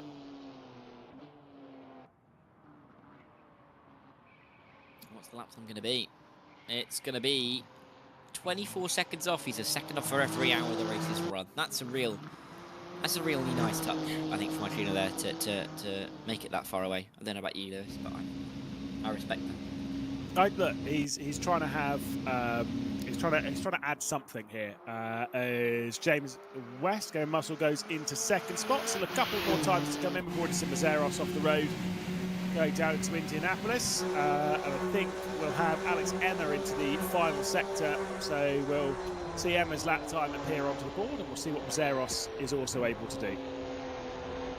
People want us to go then for Robin, trying to find the right line into those Porsche curves. Through the right in towards this double left-hander. Don't be too close to that outside wall, and Robin making sure it stays well clear. Not gonna go into that wall, but you got to be careful over those curbs, and the rear end of the car not happy with how much bounce it took there. A few more corners to go for Robin to get up to the end of this qualifying lap. I suppose this isn't going to battle with Angermeyer's time. Do you not think? I'm not sure. I don't want to be too confident about it, but I get the feeling it may indeed be the 12th time of this session. but either way, they'll head their way down in. Curious to see how long the race is going to be, because obviously we've had 6 laps in the previous 2 races. Hopefully this one's not going to be 6 laps as well. Cool, it'll be all day. It would be 3, wouldn't it? 4-minute lap. 12 minutes in total. We'll wait and see. We'll wait and see. That's the racing line that you want to be taking through there for Robin, and I don't think that's going to count in the end, as we see everybody getting ready to get going. Arjuna looking at his phone, really engaging in the race. Maybe he's looking up some tips on how not to spin on that lap. We'll wait and see. Had to spin twice as well. Terrible. Well, we are getting ourselves ready for the race. The qualifying session has come to a close. The race session is about ready to begin. Kyra Angermeyer will have the lead from pole position on the race down into Dunlop. Can we call it Dunlop still? We're going to keep calling it Dunlop. It's fine. I don't care if the bridge is not there, sponsors have changed or whatever. We're going to keep calling it Dunlop. Kyra Angermeyer, along with Gamer Muscle, will start from the front row. You are right. It is going to be 3 laps of racing, and already trying to slot the middle and to take over the race lead was Kirith Kalarai, and I think he did get past Gamer Muscle and all that with a little bit of a hip check as well. Gamer Muscle's getting squeezed. James West, what a catch from Gamer Muscle. Whoa! Oh, hello. Well, he was caught quite literally there by a couple of other cars as he went mid-air, as he went in towards Dunlop. Timo Lino's got through all of that, as has Arjuna. Big moments on the opening couple of corners as bollards go flying as well. Really scary opening couple of corners for everyone, really. Oh, it really was. They're coming down now into Tete Rouge and out onto the Mulsanne. We can see Arjuna, we can see Mikkel Volt for overtake there. It'll be overtake, Mr. Overtake on the leaderboard on the left-hand side of your screen, but at the moment it's a tenth of a second between Kirith and Angermeyer at the front of the field. We've got Timo Lino as well getting past McRalph. Pair of them going side by side towards the first chicane on the Mulsanne. Here we go then, side by side. McRalph outside, Lino inside. That's somebody going deep. I think it could have been Oramark. It was indeed just going straight on through the tyre barriers, having to take the chicane. Careful, everybody, as you make the way out of the corner. That's Arjuna just in front of Captain Joe and Karapetian, or Champion Joe, sorry, I should say, my apologies. And David Karapetian just in behind, side by side. They'll be to the second of the chicanes. This could be dicey. Yeah, exactly. I mean, any time you're going side by side in this car, it's getting dicey. That could be a little bit late on the brakes from Champion Joe, I think. But we'll have to wait and see on the exit of the corner. As we've got a battle for the race lead, Angermeyer versus Killerite, and they are going to remain side by side with Kyra Angermeyer to the outside, heading down to the Mulsanne corner, bumping between the pair of them. This is surely not going to last long. Surely not. Oh, no. No, it won't. Contact between the top two. Kalarai facing the barrier, finding the golf course down at Mulsanne and dropping right towards the back of the order. McRalph going deep as well. All of that has promoted Arjuna Kankapati after 2 spins in qualifying to P3. We're not giving Arjuna any credit. It's fine. He's already had his credit from the opening race where he was able to be victorious. Let's see what it's going to be like into Indianapolis. I think it's going to be better to hold the brakes a little bit early into the corner. There we go. We can see as we ride on board with Karapatian into Indianapolis. Snap of oversteer, gets it slowed down. No one's making any major mistakes going into Indianapolis, which is impressive. I was saying yesterday, I think Indianapolis is genuinely one of my favourite corners, not just on the track. I rate it really highly generally as a driver. To get right is brutally difficult. When you start hooking it up and throwing the car in there, it's a thrilling corner that always keeps you on your toes. Followed by Arnage, which is a crime. It's a horrible corner. It's not the best. Yeah, it's not great. Portugal's nice though. That is fun. That is a good one to drive through. You've got to get the line right though. If you start getting the line wrong, it is ever so slightly a nightmare through there. But we're coming towards the end of the opening lap here. Bit of a long lap, isn't it? I think Dana, our broadcast director, said it was 5.5 minutes in our area a little while ago. So it is a bit of a long lap, bit of a chunky lap. But these guys getting towards the end of the opening one, still with a battle for the lead between Ongamaya and Timo Lino.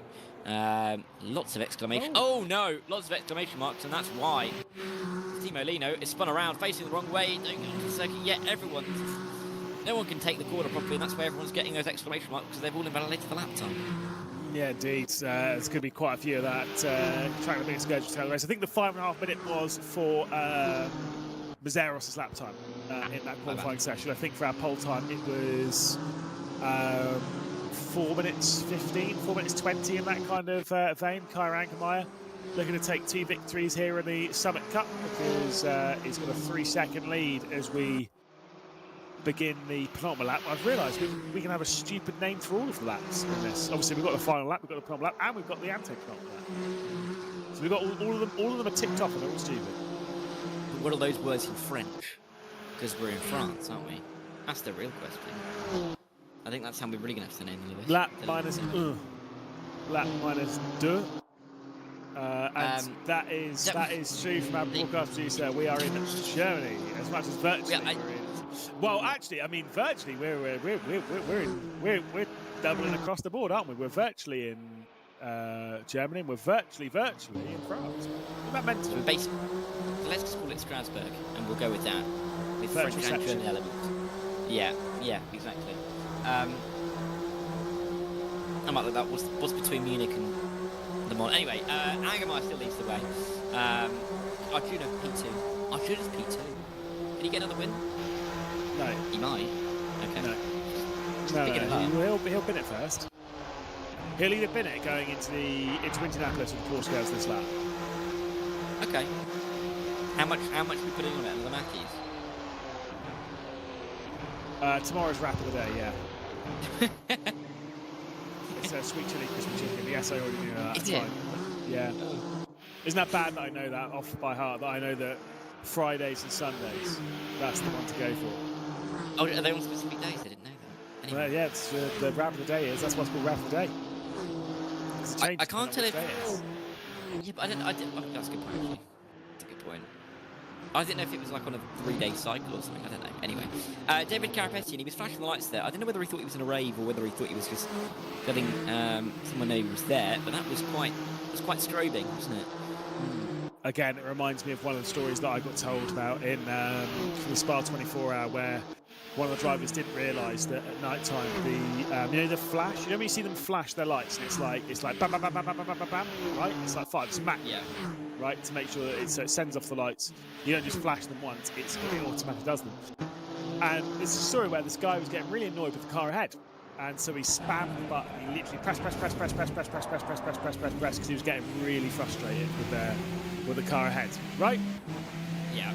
The macro stacks, and he did not realise, and so he then had to do the whole middle sector of Spa with the lights constantly flashing. Yeah. Now that's hilarious. That's not it. That's not it.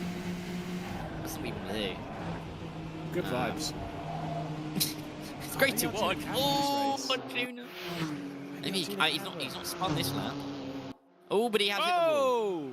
He has hit the wall. There we go. And then it's he's not hit the gravel. commentator's curse. It's fine. Oh dear. Oh, he's back on. It's okay. He's back on. We're not counting that as a spin, right? No, and it wasn't. He's facing the right way. Oh, that's a spin. Yeah, I just wondered if I could get this sweet chili crispy chicken wrap of the day. But McRalph is backwards, unfortunately. He'll have to flick spin or something in that kind of vein to get that one back going again. But Kyra Ankermeyer now leads by 4.4 seconds as we head on to the final lap of the race and the final lap of the Summit Cup. Indeed. And just one more tour of this historic, famous circuit to go. Timo Lino's going to have to defend, though. It's going to be a nice journey around this circuit de la Sarthe. Carapetian and Cadarai as well. Both there, ready to do battle. A bit of a battle between Gamer Muscle and Oramark as well, as Arjuna has spun again, I think. But it's on lap 3. So, Lewis, that wrap is coming to me rather than you, I think, because he didn't spin it on lap 2. Well, I mean, no, he spun it on lap 2. He just didn't spin it in the 2 locations that I said. Well, that's true. That is true. It's fine. It's fine. I'll allow it. £2.50 well spent, but you know, it's all good. Heading through the final part of the opening sector. Lights continuing to flash. Rave is on for Carapatian. Clearly, Rave Master sat there in 6th position. I'm not going to lie, at LAN, I would absolutely pull over him, get out of my rig, storm over to him and be like, what's your problem? It's slightly excessive, isn't it, the amount of lights that are flashing. Inside line for Carapetian in towards this first of the Mulsanne chicanes. Timothy's going to have to find a way back through, a bit of a wiggly exit, but will get the power down and will have the acceleration. And then you've got your 4-car as well, just there as well. This could be a 3-car battle as those lights still flash down in towards the second chicane. Yeah, you've got Mikael Volk directly ahead, so slipstream is being picked up. Timo Lino is using it on the run into the second Mulsanne chicane. Will now cover over the nose of Carapetian. And once they go onto the brakes, that almost looked like it was going to be a little bit too late on the brakes, but actually, do you know what? Surprisingly all right. Mikael Volk will hold on to 4th position as Champion Joe is right onto the rear end of Arjuna in 2nd as well. Yeah, and here we go then. Final lap escapade around the Circuit de la Sarre. Timo Lino trying to get through and also defend at the same time. Let's see what happens. Carapetian to the outside line, down in towards this ever-tightening right-hander. Great late braking if he can make this work. What a move that is from David Carapetian. The lights flashing, working off in the end, and he's up to P5. There's still a strobe effect on those lights, but let's see if Timo Lino can come back. Good little battle towards the end of this one. Yeah, not too many corners left to go, but they are infamous corners. You've got the run through Indianapolis, the turn right at Arnage, and then the fear-mongering Porsche curves. They are terrifying in cars like this. Thankfully, we are all driving Porsche 962, so we're all in the right camp as we flick through the right-hander and then into the left of Indianapolis. Carapatian going for it, but asking a little bit too much, has a little bit of a slide, and catches the car, but he'll lose the spot, but a superb attempt of an overtake. Yeah, nearly got it. There's we exit Arnage. There could be another chance down in towards the Porsche curves. Not if you get smashed off the road. And Timo Lino might be liking this because he might have a go as well in towards the final few corners. Here he comes on the inside of this little left-hander on Carapetian, but it will be the outside line for the start of the Porsche curves. Is he going to make it 3 wide? Oh my goodness me, this is a dramatic way to end the Summit Cup. Indeed, they are going to go side by side in the entrance Porsche cars. Is anyone going to keep it onto the road? Is anyone going to drop it off? Unfortunately, Mikael Volk will drop it off the road. Carapatian will take 4th spot. Kireth Kalari will also come through as Mikael Volk will drop down the order, and Kai Rangemeyer will win for the 2nd time, it seems, in the Summit Cup. He's been able to beat off Arjuna again, and through the final corner, Rangemeyer will go to win here at the Circuit de la Sarre. Arjuna and Champion Joe will finish in 2nd and 3rd, so at least Arjuna doesn't have to interview himself. Somehow he's avoided that one for the 2nd day in a row, and that's a big slide from Carapatian. He's going to do a 720 no scope, but it doesn't work. He's overdone it. You've been watching too much of the snowboarding in the last few weeks, I think, trying to do too many of those spins. Wasn't able to land it, sadly. But he must look at his lap time. It's a smart little... Oh, no. It's not as quick as I thought it was. I was thinking that was a quick lap coming in anyway. Good way to end this Summit Cup. Great battles on that last lap, wasn't there? Look, I think it's been an entertaining breather between the 2 sections of R1, between our hero stage and the final stage, which will be coming up in a few moments' time. See the final couple of drivers across the line, Maceros and McRalph. 2 of them separated by 5 seconds, a minute and 20 off the race lead. And I've got to say, Rangemeyer has been a very well-deserved couple of victories here, isn't it? He has really good performances in the last 2 races and just getting control of these cars when others haven't been able to. And it can be tricky, but Rangemeyer clearly showing that it can be done as well as Ali McRalph. I think knowing that the game was up, just coming across the final couple of chicanes to close out the Summit Cup. But great to get a real good view of these cars on such a great circuit as well. Well, race number 3 done here in the Summit Cup. Of course, we've had our 3 different tracks and our 3 different cars. Fuji in the hypercar. Of course, we've done Kuala Lumpur in the Envision, and we finish here in the Le Mans Group C's, the 962. It's been an exciting vehicle to take to, and we've had an exciting run through the opening few races. Obviously, 4 of the hero stage of the esports side of R1, and of course the final runs down in the final are ready to go. We will head now to Arjun, who is ready with our race win. And back-to-back race winner for Kaya Ungermeyer. What a car this Group C was. No assist. We're both sweating. Did you have fun? Yeah, at all. It's an enjoyable car to drive, but I'm sure I'm pretty scared in every corner to brake the car because it's so sensible to drive. It's incredible. And not just braking. When the turbo spools up, if you're not, and then the rear end comes around, it's just a really interesting car. Yeah. But across the 3 races that we just did, 3 very different cars coming to RENNSPORT soon. Yeah, I know. I mean, for the old generation, there's everything is for all generations. There are cars. There are modern cars, hypercars, old hypercars, and the future. What we can achieve with this game and with the cars is insane. I know you have a lot of hours on RENNSPORT. How is this interpretation of the Circuit de la Sarthe? Because from my perspective, it looks gorgeous. I can't wait to hit the track with a multi-car race in RENNSPORT, and yeah, enjoy all the rounds with the new cars and have fun. We'll let you go. We have to figure out who won the championship. It's between you and me. We'll go add up the points later. But what a Creator Cup. Always great to try some new content, all coming to you in the next couple of months. We've got esports action, though, to close out day 2 here of our 2026 RENNSPORT Summit. Don't go anywhere. That's coming up next.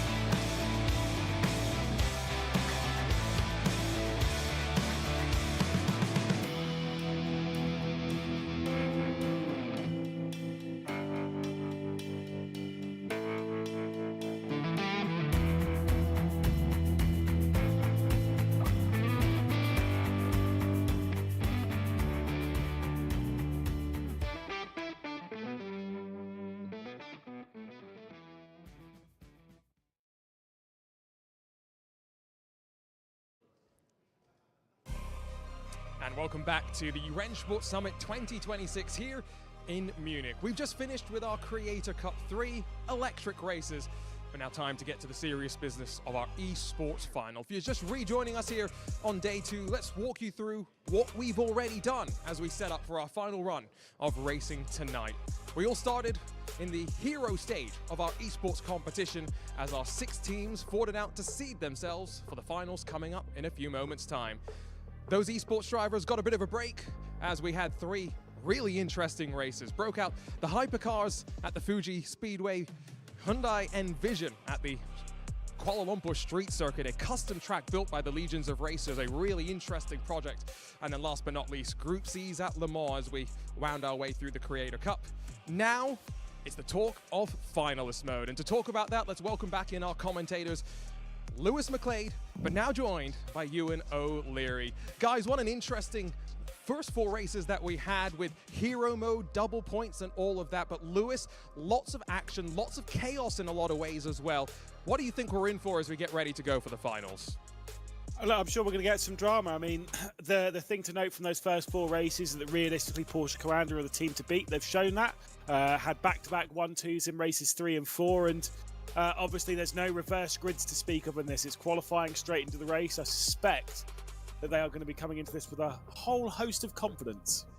And Ewan, great to have you. You were busy commentating on some other stuff earlier today, but now that you look at the way the seedings have played out, what do you think some of the other teams are going to be looking to do to challenge Porsche Coanda? Well, it's the thing with this format, isn't it, that you do have that target on your back very quickly when you get up ahead in this format, which is what makes it interesting. It sort of naturally brings the field close together. But if you can get out front like Porsche Coanda have done in those first few races, then you can continue to extend that advantage and get it over with very quickly, as we saw, was it a couple of years ago at the World Cup, where it was over very, very quickly if a team gets out in front very, very quickly. So there's one of 2 things going to happen there. Either somebody scampers away very early on and wins it very quickly, or everybody else is going to be effectively against Porsche Coanda trying to catch them up, which is going to be interesting to see which way it goes. And Lewis, looking at the tracks that we'll be competing in here in our race to finalist mode and to crown our champion, slightly different tracks from our hero stage, and in some ways I'm expecting the chaos not to lessen, but when we head to Daytona, the World Center of Racing, on the high banks, you only know high tension there. Yeah, and obviously Monza's the only repeat circuit that we had earlier on in the day. We'll be racing at the Circuit de Spa-Francorchamps as well. 3 obviously different circuits that we've raced earlier on apart from Monza, but realistically they're all circuits they're all pretty well experienced at. Daytona's one that is the one they theoretically have the least experience at. It only joined us for the spring season back in 23. They're all well versed with all 3 of these tracks. I actually don't think that's going to play a major factor in it. Drama's going to be drama, and the driving standards earlier weren't good enough, and race control were pretty hot on it. Ewan's going to be enjoying looking through some of those race control decisions as he picks back up with what he missed. But Ewan, one final question for you. When you look at the shake-up of team racing in this finalist mode, it's a little bit easier, right? Because once a team gets into finalist mode, one of their drivers can win while the other maybe has that target on their back and gets mixed up in some of the action into turn 1. Yeah, exactly. It doesn't matter which. So you can sort of use one to go on and win the race, and you can use another to get in the way. But that only can happen if you both qualify, if not on the front row together, then actually at the front of the field both together. That's a lot of reliance on both of your drivers. So that's where the hard part comes in terms of qualifying up towards the front and getting on the front row, and then you can send that one driver up the road so you can fend off the rest of the pack. We're talking about it like it's very easy to do because it has been done before by this standard of driver, but don't underestimate. It's very, very tricky to do that. But you're right, it does. It's a little bit easier in that sense than it is when it's a drivers' championship like we've seen in the past, and it really is 1 versus 11. Well, I think it's time for me to relax for a little bit after those 3 stressful races behind the wheel. Lewis, no more throwing me under the bus for my driving standards. Let's get ready for our first of our races on our run to the championship here in RENNSPORT Summit 2026. Absolutely. We've got potentially 7 races left to go, but it might be less than that. If Porsche Carrera have anything to deal with in the opening races, it's not much of a shock to see them really involved in the top spot. No, not at all. I mean, the gap that they're going to have as well, based on the points that I've seen heading into this stage of the competition as well, is quite large. So as I said to Arjuna there, either one or two things are going to happen here. In a sort of red line way, they're going to continue finishing 1 and 2, 1 and 3, 1 and 4, and continue to really accumulate those points, get towards finalist mode very, very, very quickly. Or they're going to, be targeted by the other 5 teams, because it is effectively them against the others. Now, you can get round that by qualifying on the front row and both qualifying towards the front, as we've seen in the past. However, you've still got to qualify on the front, and as I say, that is not easy to do. So let's just see here what's going on in terms of how they're being targeted, if indeed that's going to be the case, or how they are going to how quickly I should say get to finalist mode in the next few races. Yeah, absolutely. So we can see here at the second Spa Francorchamps, the first of our finals races. We'll be starting with Porsche Carrera on 100 points. Everyone else a percentage gap based on what they'd scored earlier on. The closest team to them will be the ERA by EMM team. So those two will be running in first and second. I think the points gap something around, I think the ERA by EMM is something around 75 to 80 points. They'll be starting with, of course, Porsche Carrera 100. Basically, we're playing with the same finalist mode that we have done in previous events. They'll be racing to a certain points target, which in this case is 75 points, or 175 points rather, so 75 over the threshold. So the first team to get to 175 points enters finalist mode. If they win the next race, the whole competition's over. That does mean that if Porsche Carrera get to 175 points within the first 3 races, they could win it in the 4th. However, that does mean that they could be denied. They could have the greatest run. They could finish 2nd and 3rd in every single race this afternoon, and it wouldn't be good enough, even though they have an amazing amount of points. If someone can just keep denying them in races, which is very possible with some of the drivers on the grid, then you just never really know. We're dealing with a point structure there on the right-hand side, and we are in the finalist mode, which is on the bottom there. Yep, so finalist mode reached at 175 combined points. As you mentioned, Coanda will start on 100. So the maximum they can score is 36 each time. That means they will need 3 at least to get into finalist mode. But you'd expect for a team of their quality, to be honest, if they're not in finalist mode by race 4, I would be a bit surprised. They only need 25 points per race, and I think they can manage that. And there's the split. It's a very, very big gap that Porsche Coanda Esports Racing Team, to give them their full name, the only time I'll do that this broadcast, they are on 100. There's 35 in front of ERA Esports by EMM. Then BS Competition haven't even got half of what Porsche Coanda have. It's a massive gap. Miles are only a point further behind them. Then TC Esports, who are only just in front of the RENNSPORT community team, who start on 30.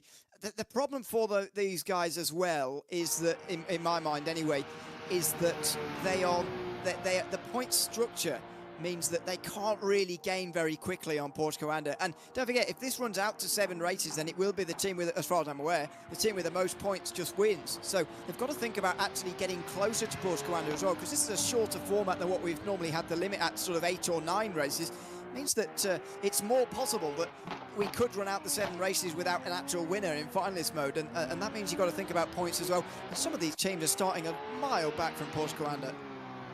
Yeah, they have a lot of work to do across this evening's running. They return to the sim rigs potentially for a sweaty 2 to 3, maybe even 4 hour affair behind the wheel into Pouhon. We see Joshua Rogers dropping down the hill towards Piff Paff, Fania, whatever you want to call it. Interesting though, it doesn't have the fastest first sector. I distinctly remember the Porsche used to go quite well in the first sector, but of course, Darren McCormack, Dane Moran, the 2 cars directly behind him, they're both also in Porsche. It is bizarre seeing Darren McCormack in a Porsche, isn't it? It is. Yeah, to be honest, I'm struggling to get it out of my head that he's not in a Mercedes anymore. Yeah. That was a couple of years ago. I mean, he's not been driving that for at least a year now, has he? But anyway, I'm struggling to get that out of my mind. Obviously, Aston Martin in the 2025 RENNSPORT R1 season, leading up to the Esports World Cup, where they were 2nd place. They ran redline probably closer than they have been run in the team's championships in recent years. Not quite able to do it in the end, as Josh Rogers brings himself up towards the start-finish line now. It's purple middle sector, but of course not many people have gone yet, so we can't quite match him up against the others just yet. It's going to be a 2:14.4. That's right around the stuff we normally see. Indeed, Darren McCormack's not joining the correct livery, but regardless, we can see him across the line, losing half a second in the middle sector. He'll be dropping behind Joshua Rogers. Dane Warren, the next one to come through. He was the one that went fast in the first sector. That middle sector, though, does seem lacking, about a quarter of a second off of Joshua Rogers. Can he improve any further in that final sector? Only a 5.96. Max Beneke running up towards the line, not been on his greatest form here so far this afternoon, but let's see about this lap time. Third place. I mean, these times are pretty close, to be honest, as you'd expect to see, and maybe with the exception of Darren McCormack, which is not something you say very often. Moritz Lerner up towards the line. He is going to do a 14.7 and slot himself into fourth. Yeah, Darren McCormack did go through a phase, not last year, the year before in 24, where he'd obviously be absolutely rapid, but then would set get a slowdown penalty on his lap in qualifying, and yeah, obviously, understandably, he's really dealt with that. But that lap time, kind of not where we'd expect Darren McCormack to be. Still probably getting used to the car. Kevin Jr. goes a couple of hundredths faster. Nico Nuninghoff in 7. Maximilian Den, Nuninghoff's teammate, come to the line here. That's definitely a slowdown for Nuninghoff, by the way. 16.1 from Maximilian Den, who goes 7th, but you'd imagine the RENNSPORT community team might well be starting at last and second last. TC Esports are coming up next, and then it's going to be the BS competition drivers. David Sobrero comes over the line there for 7th place. Now Robbie Stapleford up towards the line. Oh, sorry, Jack Keithley first. Before the 2 BS Plus cars, it's Keithley into 8th. Absolutely. Robbie Stapleford now coming through the final quarter. The last cars being BS competition. Stapleford leading over his teammate Kai Killavera, who opened the afternoon with pole position. The opening race, of course, that was back at the Hockenheim ring earlier on in the day. See what he can do across the line. 4th position for him, slots himself between the 2 BMWs of Maus. Here is the qualifying order then for the first race of the finals. It's Joshua Rogers who will be starting from pole position ahead of his teammate Dane Warren. They are looking very strong at the Porsche Commander team. Max Beneke will be in 3rd position, just ahead of Kai Killavera and Moritz Lerner, a trio of BMWs 3rd, 4th and 5th. Before we get the Porsche duo, ERA Esports by EMM. Kevin Harris Jr. leading from Darren McCormack, and Robbie Stapleford in 8th. 2 TC Esports cars in David Sobrero and Jack Keithley, with Maximilian Den and Nico Nuninghoff rounding up the 12-car field. Yeah, and it's quite uniform across the back of the field there for TC Esports and RENNSPORT community team, unfortunately, because yeah, that is how they are standing as well in the standings. They are both a very long way behind Porsche Commander Esports, who have done a very good job there to get themselves up towards the front relatively, but how quickly can they now get themselves through and into finalist mode? We saw the point system a couple of moments ago, and on average they'll need to average 25 points a race until in these first 3 races to get to finalist mode at the earliest opportunity. But as I said before, sometimes getting to finalist mode first is not actually the advantage that it seems, because you do have that target on your back for everybody else to aim at. Yeah, as obviously it's going to be a very chaotic practice session here. We're just in warm-up at the moment, getting ready to head into the race. They've all come out to pit lane at the same time. They're all battling their way around here, taking chunks out of each other. I mean, yeah, the race might end up looking like this. What I'm looking at, being like, is this the race? What's the deal here? No, it's not the race at the moment, but it is just the practice session, just the warm before the qualifying. In the meantime, I believe Arjun has got somebody for an interview that we can see from now. Let's quickly chat with Felix van Delft, one of our engineers at BS Plus competition. Obviously, Porsche Commander with a healthy advantage going into finals. What's the strategy? I think for all of us teams, it's going to be trying to challenge them and try to take the win away from them to make sure that they don't get finalist mode. And if they do get finalist mode, to make sure they just don't win. What did he talk about in the couple of hours of break that we had? I think just gathering our thoughts. Of course, for us, the first stage of this event was a bit of a struggle with some issues, but yeah, head down again and now focus full on trying to get the pace once again. Good luck. Thank you. Cheers, Arjuna. And we'll get ourselves ready for another race here. The drivers are out of the practice session. The race is ahead of us. Any thoughts as to how this one is going to unfold? Well, I think, again, teams are going to try and help one another in any way that they can, i.e. the 5 teams who are not Porsche Commander trying to get themselves in front of Porsche Commander, help one another to do so. And those 2 teammates, Dane Warren and Josh Rogers, going to be putting in the work here to try and retain this 1 and 2 they hold at the beginning. It's been a fantastic and flying start for Porsche Command. They've had 1-2 in the previous 2 races here in R1, and they lead from 1 and 2 down into the opening corner. It's Joshua Rogers heading Dane Warren. Max Benneker getting aggressive in the background, trying to fend off Kaiki Oliveira. The 2 of them have gone out wide a little bit though. We've got Kevin Lewis Jr. finding his way down the inside of Robbie Stableford. What has happened to Moritz Lerner and Kaiki Oliveira? The pair of them find themselves down on 11th and 12th position before even the second corner is found. I'm not really sure what they didn't see them go off the road, but surely they must have had some sort of spin or something, because they've dropped to the back. Here comes the big slipstream though. Rogers and Warren are going to exchange the lead amongst themselves. Max Benneker is going to go with them, but for 4th it's a big battle. Kevin Ellis Jr. in front of Darren McCormack, and Stapleford on the inside of David Sobrero. He's made a good start there. In fact, both TC Esports Mercedes have done. They're into 6th and 8th positions respectively now. Exactly. Down the hill they go into Ravage, the right-hander that we do see the odd overtake into, but for Porsche Commander there's obviously no switch between the pair of them. They do have to worry about Max Benneker though, who was absolutely rapid. Remember, the first ever time we went racing in R1 was here in Katowice. We were racing at the Circuit of Spa-Francorchamps, and it was that driver there, Max Benneker, who ended up being victorious. He's not had a particularly great day, and that kind of started all the way from race number 1 at the Hockenheim ring going into turn 2. There's been a contact, he spun round. He's had a few moments of frustration behind the wheel of his Mouse BMW, and this race is at least starting out in a far more fortuitous way for him. Certainly starting off better, that is for sure, but this front 3 are getting away here very, very early in the first race of the final. Max Benneker is effectively holding the hopes of the rest of the field in his own hands at the moment, because Josh Rogers and Dane Warren, obviously both on Porsche Commander, dominated so far here this afternoon, and they're starting off this evening with a bit of a 1-2 as well in that qualifying session, and now up towards the early moments of this first race as well, out of the final turn. And Benneker has got to try and slow them down. If for me, try and invite some others into the fight. He's not going to be able to do this on his own, so he's got to slow them down somehow. But this is an even shorter race than what we normally see in R1, for example. So they've got to try and do this on a much shorter timescale than what we normally see. Exactly, it is very, very small races comparatively to normal. About 10 minutes of the runs through the races earlier on were about 12. Up the hill they go, and the 2-kilometre run continues. Kemmel curve, Darren McCormack in slipstream with his teammate, trying to keep David Sobrero at bay. A Mercedes, he's well versed as to how to get around the circuit in R1. Of course, he did race that car when he was a part of the Williams outfit. Kevin Ellis Jr., the driver who's driven the most different GT3s in R1 competition, is the one that currently leads in this fight. He also knows how to get the Mercedes around the circuit and get it to a race-winning position, along with a Mercedes, an Aston Martin, and the Porsche he currently drives. There's the live points, by the way, 136 for Porsche Commander after this first race of the day.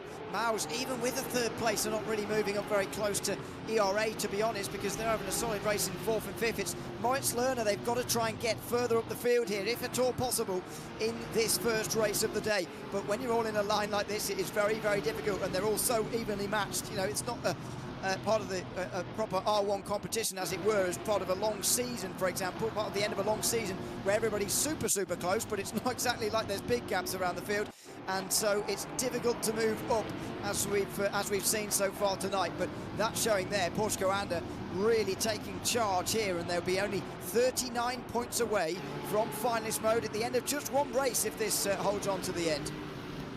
Yeah. I mean, look, it's very impressive. Of course, at the moment, I don't know quite how they're...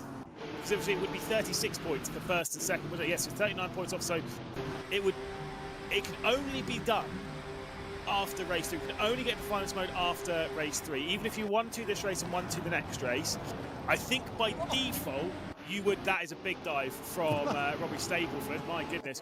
By default, because the final 2 positions yield you 3 points, if you have a 1-2 in the first 2 races, you will be in finals mode for the 4th, because you can't possibly not score enough points. Does that make sense? In race number 3, Sobrero to the outside of Robbie Stableford regardless. And getting squeezed as well, Jack Keithley will come through. Yep, he's going to go through, and so is Moritz Lerner here on the inside. Nico Nunninghoff is in the Aston Martin coming through as well now.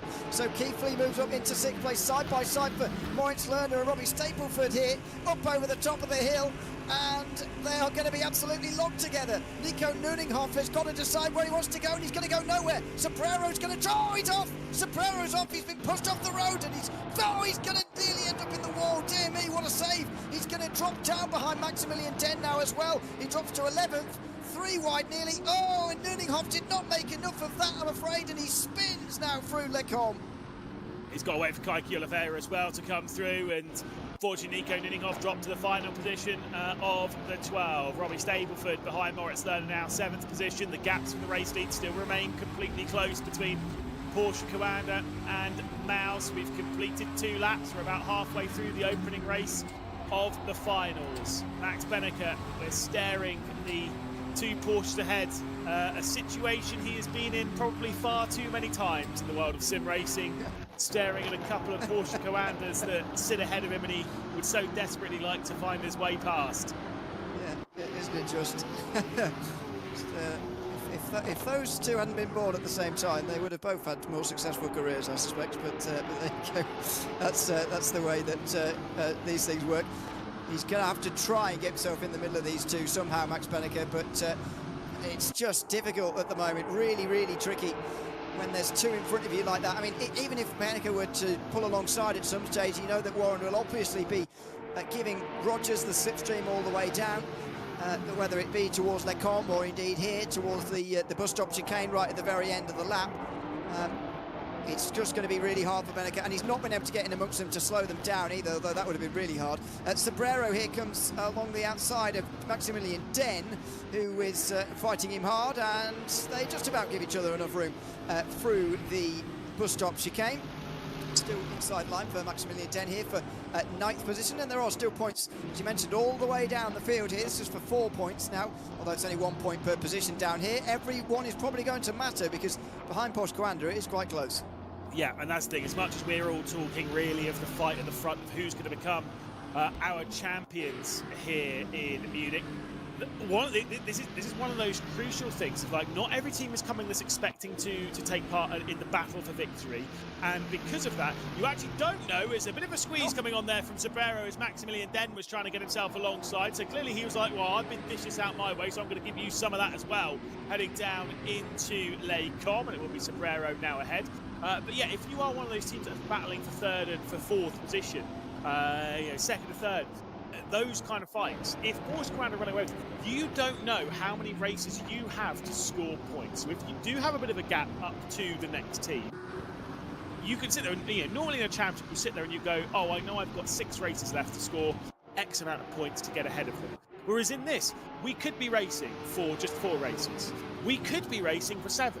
We do not know. That is the joy of finalist mode. If Porsche Coanda get into finalist mode, they may not win another race this evening. You don't know. Yeah, exactly, yeah. And I think it's been one of the best inventions that we've had since introducing R1 3 years ago, whatever it was now. The finalist mode moments that we've had down the years have just been fantastic, and it's great to have it back again for the Munich Summit in 2026, although it is looking one-sided at the moment. I seem to remember at Maus were the closest challengers when Redline really ran away with it a couple of years ago at the World Cup, and it feels like that at the moment as well. Max Benneker trying to do his best at the moment in 3rd, and he has got a bit of a run this time on Josh Rogers, but he's going to wait. I don't know if he feels like his last lap maybe is the best chance to try and get past both these Porsches at the moment, or what, but he had a chance there. He elected not to take it. I think it is all about to kick off as we head on to the final 7-kilometre run around the circuit Spa-Francorchamps. I was saying this a little bit earlier on with some of the driving standards that were considerably worse earlier on in the broadcast that we've seen in times past, which is actually saying something. They feel a bit more raceable. I don't know if there is, I don't know if there's been any changes or whatever, but they seemed a lot more raceable with some of the earlier races. Slipstream really was taking precedent, and we're seeing a lot of position switches, and maybe that's why Max Benneker has been a little bit more patient here. He sits right on the rear end of Joshua Rogers, the driver who sits number 1 on the all-time winners list, already a 2-time winner today. But he tries to find his way through now on the Porsche Coanda driver. Alongside he goes. Bit of contact between the two, but it was a brush and nothing more. Into the braking zone at Lecombe, but of course 2 Porsches giving themselves slipstream. And a big slide around the outside from Joshua Rogers, who tries to fend off Max Benneker. Oh, contact, Benneker sideways, but Rogers holds on. I think what Rogers initially actually was a little bit overly nice to Benneker on the inside line there, because he really gave him a lot of room. Was that Cam Rogers flying a drone? It really gave him a lot of room there on the inside line, and he didn't need to quite. In the end, he did seal the deal and hold on to second, but there you go. That was closest Rogers has come to losing that position there from Max Benneker. I'm finding out whether Cam is flying that drone. Yeah. If he is, he needs lessons. Yes, he certainly does. He's apparently not so good with his fingers and thumbs, that's for sure. He was giving it a good go to try and control that drone, but it left us all a bit sick in the stomach, I will say. Couple more corners left to go in the final run down into the chicane. Dane Warren looks pretty set for a victory, but who's going to finish behind? Yeah, it's going to be Rogers or Benneker, but you'd expect Josh Rogers, to be honest. Though it's not a great run out of the curve pull frame. Maybe there's a chance for Benneker coming into this final chicane. Dane Warren's going to win this race. I think that's pretty certain, and that has been maybe for a little while here in the first race of the final. But what about Benneker into this final chicane? Yeah, let's see. Here we go. Can Max Benneker find his way through? A driver in the top 5 of the all-time winners. This is trying to take on number 1 here as they try and fight over second spot. Out through the final chicane they go. And it is going to be Dane Warren for the 16th time in R1 across the line first to make it a 1-2 for Porsche Commander. A perfect 36 points for the Porsche Commander outfit. And another exhilarating drive for them. Fantastic drive from Porsche Commander. Dane Warren has, I think, won more races than you expect down the years, actually, of R1, and there's another one. No reaction, really, from the two. They know that the job is not done. It is far from done, but they are a whole heap of points closer, at 36 points closer, indeed, to finalist mode here at the end of that opening race. So there it is. Dane Warren wins in front of Josh Rogers. Max Benneker gets the fastest lap in the end, actually, but he doesn't get second place, which is what he would have liked. ERA solid results there, 4th and 5th. Darren McCormack and Kevin Harris Jr., Moritz Lerner rounding out the top 6 positions. TC Esports were 7th and 9th, with Jack Keithley ahead of Travis Sobrero. Robbie Stapleford got in front of Sobrero, of course, as we saw. Kaki Oliveira ended up 10th for PS, with the two RENNSPORT community drivers, rather, Max Minninten and Nico Nunihoff, rounding off the field at the back. But Porsche Commander a good deal closer to finalist mode.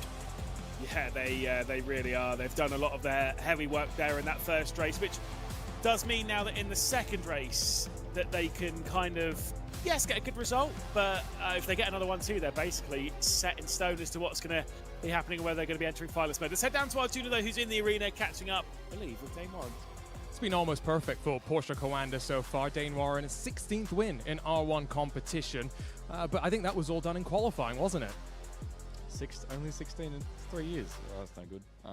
But yeah, I mean, my qualifying wasn't that great. I think Josh had a really good lap, but yeah, I think us just working together made that so much more easier than it needed to be. So yeah, a brilliant start. We'll see how it goes in Daytona, because it's going to be a real draft fest. So. Well, the fortunate thing is no inverse, so you're not starting at the back this time. You get to qualify and try again. Yeah, I think the inverse worked in our favor last time, so yeah, I mean, we'll just rinse and repeat this one and see where we end up.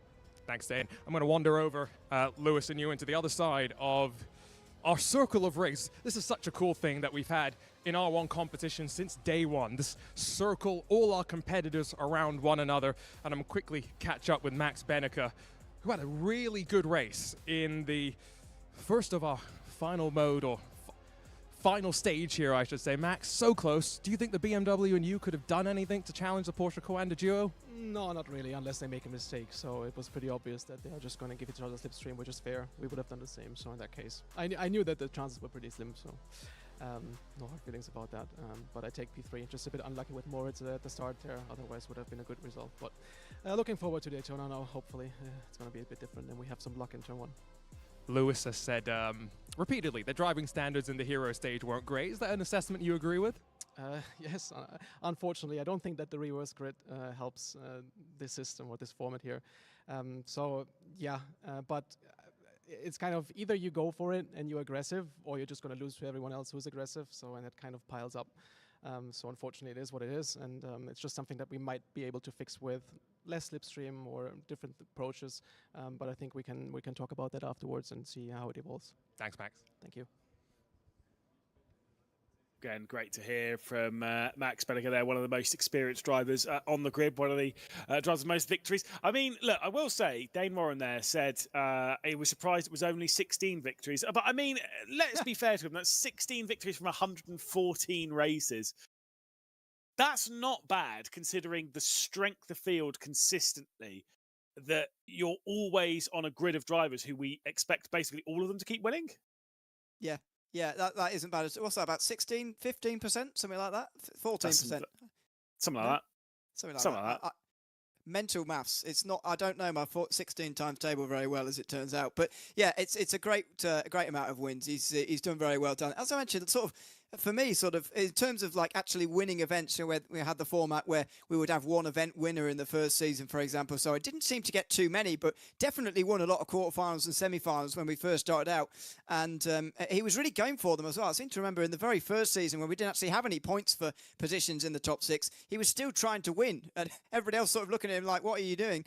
In the end, he did pay for it on one occasion. But anyway, it's been great to watch down the years, and I'm not surprised he's got so many wins, and clearly he's not either.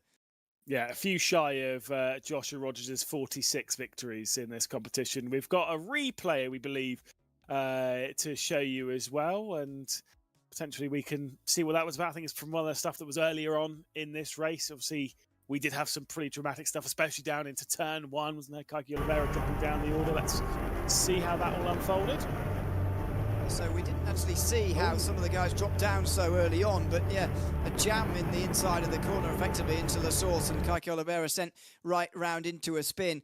I think that was with Moritz Lerner, who was sort of in the midfield there. Actually had a decent qualifying, did Lerner, but was immediately sent down towards the back end of the top 10 there. And yeah, we didn't catch it live, but you just saw us just running out of space effectively in towards turn 1, La Source. And how many times have we seen that down the years in R1? I don't know how many races we've done at Spa now, but we must have seen that on a good deal of occasions there. Yeah, I mean, look, we've had our fair share of contact at the opening turn. We don't tend to have too much drama at Eau Rouge and Raidillon. I think the most dramatic thing that we've had at Eau Rouge and Raidillon was when Yuri Toman at Jönköping had a wheel disconnection and went straight off into the barrier. It was a whopping crash. By the way, speaking of Yuri Toman, and also I believe I saw on social media that the Vitality team have all been signed up, being Yuri Toman, Marcel Tinchik for another year. So hopefully we'll see them in some further competition or something like that. We do like ourselves a bit of Marcel Tinchik, Yuri Toman. I was going to say though, with Yuri Toman, he's done 149 races in R1, right? Which is obviously great. That is the most amount of races that any single driver has completed in R1 competition. Joshua Rogers will overtake that today. This is, in fact, Joshua Rogers' 149th race in R1. So the next race, he'll be taken to the big 150. Are these going to the statistics as well? Although last night's didn't. These are going to the statistics. Yeah, but last night's wasn't R1. Last night's was a Pro-Am separate thing. True. Yeah, they were relying on other people a little bit last night, to be fair. So that's fair enough. Yeah, I mean he's done so many now, Josh Rogers, and who would be surprised to see him go on and take some more victories over the course of this evening? Certainly not me. As you mentioned, the minimum. What did you say? Minimum they can pick up is 6 points over these next few races. So they're going to get themselves a little bit closer to finalist mode again, a little bit closer. But the fact they were 1 and 2 there in that first race means that they're really not very far away now. The other teams have got to try and do something about that to, if not get in front of them or whatever, then start to position themselves in second and third so they can start to catch up. Because as I mentioned, this is a shorter format than normal. 7 races this time is the maximum. I think 9 or 8 has been our maximum in the past. And that means you really don't have very much time to get to finalist mode. For some of those other teams, it's going to be a real challenge to get there. 8 was the maximum in the Esports World Cup last year, but that did have a different caveat of how we had to build up into finalist mode from a much lower benchmark. It was a troublesome thing to get into, and unfortunately, the one thing that we both spoke about the day before, or commentated for, ended up happening, which was where we had basically a pointless final race where no other team could win. and Team Redline were able to take the crown, even though they didn't have a victory until the last race earlier on. It is what it is, but they had a lot of victories earlier on the day, stolen away from Darren McCormack. He took 4 victories on that final day. Absolutely incredible performance from McCormack there, and he's trying to battle with his teammate Avertis Pro, now at EMM, ERA by EMM, of course, to try and steal second away here. I get the feeling the victory might be a little bit out of their reach, but it's one of those ones. You never know when we get towards finals mode. You can start denying people very quickly. Onto the high banks they go as we run on board with Sobrero. Yeah, he's first out this time round, David Sobrero, for TC Esports here at the moment these days, partnering with Jack Keithley over in Munich here this time around. Going to need a big performance here to get themselves into the top half. TC were up. Has he run himself in the wall there, nearly in the back straight? They do need to try and get themselves to say into the top half. They did struggle to get themselves out of Group D, as we were seeing through the dynamic group phase of last year's R1 competition, and that sort of shows really where they are around in the standings. Unfortunately, they've not been able to lift themselves much further up than that so far here today, as Sobrero comes around the banking now for the final run to the line here at Daytona. Where is he going to get himself here with this opening lap time? It is a benchmark of a 1:44.2 to beat, which Dane Warren likely will. Incredible sectors coming in from Dane Warren. A few cars down the list will be his teammate Joshua Rogers, but Warren will cross the line and immediately go on to provisional pole position. Robbie Stainford will be the next one to join him across the line. 43.886 to beat. I don't think he's going to quite do it, but it's still going to be a 44.173. Decent final sector there for Stapleford. It certainly was, and here's his teammate Kaki Oliveira for BS Plus competition, coming up towards the line, going to be joining his teammate, I'd imagine. There he is in the low 44s in second position. Here comes Kevin Ellis Jr. up towards the line now for ERA as well. He will be close. No, I thought he was going to be closer to Warren than that, but 5th place for him so far. There was a bit of a mistake in that final run-in from Ellis Jr. So easy to do from the bus stop, the Le Mans chicane across the line. Beneker goes into second position. Second driver to break into the 143s, Maximilian Dent. A few tenths off, particularly in that first section. This is not, unfortunately, going to challenge a pole position. It's going to be a 44 high, maybe even 44 low. Yep, 44.039. Unfortunately, with Dent is his teammate Nuninghoff. You'd imagine it will be somewhere around what Maximilian Dent has been able to do. And oh no, he does get himself in front of Kevin Hurst Jr. Very good end to the lap, but Josh Rogers is flying again.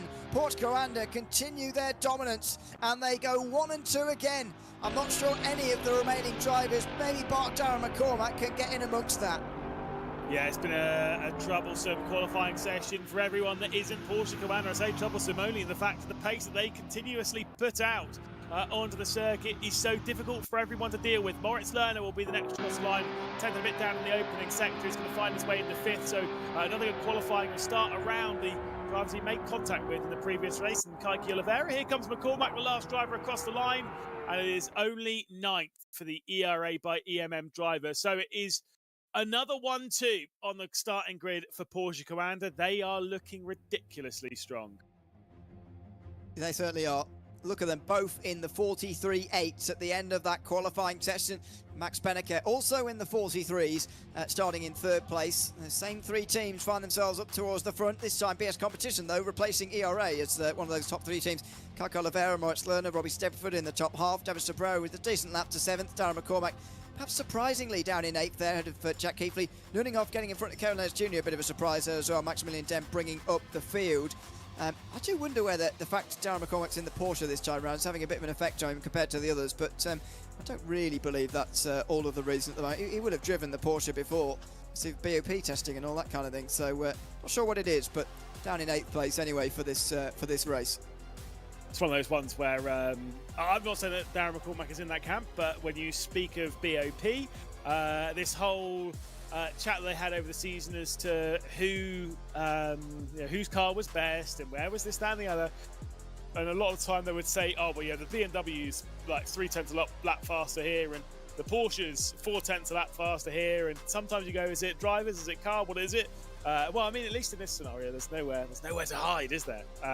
You're jumping into a new car. If you thought it was the best car, suddenly you've got to find the extra time that Porsche Coanda continuously find behind the wheel of this car. Darren McCormack's an incredible driver, but I mean, it's a new challenge, isn't it? It's so very different. The Merc to the Aston, I don't think was that much of a crazy switch. They're both V8s, they're both front engine, they're both pretty similar on weight, they're both about the same size. This is very different.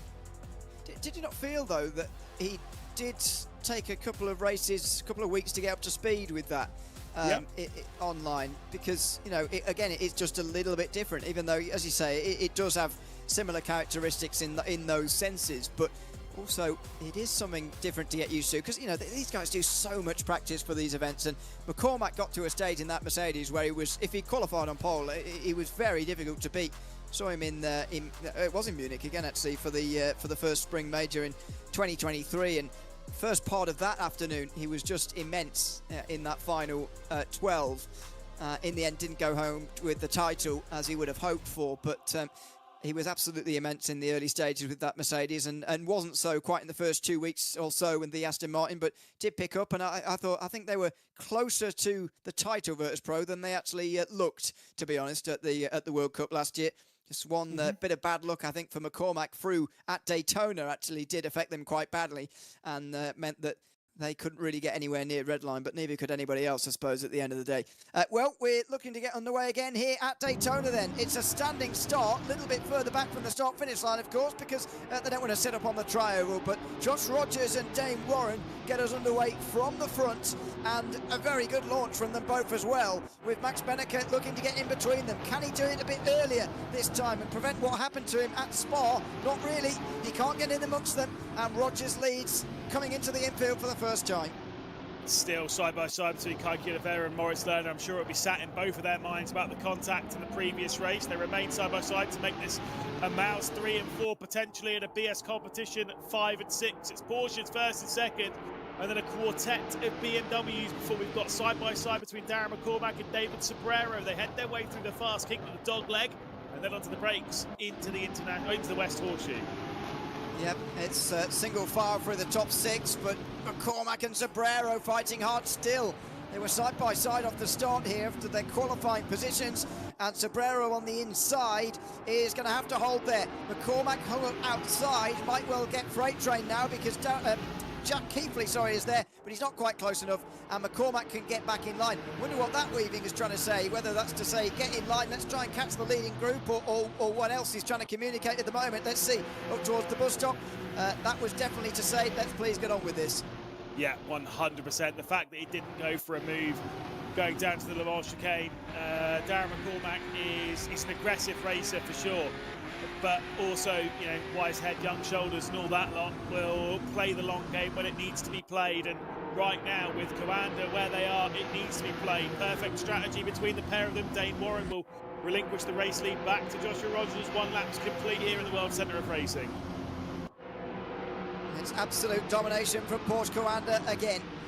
If they were, and here we go, look at this, the cooperation hasn't quite materialised that Darren McCormack was hoping for here, and I don't think he'll be very pleased about it. Jack Keithley's down his inside in towards turn 1, and he's shoving McCormack out wide, though he has his own slide.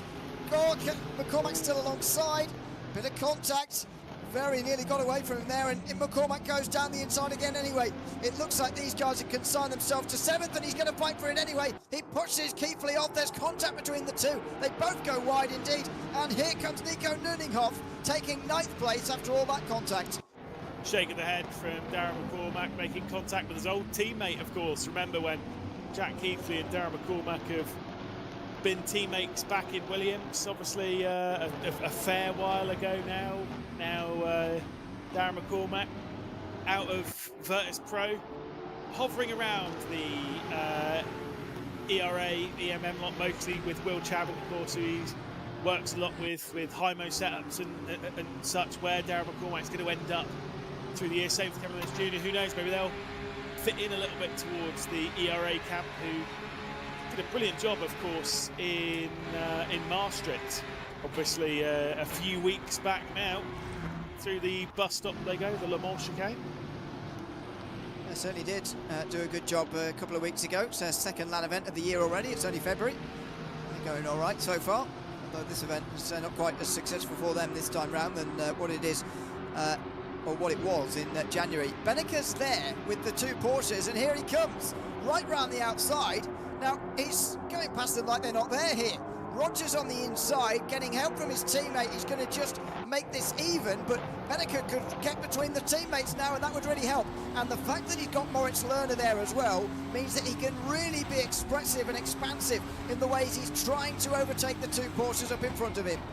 You can see the mouth moving there of Max Beneke on the left-hand side of your screen, obviously communicating to a team boss Rene, and also, I'm sure, teammate Moritz Lerner to a degree. And you're absolutely right, the fact that it's his teammate directly behind means that he can be a little bit more inventive with his attempts to pass the Porsche Carrera duo that sit first and second and try and deny them their what would be fourth consecutive 1-2 finish in this. They had 2 at the end of the Hero stage. They've had 1 to open these finals. They're in a really good position at present, and Mouse could get themselves very much involved here, and I wouldn't necessarily rule out a 1-2 finish for any of the top 6 teams if a little bit of drama goes anyone's way. They are running first, second for one team, third, fourth for another, fifth, sixth for another. That's true. I am finding it difficult to see anyone other than Porsche Carrera getting a 1-2, to be honest, but you're right, with a bit of trouble, then you never know what can happen here.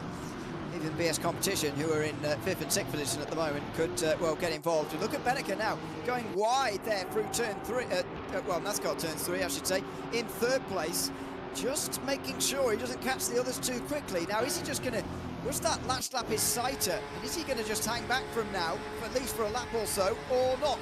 Oh, he's going to get to the inside. Rogers leaves the door open. The two Porsches are side by side. They're trying to block Beneke from going either side now, although he could have made it 3 wide if he really wanted to. Rogers right round the outside will get in front. Warren on the outside takes the position. Whoa! And Moritz Lerner goes into a spin across the front of Kaiki Oliveira. His bad luck continues in these finals. Second time in 2 races that Kaiki Oliveira and Moritz Lerner have come together. Frustration for Max Beneke, who now knows that he's got 2 cars ahead of him and 2 cars behind to do battle with, teammates all over, and a frustrating time. This is not a driver competition. This is a team competition. You need your teammate there, so I'm very unfortunate for Moritz Lerner and for Mouse, but a very fortunate position for Porsche Carrera to be in, because I get the feeling that with Moritz Lerner being dropped off this group, their job's actually just got easier. Yeah, indeed. And the 2 drivers, you know, the team formation, I should say, has very much been broken up now by that. Stableford has taken 4th, and a bit of a gap has been created in front. Sobrero now trying to join, but they really can't call themselves part of this front group anymore, I don't think. Rogers, Warren and Beneke might well be able to just get away now. Oliveira's got to get himself back into the right headspace very quickly, though, because Sobrero is right in behind at the moment, looking to get through into the top 5 position.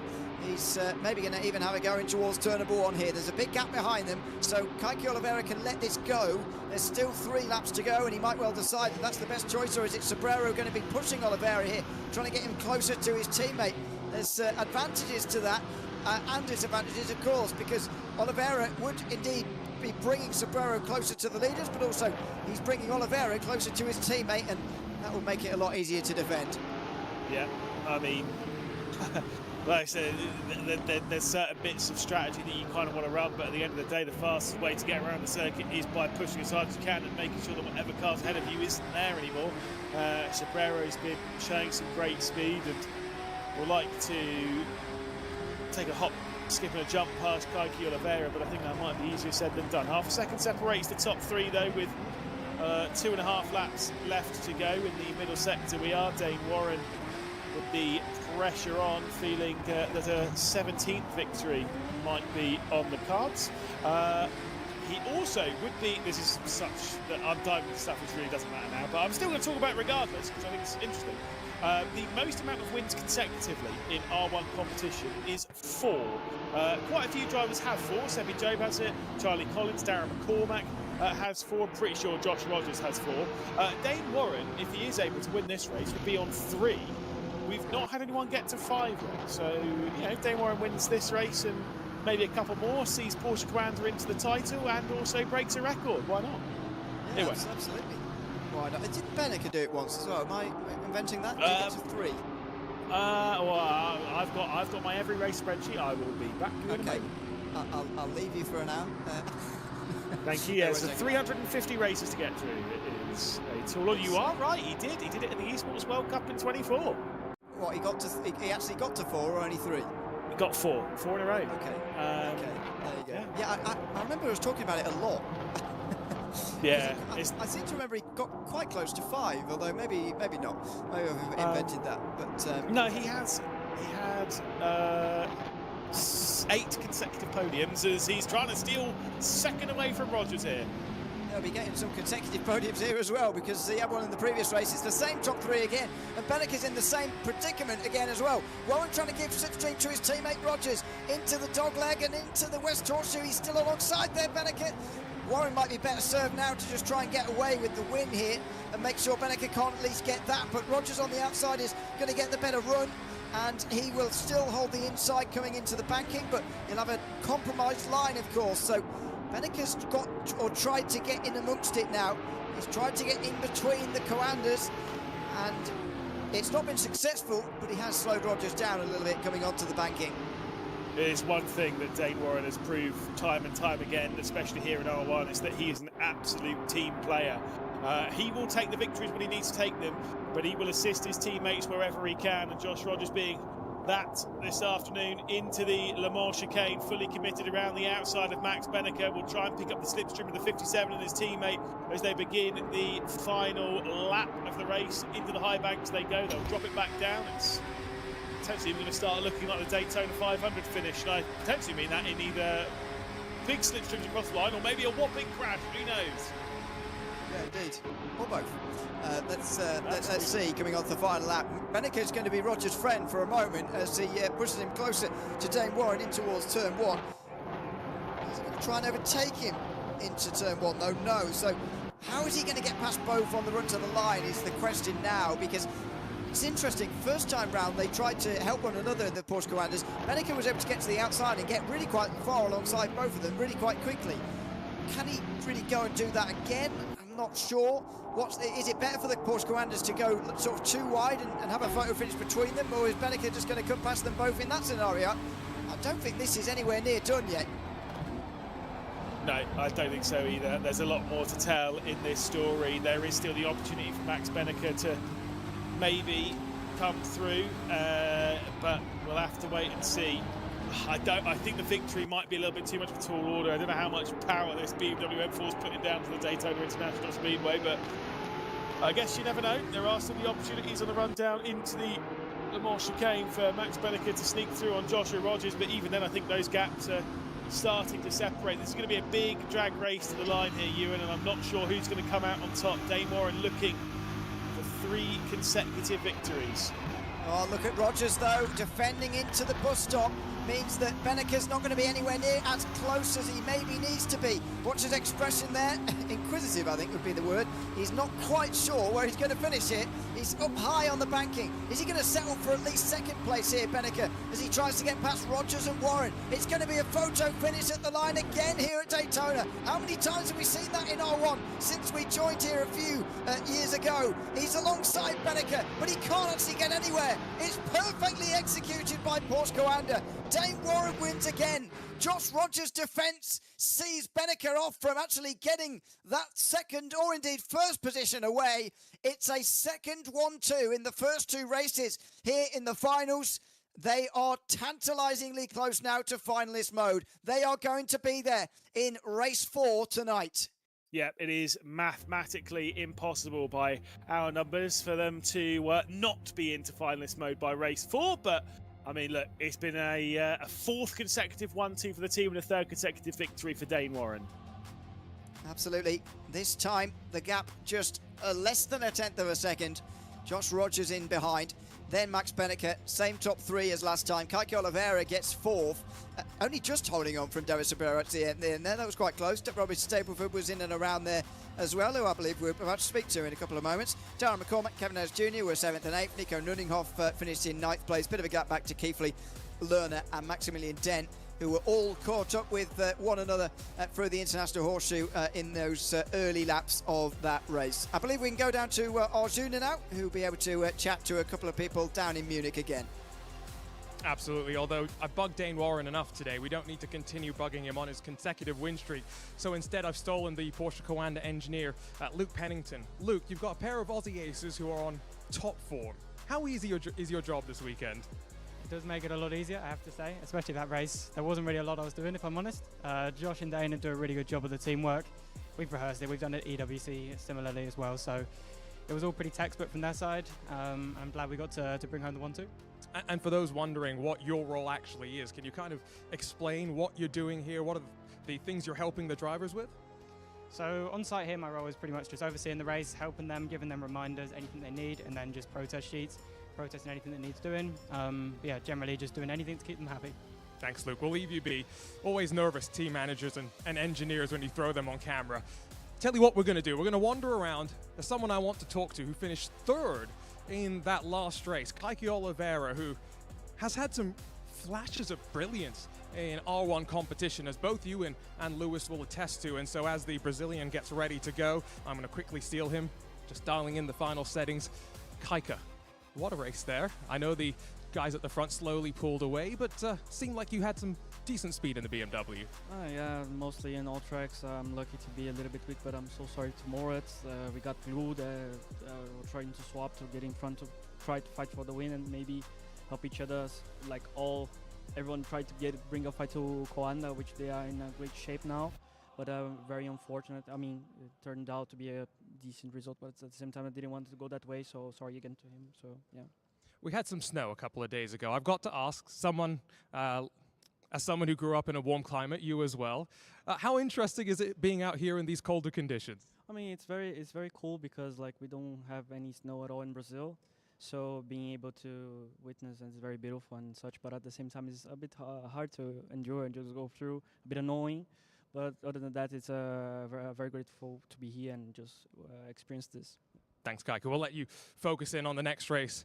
I'm not going to let Ewan and Lewis jump in just yet because I've stolen something from our wonderful team at RENNSPORT. The keys to the KTM that's behind us. And so, is it going to work? How do I get the front to come up? We're going to find out together. Oh, look at that. You think I should get in? I don't think anyone's going to stop me. We'll see if I fit. One leg in, other leg in.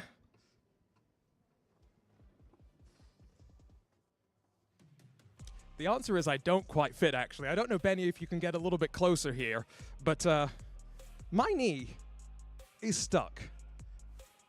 I think I need to... Ah, there we go. Jeremy Clarkson never made getting in one of these cars look graceful, I should say. This is gorgeous. I mean, Lewis, Ewan, I might need to go back to you because I'm going to lock myself in this car and maybe drive away.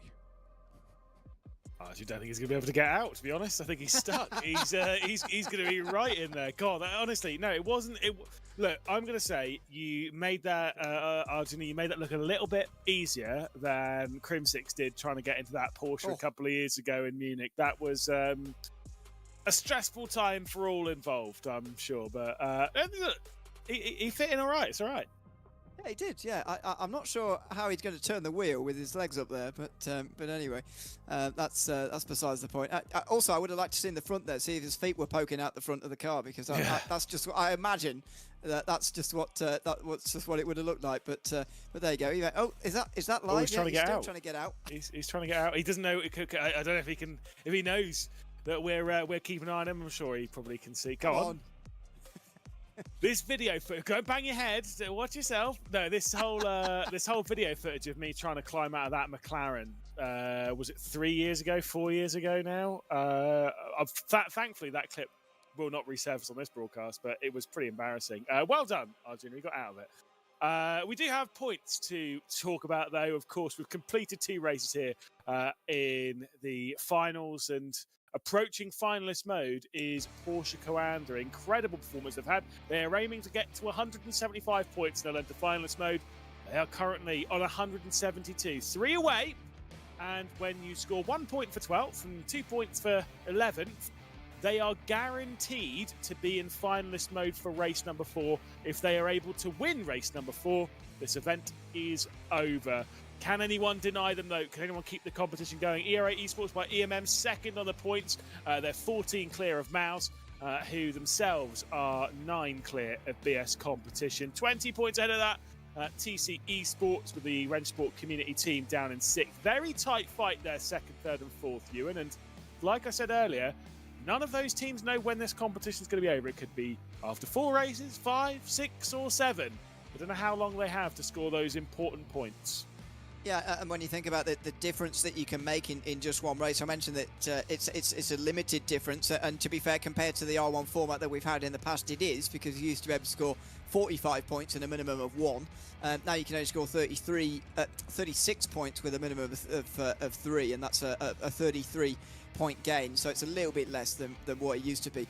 But you can still make the difference, as you say, even from 2nd to 6th, to be honest. The increment gaps are very small all the way down, so there can be positional change all the way down. But the problem is in these first few races, you know, ERA started as the closest team to finalist mode apart from Porsche Coanda. They know already that Porsche Coanda are going to be there by 4. In my mind, to sort of get this to sort of carry on, because once they're denied once, it starts to get weird and anything can happen. You've sort of got to be finalist mode by 5, for me, race 5, and they don't look like they're going to get there at the moment, to be honest. In the next, well, they can't, I don't think, anymore, can they? With 2 races until that point, even if they score the maximum 36, they can't actually get there. So none of those teams are really. Now they've got to sort of prevent it from happening twice, and that's when it gets really difficult. That's what happened to Redline a couple of years ago at the World Cup. That they were so far in front, they arrived at finalist mode so far before anybody else that even if they had been denied once, the teams would just have to have done it again and again and again, you know, and that's not sustainable really when you're against such a team. Yeah, absolutely. I mean, there's a lot to talk about from these various teams, but also the lanky one is standing by. Let's throw it back down to the arena. Absolutely.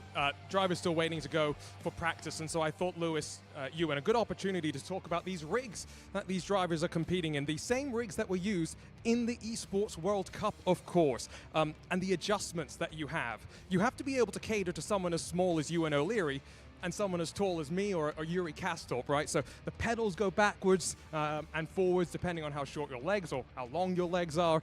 Chair, of course, goes backwards and forwards. You got this Moser Racing wheelbase that these drivers are all using as standard. And then, of course, Moser Racing pedals. Playseat providing all the hardware for us for this event. And just look at the construction on it as well.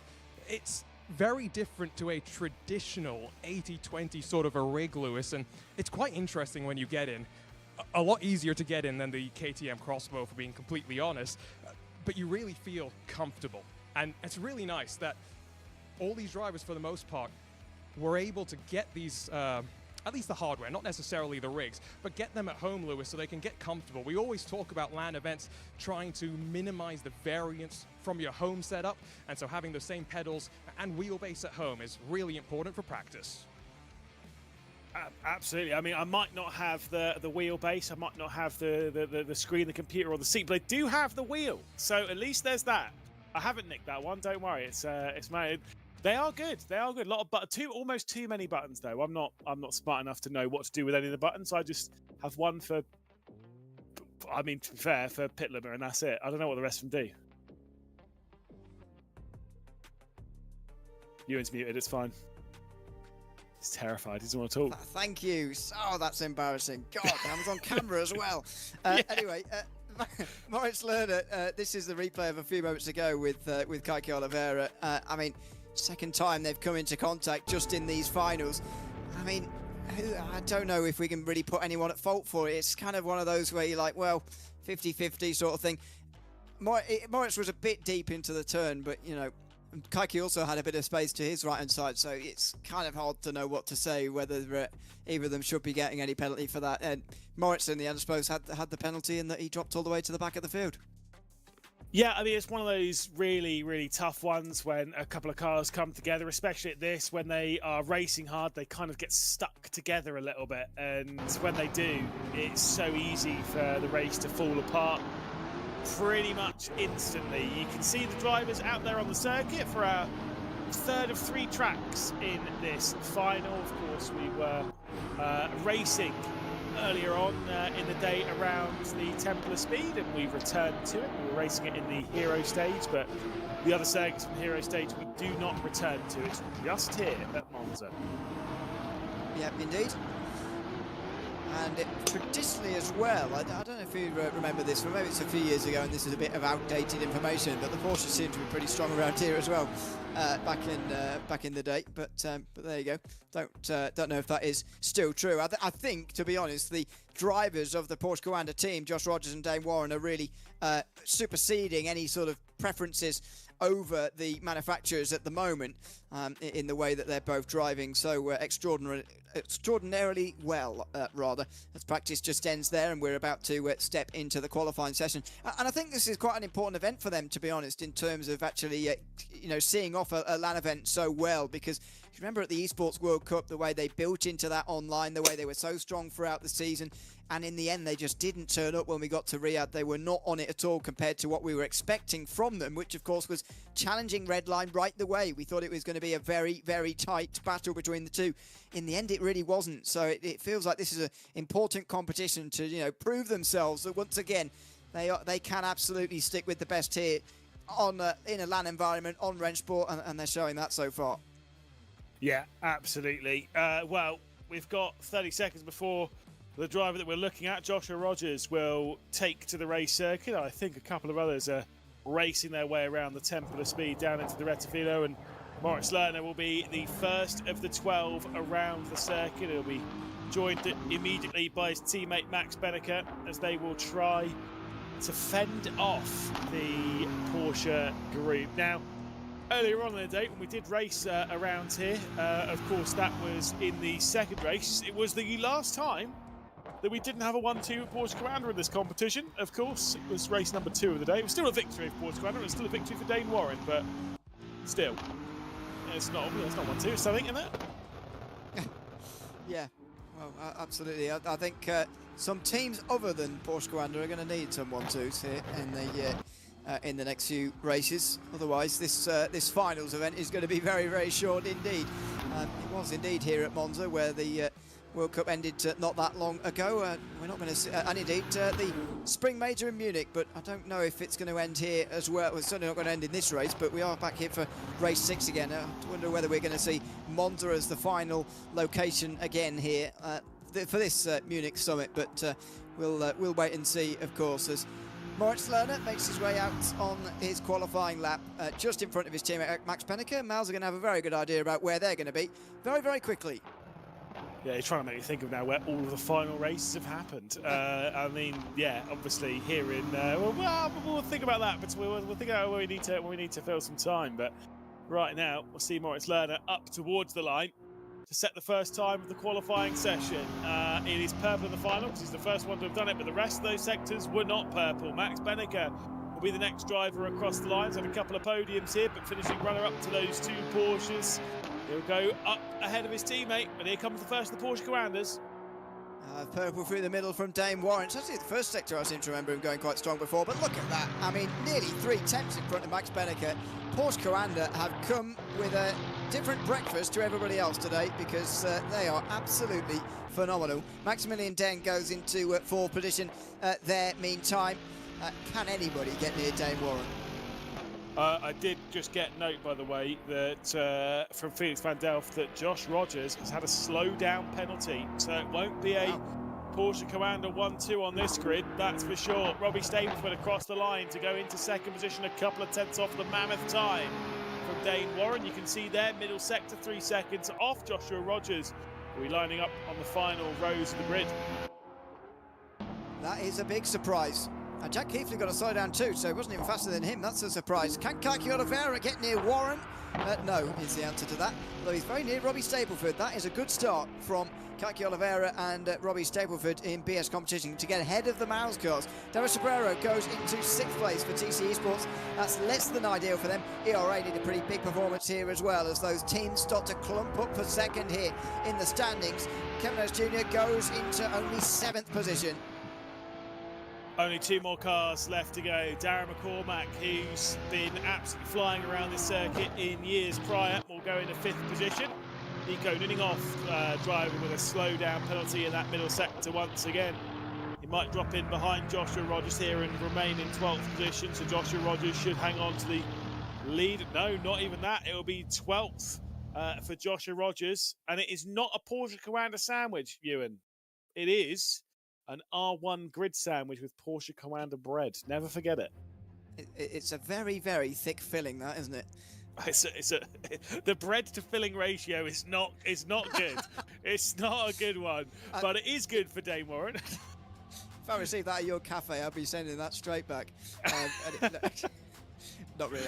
I'm too nervous to do that. Dave Warren, though, does take the pole for Porsche Commander. So far, by R1 standards, that's a massive gap, by the way. Over a tenth of a second, Kaike Oliveira and Robbie Stableford. Good laps in their own right, though, for BS competition. Maximilian Benneker, 4th, ahead of Darren McCormack, Moritz Lerner. David Sobrero, 7th. Kevin Jr. in 8th, followed by the 2 RENNSPORT community drivers, followed by Jack Keighley and Josh Rogers, the 2 with slowdowns throughout that race. Very excited to see how Rogers does in this race, because it doesn't really matter for Coanda, but we haven't seen him come through the field in these finals yet. Yeah, absolutely. I mean, I think that was a great and interesting qualifying session that sees Dane Warren at the front, really trying to eye up that 4th consecutive victory. Stats.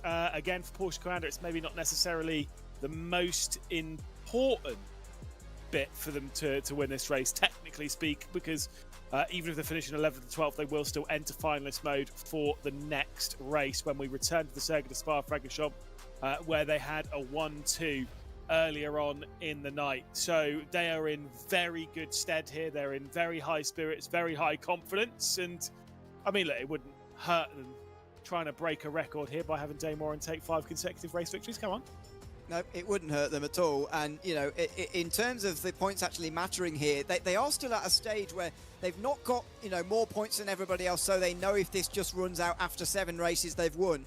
If they have, you know, 4, and I'm not saying this is likely at all, in fact, it's the opposite, but if they have 5 bad races and the other teams continue to accumulate points at the sort of rate they would do if they remove Porsche Commander, then you've got, you know, you can lose it from here. So let's not, you know, be too, they can't be too blasé about this. So it doesn't matter that Rogers is down the back. You know, if Warren has a spin on the opening lap, they'll be last and second last. Then suddenly a team has got an opportunity to gain more than 30 points in one go. And suddenly that will make you sit upright a little bit. So that they do have to be wary that this is not, they're not out front in terms of points yet, in terms of winning this, that they've still got to focus on a little bit on those points, even if they know they're in finalist mode by the end of this race.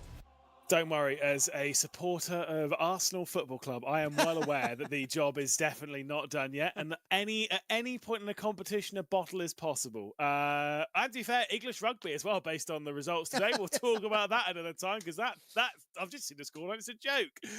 What is not a joke, though, is we're in the 3rd race of the finals. It's Dane Warren from pole position with a couple of BS competition cars directly behind. Darren McCormack is not on the grid. Oh, no, he is. He's just a couple of spots behind. It's Max Benneker who's not on the grid. So Mounts have had a bit of an issue, unfortunately, a technical problem, and Max Benneker will not take to the race start. Down to the opening corner comes Dane Warren with Kaike Oliveira directly behind Robbie Stableford, trying to cover off the ERA of Darren McCormack and Moritz Lerner as well for Mouse behind. It's a clear lead of half a second for Warren.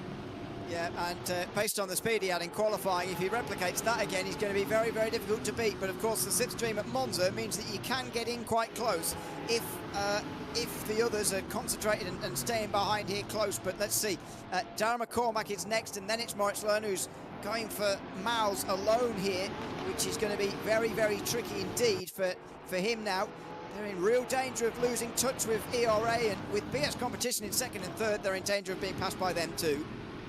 Side by side through the first Lesmo for Nico Nuninhoff and Jack Keighley. Nuninhoff off the road. Jack Keighley will pick up 9th position for TC Esports through the right-hander of the 2nd Lesmo down the Seraglio Straight, as George Morgan keeps mentioning that he knows the mystery corner and straight of Monza that no one ever says anything about, because it's a kink, isn't it? Who cares?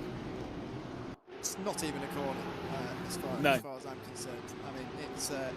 I hope it's not numbered, but anyway, there you go. It's named though. I know there needs to be a name for everything though, doesn't there? I was doing a broadcast at Winton not that long ago. Even the tiny straights there are all named. Very weird. Anyway, that's completely off topic. Dane Warren is leading this race by a very long way, and it looks like he is almost away from slipstream range as well. Keke Oliveira is going to be close enough, but Warren's making sure that he doesn't get much of that slipstream, and he's going to try and break that in the next couple of laps. Yeah, trying to move the snake around at the start-finish straight and down into the braking zone of the opening corner. Dane Warren will keep that 6/10 lead. He said he needs to try and break it going through the Rogier and then through the two Lesmos. That's really where you kind of don't have too much slipstream games to play, but around Curva Grande there certainly is the assistance of the slipstream. David Sobrero right behind Joshua Rogers, he's right behind Kevin Lewis Jr., Moritz Stoner, Darren McCormack, Robbie Stableford, Keke Oliveira and Dane Warren. We'll see Josh Rogers potentially go for a move here on Kevin Lewis Jr., but Kev's able to keep him behind. Certainly is. And that might well remain the same for a while here. I think before Rogers makes this move, he needs Kevin Lewis Jr. to be a little bit closer to Moritz Lerner, because if they have a proper fight here, then they're going to get out the slipstream, and it's going to be hard to catch that top 5 again if they lose it. So they need to be very wary of this. It needs to be a bit of a balance struck, and to be fair, with Warren leading this race, Rogers doesn't need to worry too much about gaining all these positions, because, you know, he's gaining a lot of points through Dane Warren at the moment. So, you know, he can relax just a little bit on those who are on those points that he is picking up at the moment. It's really that next race when they'll be in finalist mode where they'll have to be at the front, because Dane Warren, or indeed Rogers, will not be able to do it on their own when they're the only ones in finalist mode. Yeah, it's one of those ones. When you're in finalist mode, effectively the amount of points that you score kind of ceases to matter. Yeah, there is some relevance to it. If multiple teams are in finalist mode, then whoever's where kind of depends on where they finish with the second and third and whatnot. Fair enough. That's semantics. When it comes to actually winning the overall thing, once you're in finalist mode, points don't matter. The only thing that matters is taking that victory, and every other team knows it. And so that if you're the one in finalist mode, they will go full send. I distinctly remember thinking back to the Circuit of Spa-Francorchamps when we were here in Munich 3 years ago, in May of 2023.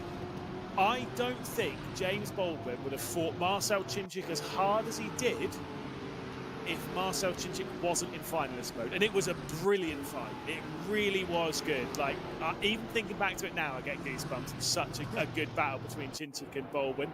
But I think that it would have been different. Maybe Chinchik would have fought, you know, maybe more. I don't know. That's what finalist mode does. It changes the dynamic. Yeah, it makes it very, very fascinating. I always enjoy finalist mode for that.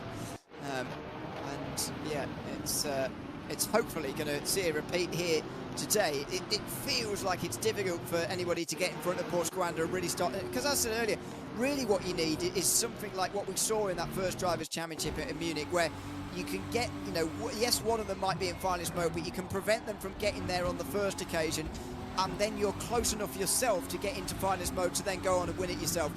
In the end, Marcel Chinchik, I believe, got into finalist mode first. Indeed, went on to win it eventually anyway. But it was prevented for, like, it's like his 4th race in finalist mode or something like that, and it still, it still wasn't quite getting over the line with a victory. So that's what you need. You need to be close enough to just get over the line. But based on those points we just saw there, it's going to take these guys at least another couple of races to get into finalist mode, if not another 3 at the rate they're scoring points. So really, they're going to have to, first of all, get a bit of a slice of luck, to be honest, with Porsche Coanda not winning races, but also they're going to need to score some points themselves very, very quickly. Otherwise, their luck is going to run out with Porsche Coanda not winning races. What was that you said? It could take them 2 or 3 races to get into finalist mode. Well, if they are able to do that, if they are able to score some victories, score some points, and it takes them 2 or 3 races, at the time they'll be in finalist mode, and in the other teams, it could come down to those final couple of races, which would be fascinating. You know how that could end up very scary indeed. Kevin Lewis Jr. trying to find his way back through on Joshua Rogers. It's not going to be a 1-2 for Porsche Coanda in this race, but still, Joshua Rogers is trying to be in the top half of the field once again, getting yet another top 6, as he has now become the most experienced driver in R1 history. This is his 150th race, if I remember my stats correctly. Has he overtaken somebody today then, or has that always been the case? He's been the most experienced? No, he's overtaken someone. Yuri Toman has 149. Joshua Rogers now has 150. This is 150th race. So, fun fact, it's the 357th race of R1. Yes, I have numbers. Tomo was very good at finishing about 4th, wasn't he? Yeah, he has a great top 6 percentage. I'll tell you that. Yes, but not but for someone with such a good top 6 percentage, not such a good win percentage from what I remember. I think he's gone through seasons without winning before, while also making every final, which is a bit unusual. Yeah, I don't think he won much in 2024. He hasn't been through a season without a victory, apart from he did win in the first season as well, because he won the semi-final in the opening round. So he's had wins every year, but he's only had 13 victories in totality, which is 8.7% of the time he's winning. Numbers. Yeah, we can just do this broadcast based on the spreadsheet if you want. Absolutely, it's big enough. There's plenty on it. And then there's a spreadsheet. Yeah, I've never seen a spreadsheet so big. But, you just see the Formula E one, mate. Well, I haven't seen that, to be fair, but I don't have to know those stats, so so I haven't seen it. But meantime, Kevin S. Jr. And Dennis Sobrero fighting away while we're nattering. On the inside, bit of contact. Rogers is going to get away as a result of this, but I don't think Kev wants to let him past. And well, it's costing them both at the moment. They've let the Australian get away into that top 6 again.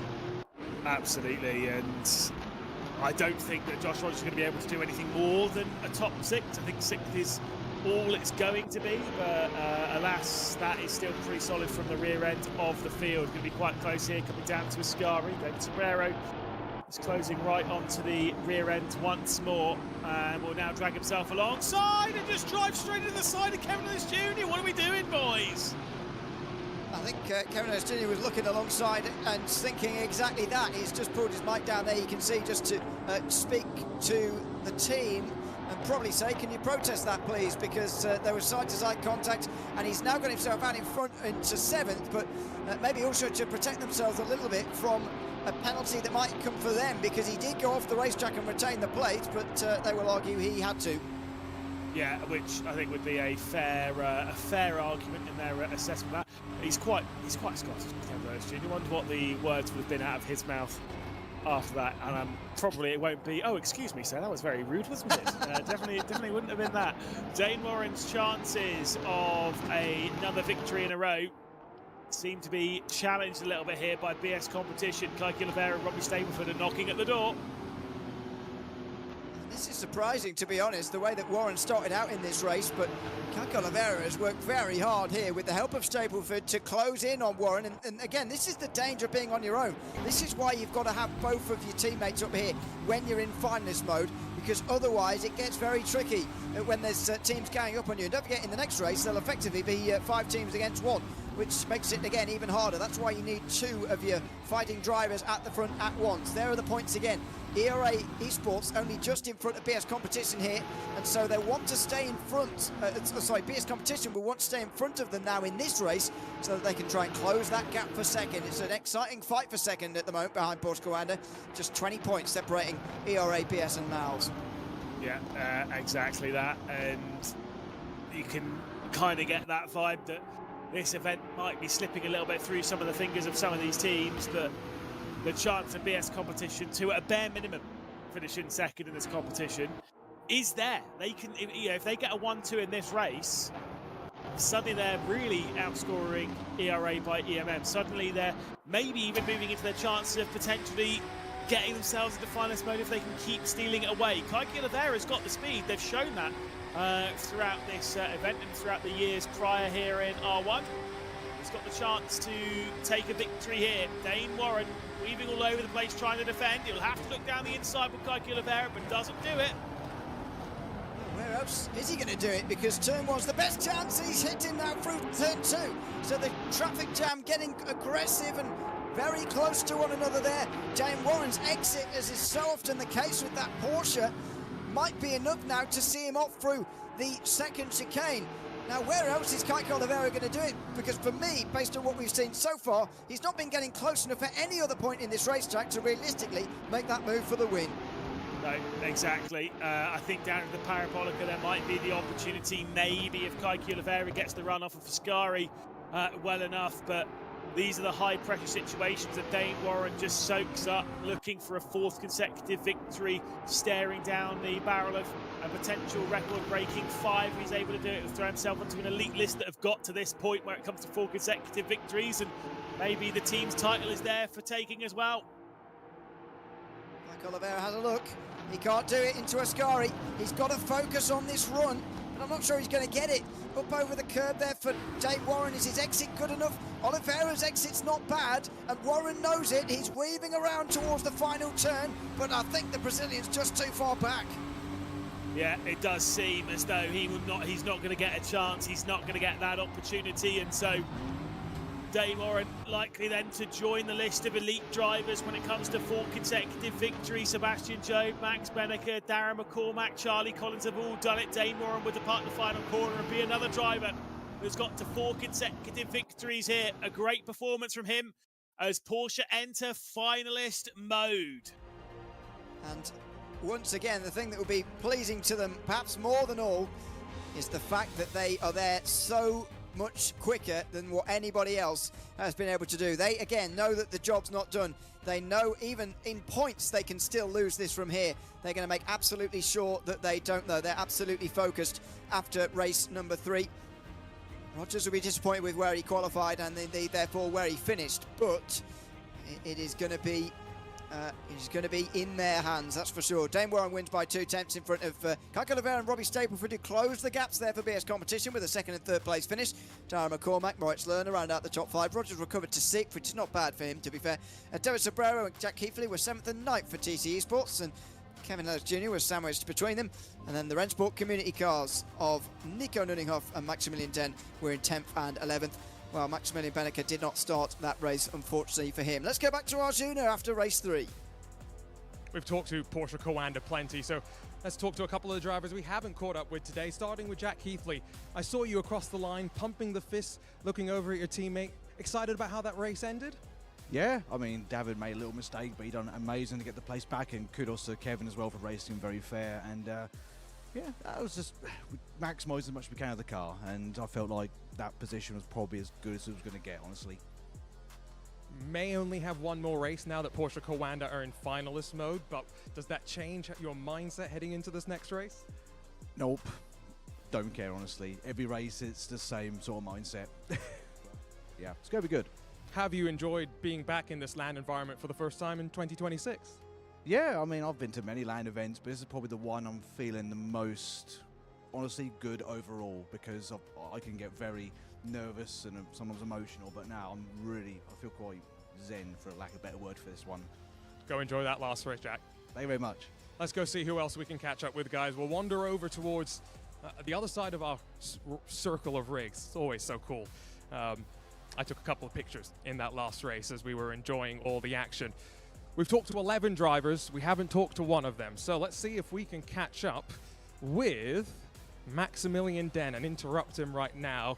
Maximilian, part of the RENNSPORT community team. It's great to have you and Nico here. How have you enjoyed competing against the best in R1? Well, most definitely. I mean, it's a great way to show me how much I still am lacking and how much I still need to improve in order to close that gap. I mean, it's almost impossible, but I'll keep working on it. Maybe next time when I'm lucky to be invited again, I can be a little bit closer. You say that, but you've shown some good pace and you've got plenty of experience in this platform, much like many of these drivers. I find that improving at RENNSPORT's difficult because you're not looking at setup. All you're doing is driving. Got to ask you, how many kilometers have you put in on this game? I think in total, ever since the beta, I think I have around 20,000. So I'm usually against the most other community drivers on the lower side. But I think on this summer, I'll put in a couple more kilometers over the days. This is a different environment, LAN, dealing with maybe hardware that you've not practiced with before. Has that been an adjustment for you as well? Yeah, most definitely. I mean, what I found the difference is in braking, because the pedal is really a lot firmer, and there's a lot less travel than what I'm used at home. So there's a little bit, but I don't really want to count that as an excuse. I mean, after all, I need to be here and adapt and put whatever skills I have to good use. So yeah, just adapt and do the best I can. You're a racing driver. You're allowed some excuses, but great to have you and hope we'll see you plenty more moving forward. Thank you. Lewis, Ewan, one more race potentially, and you guys have been talking about it. Target on the backs of Porsche Coanda Esports right now. Their management talking a little bit as their drivers sit behind the rigs, but I'm excited. Could we be done in just 4 races? I mean, we've been done pretty quickly before, of course. I mean, you mentioned it earlier, Team Redline back in 24. He was absolutely rapid where Team Redline as a squad, and they were able to take the victory so quickly. And Porsche Coanda probably in that same kind of camp. Yeah, I would say so. You know, the thing that was really sort of surprising about 2025, I think, was the way that Porsche Coanda, first of all, online were so close to Team Redline. And we thought, you know, it's going to be between those two, and it's going to be maybe a long competition at the Esports World Cup to sort of find out as they're battling for that title. In the end, Redline, obviously Coanda got knocked out early, and Team Redline were the ones who came through with a very sort of, well, not quick victory actually in the end, but they did take the victory by quite a sizable advantage.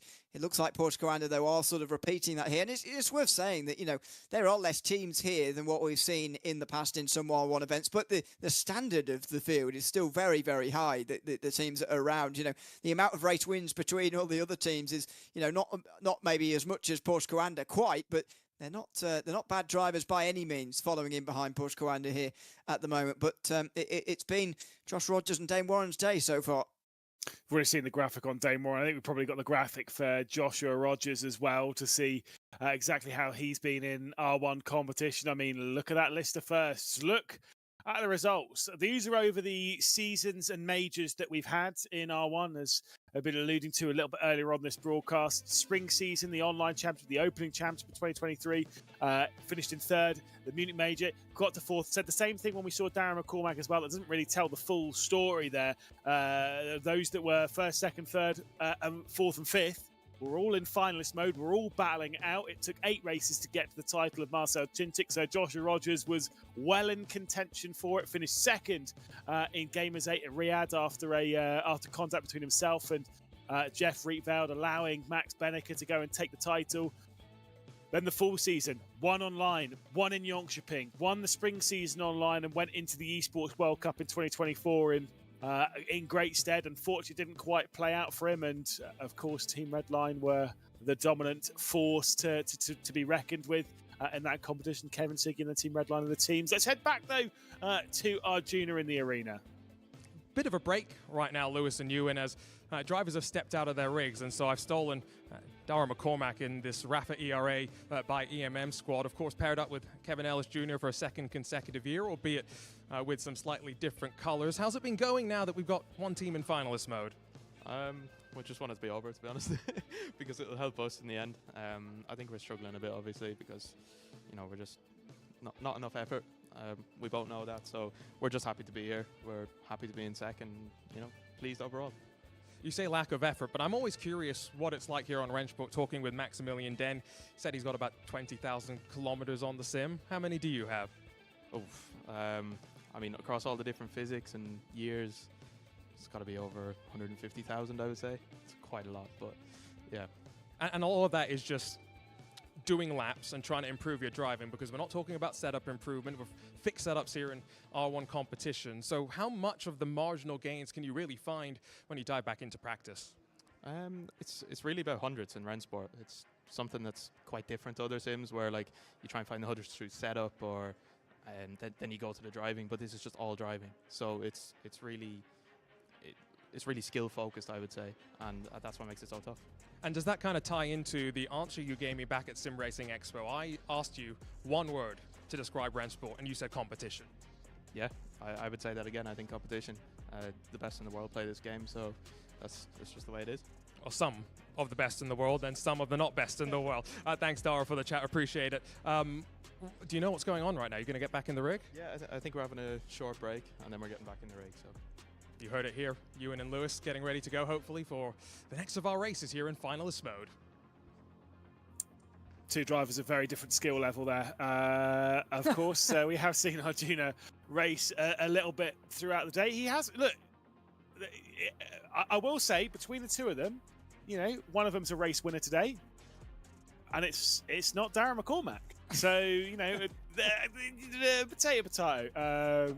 I try and take the mickey. I give and take. That's the joy of it. But still, obviously, McCormack is one of the fastest drivers. Interesting to hear, again, one of those drivers sitting there being like, we kind of want this to be over as soon as possible because other teams are catching, other teams are getting into form, other teams are closing down those points. So the faster it ends, the potential of them having a better result.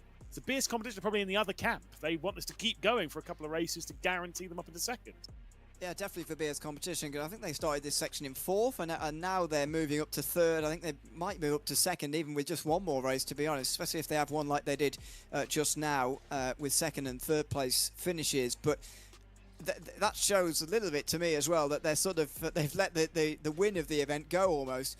I wonder what would happen if Darren McCormack was fighting, let's say, with Rogers at the front, and neither of their teammates were around to see. Would McCormack let Rogers through to go in and take it so that they could secure 2nd place, or would McCormack try and force it on a bit further? You'd hope that McCormack would stay in front, to be honest, and try and force us on to go on a little bit further so that he can get to finals mode himself and try and steal this one away. But they're such a long way away from that. You can see why they're thinking like that.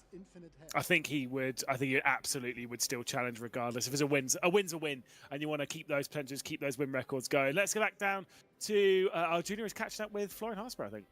I'm going to grab whoever I can as we get ready for the next race, knowing it might be the final race. And Florian Harsper, team principal at BS Plus Competition, in the fight for 2nd here. Now, of course, Porsche Coander have already entered finalist mode, but your boys are fighting really hard for that 2nd place. No, I'm really proud of the last race, 2nd and 3rd, qualifying there as well. So the pace is there of both of the guys, Kaike and Robbie. So this is a really good sign. I mean, we had some unlucky races that probably everyone had, but I think we could have had more points on the board. But now we're still fighting for P2, which is amazing. I don't know, to finish first, we have to finish first. We will see what happens. But yeah, Porsche Quali has been amazingly fast over the whole event. But I'm happy with our showing, and P2 is on the cards, and we will push hard to get it. Obviously a busy day for BS Plus Competition as well. You're not just racing here, you're racing in the Digital Nürburgring Landstraßen Series, racing the iRacing Bathurst 12 hours as well. How much of your focus have you been splitting across the 3 events? I mean, it's a split brain mode, and DNLS we won both classes we are racing in, so Bathurst looks quite promising as well, podium course, and and here we will see if it's a P2 in the end. It's we are super happy, but even with P3, P4, it has been a great event. Great to be back with RENNSPORT, with R1. Live events are always amazing, as you know, and so we really enjoyed it. And now, hopefully, we will have some more races and not just one. Yeah? Well, I think Porsche Coander are hoping for just one. Before I let you go, you were talking about live events being great. You also work as part of VCO Esports, and you've just hosted your first live event. So you have a bit more of an appreciation for what it takes to put on something like this, but also how special it is to have the community come together. Yeah, I mean, our event, the final of the ERL, has just been amazing, and I feel for all the guys here. I mean, it's so hard to set this up. It's not just putting a few PCs and a few monitors, but all the hardware, all the organization that goes into such an event. So big props to RENNSPORT for setting this up. I know how it feels. Live events are, I would say, the essence of sim racing. We have been waiting for them quite a few years. Then there was COVID, nothing happened, and now it's great to meet everyone, to bring the community together, and to, I would say, to rebuild sim racing, or to build it step by step, to grow it to the amount of recognition it deserves. And this is what the guys here are doing, what we try with VCO, and it's great fun to be a part of this. Thanks, Florian. Before I throw it back to Ewan and Lewis, hopefully, in my opinion, for the final race of the day, I want to quickly show you off again, if you're just joining us, some of the cars that we've got here at our RENNSPORT Summit in Munich. A wonderful KTM road-going car, a race version of that coming to the game soon. A 911 GT1, the classic shape that ran down the Mulsanne at the Circuit de la Sarthe. This car going to be available as part of the Endurance Classic Part 1 DLC. That announced at Sim Racing Expo alongside Touring Classics Part 1. Some DTM machines coming, but maybe the more exciting thing about the release of this car on RENNSPORT is the addition of the Circuit de la Sarthe. But last but not least, we should mention maybe the most new of the 3 cars, the brand new 992.2 generation Porsche Cup car. And the really cool thing is, Benny, if you'll come over here, We sometimes talk about this on the sim, but look at the wheel nuts here. You'll notice blue in color, denoting right sides. Why is that important? We'll run over to the other side of the car and we'll show you what's over here. You think, oh, it's a wheel nut. It can go on either side. No. To make sure that the engineers don't make a mistake, red on the left side of the car. Why? Because when you torque the wheel gun, it turns it in a specific direction, and so making sure you've got the right nut for the right side of the car is important. Just one of those small things that all sims do a great job of replicating as well. Cheers, Arjuna. Dragging around poor Benny, making sure he's got his steps in just to talk about nuts. Fantastic news. You're allergic to them, so there's that at least. But we heard from Florian there, of course, BS competition, doing DNLS, doing this, and doing Bathurst. So they're not the only person doing all that. You yourself, you got a long day in, isn't it? Well, I know, yeah, but I signed up for it, so there you go. That's my fault. I didn't know where that sentence was going to go, to be honest with you. Thank you. I quite enjoyed that. I'm glad Arjuna has explained that finally as well, because I've always sort of wondered on that 992. I knew that fact about the different coloured wheel nuts and the different side, but I didn't really understand why.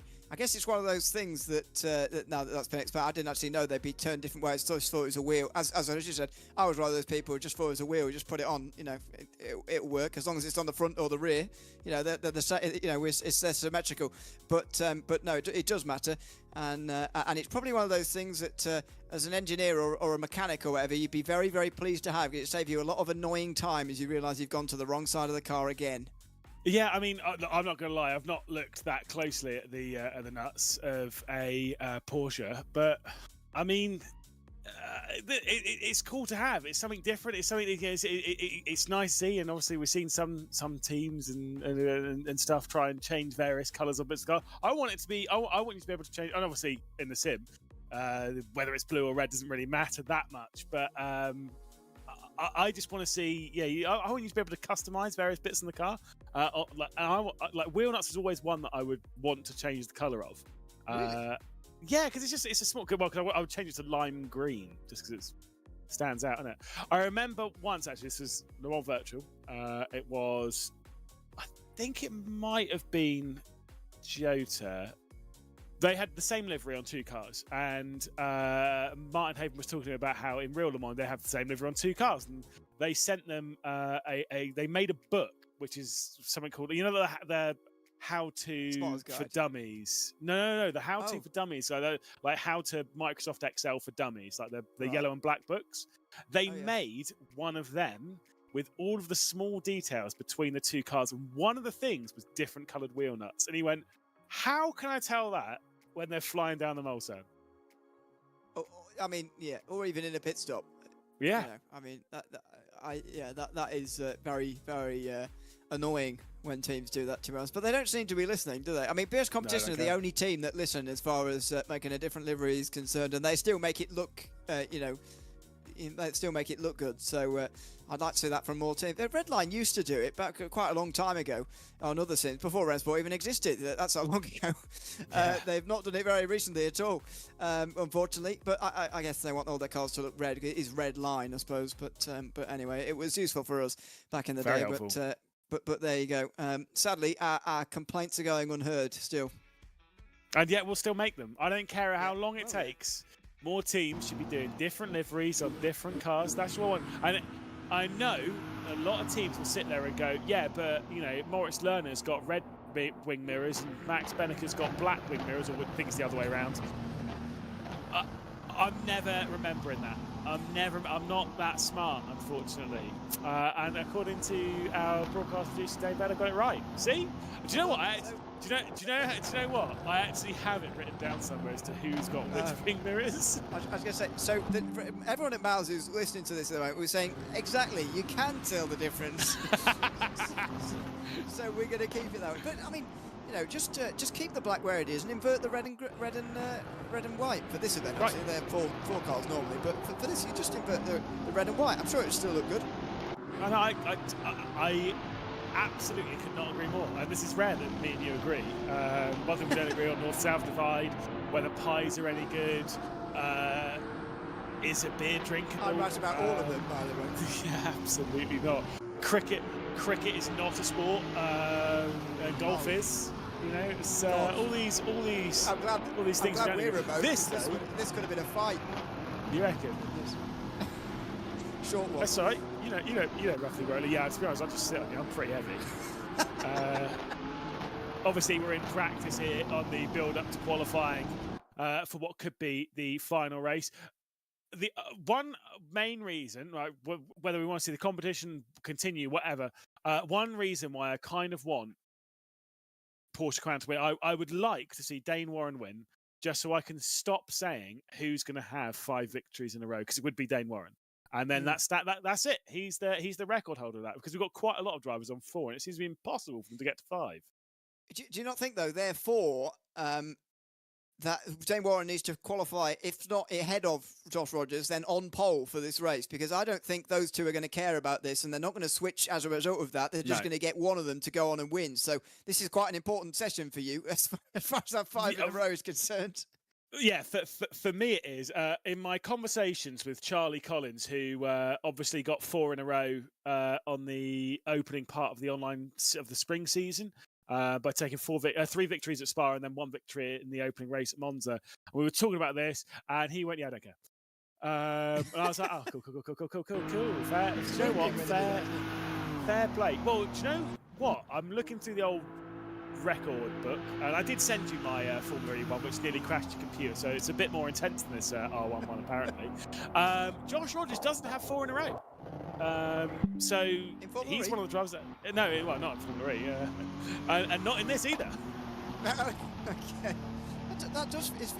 That's why I enjoyed that we've kept these stats all the way from 3 years ago now, because it's always these, especially when you get a few after one season, it sort of gets it's kind of a bit pointless, really. What we're doing, but actually, 3 years later, you're kind of glad that we did all of it, or you did all of it, really, with very little help from anybody else.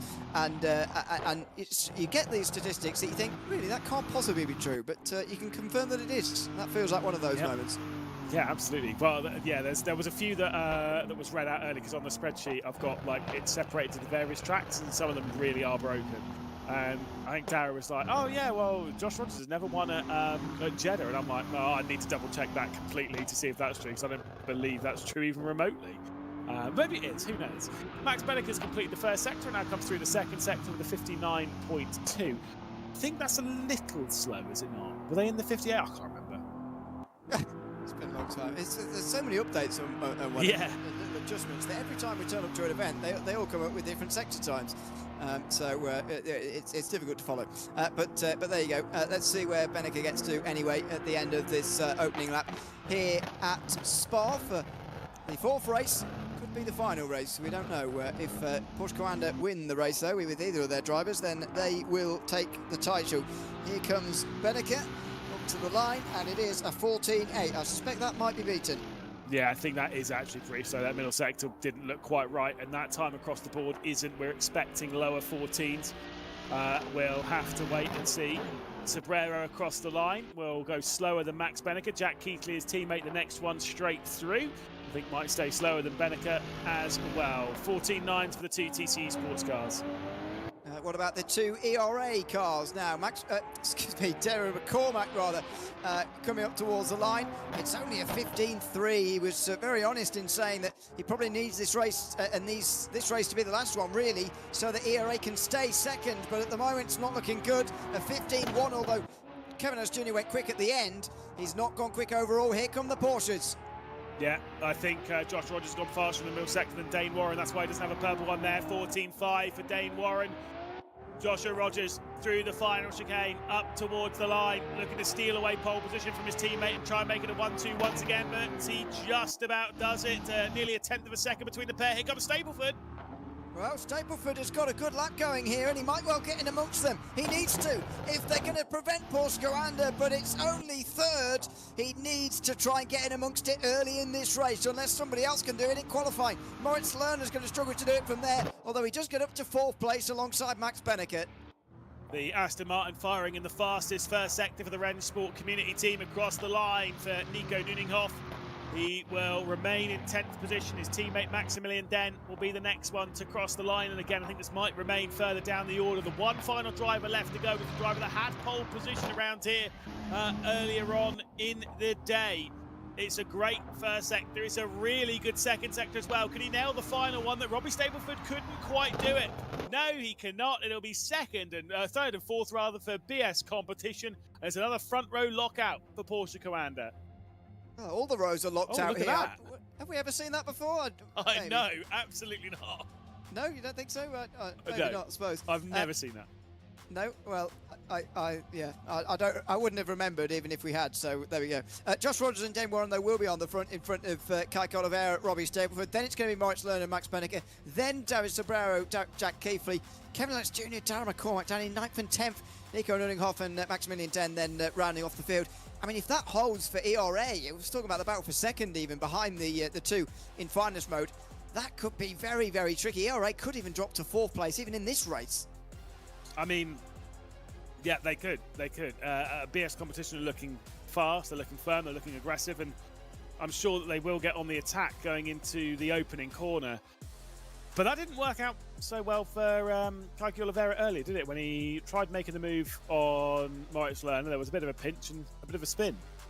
Yeah, exactly. So he's going to be wary of that, very wary indeed, coming in towards turn 1. These are the points, by the way. Porsche Commander in finalist mode, but there are still 4 races to go, so they can be overtaken here in terms of points by, I think, the next 3.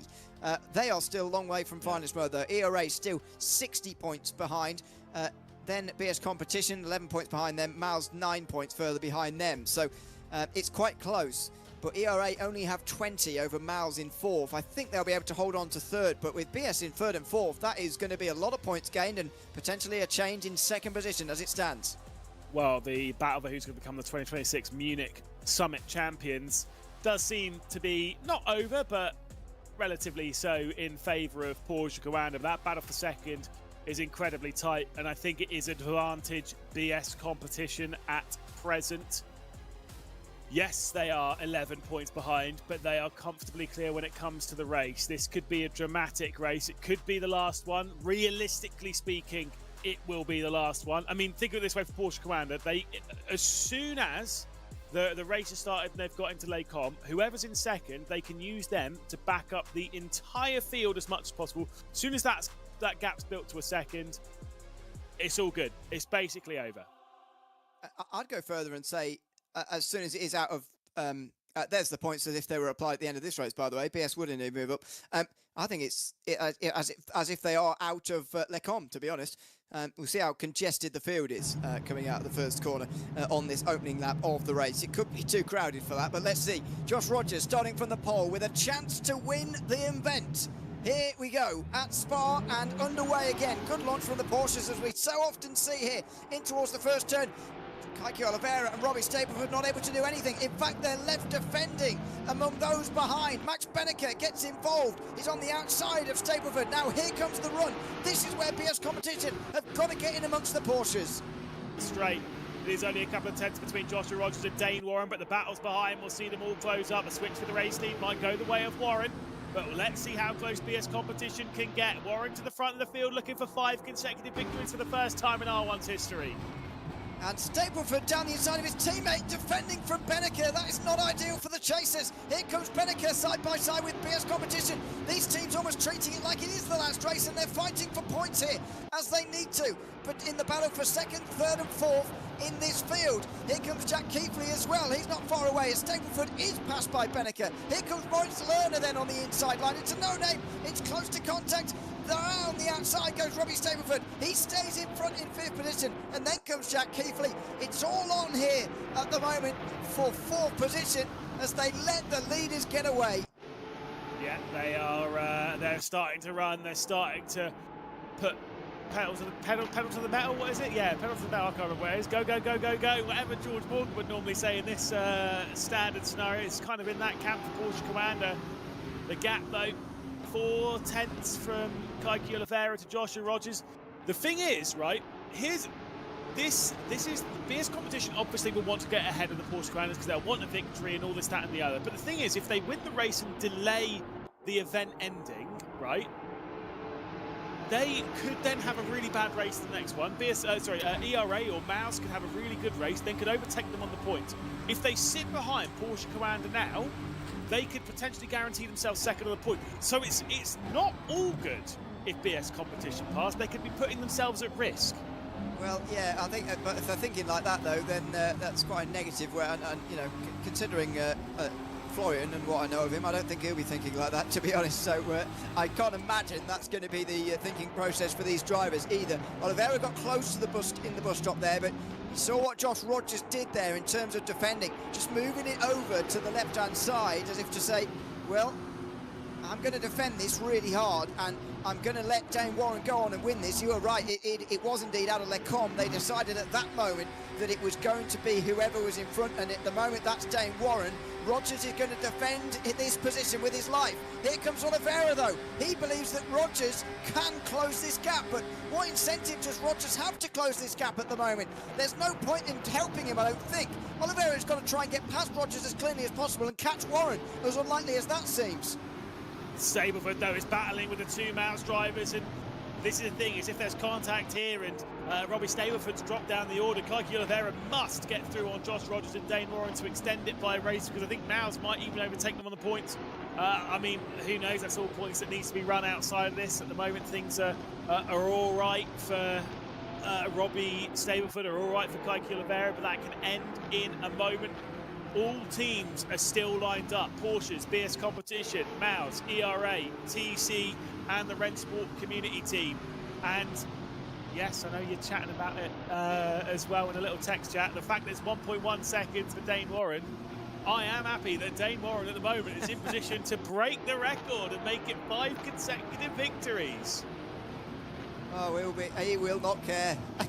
He couldn't care less. Well, to be fair, he did say earlier that he was surprised that he got to 16. It was only 16 victories.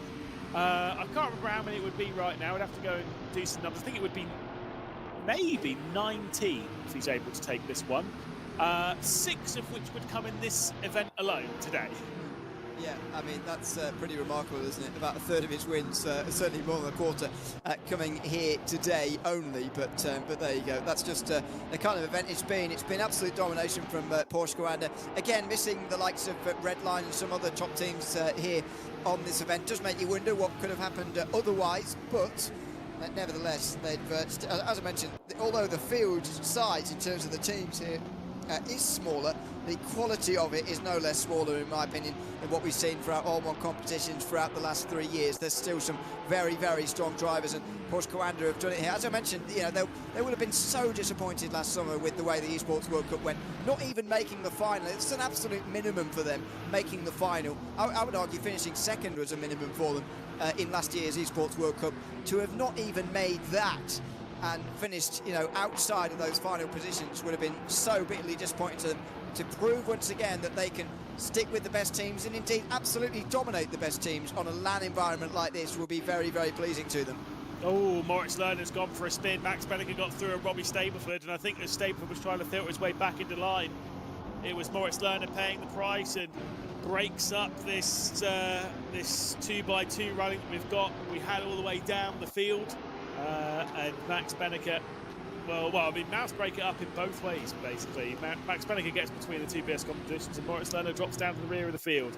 It is importantly, though, a 1.5 second lead with 2.5 laps left to go, halfway through race 4 here. It does seem as though this will become the last race, and Porsche Commander are set to become our Munich Summit champions. That is not easy to say, by the way. Munich Summit. Thanks for getting me to do it then. I can see you've had that planned out, like a manager ordering his tactics at half-time. But yeah. Anyway, call me Nuno Esperanza Santa, whatever his name is, because I'm fired. Please don't. Oh well, well, yes, indeed. It's from your neck of the woods, anyway. Yeah. Yeah, I know. Yeah, I'll have 3 different commentators before the end of this race if we carry on with goodness me. Who's coming in for the next lap? Anyway, Tara McCormack is in 6th place. They've actually made good progress here of ERA. Yes, it's partly because Moritz Lerner has dropped down to 12th and given everyone a place, but They mentioned they didn't want this to go on for too long for fear of BS Competition and Miles overtaking them. I fear for their sake that BS Competition may already be in a position to get ahead of them with the points they're currently accumulating. Yeah, absolutely. We can see the points there. It's really important for ERA to pick up another one. Can Darren McCormack get past Robbie Stableford and have ERA hang on to second position in the points? This is a very important overtake for Stableford, then a bit of an insurance policy here as he gets past Max Benneker. Into fourth position goes Stableford, so that position gets a little bit more comfortable. Now Darren McCormack needs to make 2 passes in the remainder of this lap and onto the final lap as well, if Stableford and Alvera, of course, can stay where they are. Yeah, I mean, look, that was a big move for Robbie Stableford, but it doesn't mean that it's over. It doesn't mean that it's out of the hands of Darren McCormack, of Kevin Ellis Jr. There is still the opportunity for them to come through. We've only got a couple of laps left to go. The time's ticking down, and it's one of those ones where you don't know exactly what's going to happen on that last lap and how aggressive Darren McCormack's going to get. Maybe Max Benneker gets a little bit aggressive on the BS Competition car of Robbie Stableford. This is what happened to Moritz Lerner earlier. Also gave a little bit of a bump draft to his teammate. Robbie Stableford jumped back into line, and to be fair, Moritz Lerner kind of going for the gap after he backed out of it, kind of causing a bit of a kerfuffle there. Yeah, I'm not sure that Stableford was really at fault for that, to be honest. I think Lerner put himself in a gap there, as you say, that was always going to close. Unfortunately, that's given Miles a very uphill task now, and as far as finishing any higher than fourth is concerned in the end of this competition. I'm not sure they're going to manage that. Benneker could play a pretty important role, though, as to who finishes second, whether that's ERA or BS Competition. Here he comes into the final bus stop, but no. Giving a bit of an insight there, though, into what might happen on the last lap, which is coming up next. You're saying who does he hate more? Does he hate BS Competition or ERA more? Bad things for ERA, though. Kevin Ellis Jr. has dropped back to 8th position, so even if Max Benneker is able to get past Robbie Stableford, Darren McCormack, I mean, if he gets ahead, I think they'll be locked on points, maybe ahead by 1. I mean, they'd be really tight on points. I'm not even sure the single position's good enough. I think McCormack might even need 4th. I think he does need 4th.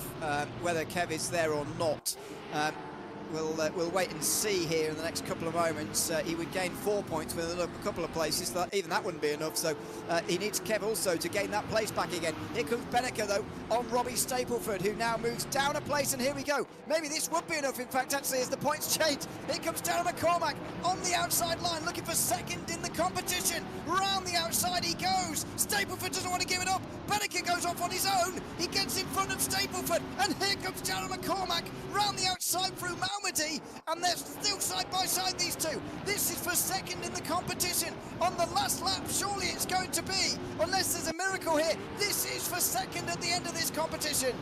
Yeah, dramatic battles here between Robbie Stableford and Darren McCormack, and Kevin Ellis Jr. is off the road. Can he lose a position here to Jack Keithley, or is he going to be able to hang on down at the P1? Darren McCormack will leave himself down the inside of Robbie Stableford, leaning between the pair of them. Will the Irishman get his way back through by the time they get to Biff Bath? Important moves when it comes to the race for the runner-up position. Extraordinary battle, and don't forget, none of this really would have mattered if Kevin Ellis Jr. was up a couple of further places here, but he's lost out to both TC Esports cars now, dropping behind them. Robbie Stableford has to do this now, coming into the final bus stop chicane of this whole event, because out front, Dave Warren is going to complete a record-breaking run here at the Munich Summit. It's been a remarkable final day from him, especially in the finals. We've only had 4 races. He's going to win all 4 of them, and it's 5 in a row overall to break that record. He's the only driver ever in R1's history to win 5 in a row. But more importantly, for Porsche Coanda, he crowns himself and indeed Josh Rogers Munich Summit champions for 2026. Porsche Coanda bounce back. They win the competition, and Darren McCormack wins his photo finish with Robbie Stableford, and ERA, pending anything post-race, takes second by just a single point.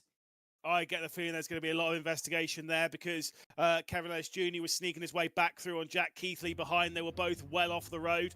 Some tight margins there up towards the line, and a single point for ERA. I mean, I don't know how that's going to unfold. I don't know what's going to happen, but there's definitely going to be some post-race for sure. Not about our top two, though. Another 1-2, third out of 4 here in the finals for Porsche Commander. Incredible. Yeah, and a record-breaking run from Dame Warren. 5 in a row at the front there. There they are, Warren and Rogers. They were celebrating a bit more while they were in the rigs, and now they can congratulate one another properly. A fantastic run from them all the way round. I mean, they've taken it out of doubt from a very, very long time ago. Ever since they got that 1-2 in qualifying, they knew they were going to go on to win. Look, it's the best I've ever seen Dame Warren. I've seen a lot of Dame Warren over the last few years of sim racing. To break that record and become the first driver to take 5 in a row. Obviously, his teammate Charlie Collins had 4 in a row before. Josh Rogers never has reached those lofty heights. He has to settle for just the most wins of all time at 46 onto the list. We are getting a note that race controller Robbie Stableford has a 5-second postal time limit for exceeding the incident points limit, so he'll drop down the order. So if BS competition, they're definitely going to need a penalty for Kevin Ellis Jr. And suddenly the question marks as to who's actually going to finish second in this event still kind of remain. I think that leans it a little bit more towards ERA. Well, yes, but we didn't see. Kevin Ellis Jr. only just got past. Was it Sobrero, I think, at the end there? It was Jack Keithley. Oh, was it Keithley? Yeah, only by a very, very small margin, though. And we didn't really see. Well, I wasn't looking anyway. It was on the top of the screen, but I wasn't looking. Is probably what I should say. What actually happened there through the final chicane, because there were lots of bumping and barging going on in that final section there, which may be looked at. And of course, it's for second and third in this competition. BS competition and ERA will have been fighting for that absolutely throughout that final race there. And so, yeah, you just got to we've just got to hold on for second place. But we know who's won the title overall, and Arjuna, I believe, can chat to them now. I'm going to interrupt this conversation as Porsche Commander debrief after an incredible event. I'll start with you, Dane. I mean, what a run from the team. I know it was a bit up and down initially with the reverse grids, but how do you reflect on the performance today? Not much to say, I think, besides, it was a crazy event. I think I owe a lot of it to starting P2 behind Josh a lot of the time. But yeah, I think both of us just did everything that we needed to when we needed to, and yeah, the result was that we got a flawless weekend of racing, so yeah, couldn't be happier. Flawless. What do you now do after this? What's the plan on Monday to celebrate this sort of a weekend? Plan on Monday, brother. We're going out tonight. I don't know. Bunch of debriefs, boring stuff, but yeah, we'll celebrate in some way. We figured tonight was the exciting night. Josh, let's steal you as well. I mean, very big change in format relative to what we've had in previous R1 competitions. But you guys seem to conquer that. How do you feel? Honestly, it's fantastic to get the monkey off the back again. It's been a while since we've won an event like this. Dane did an exceptional job, but I still think that's the best event that he's put together. So you should be really proud of that. And I think as a team, we prepared well, we executed well, we did everything that we needed to at the right moment, and also under pressure, like that last quali session. Build the gaps, protect him in the last race, secure the win. So all in all, super happy. And some selfless performances, because on occasion both of you had to play rear gunner action. Talk to me about the battles with Max Benneker in some of the races on the run to this championship, because there were some fun ones. Yeah, no, for sure. Honestly, battling Max was great. I think it's probably some of the cleanest racing we've seen from today, to be fair. They're always like both at the front of the field and when the pressure's on. So, full credit to him. It was great. And it's part of team racing. You know, sometimes you have to take that step back and do what's best for the team. And we did a good job taking turns and doing that today. So that's why we ended up with the result we did. Thanks, Josh. Lewis, Ewan, we're getting ready for the prize ceremony. We'll get back to it in just a couple of moments' time.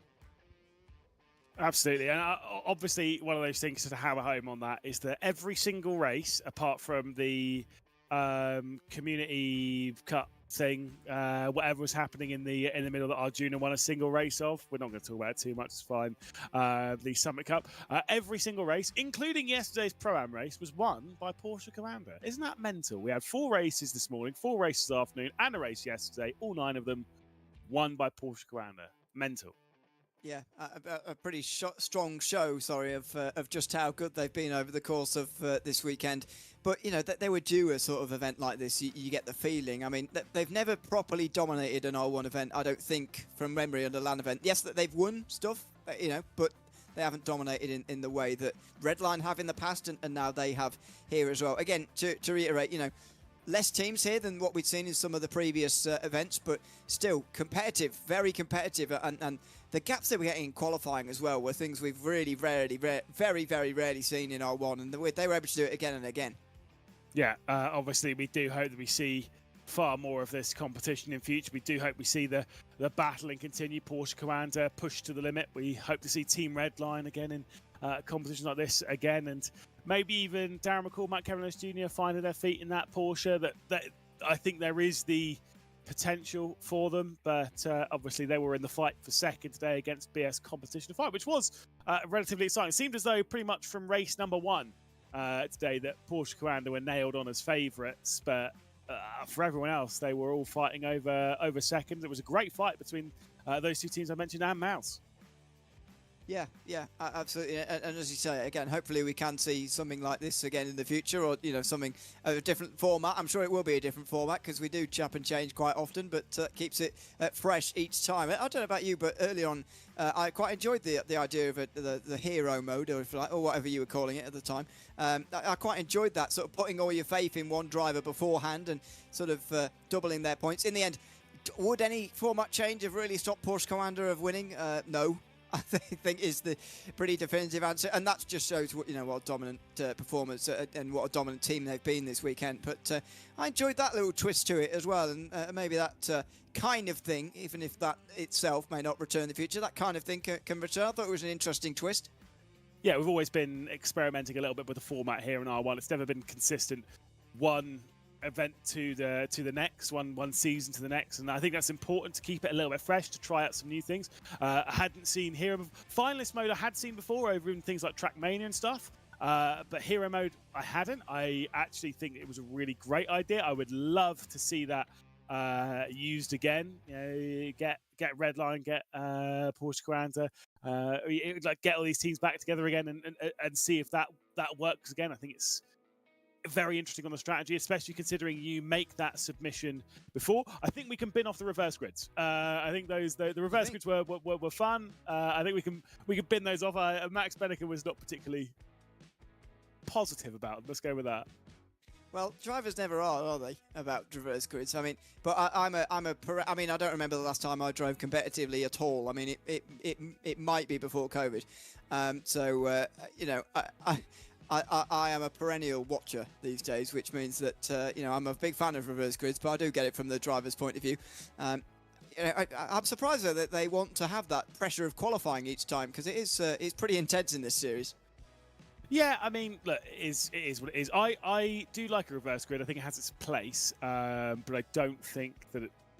Yeah, I like it being used, like it being experimented with.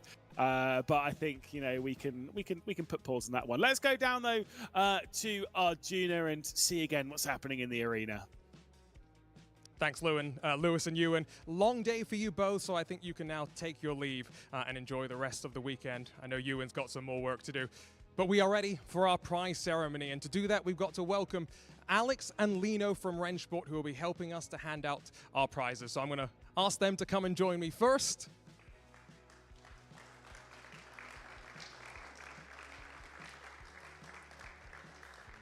And after a record-breaking run here at the RENNSPORT Summit in Munich in 2026, our champions, Porsche Commander Esports, Josh Rogers, Dane Warren, and Luke Pennington, the team manager.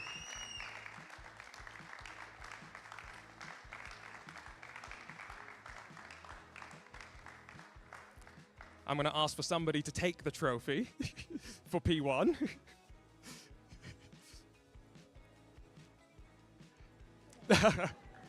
And let's get that high in the air, smiles on the face, our champions in the summit.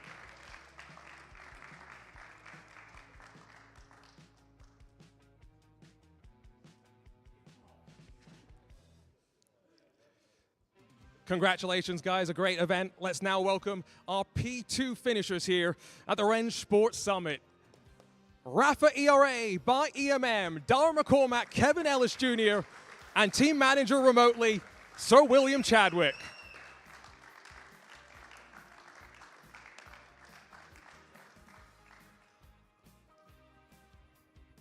Big smiles.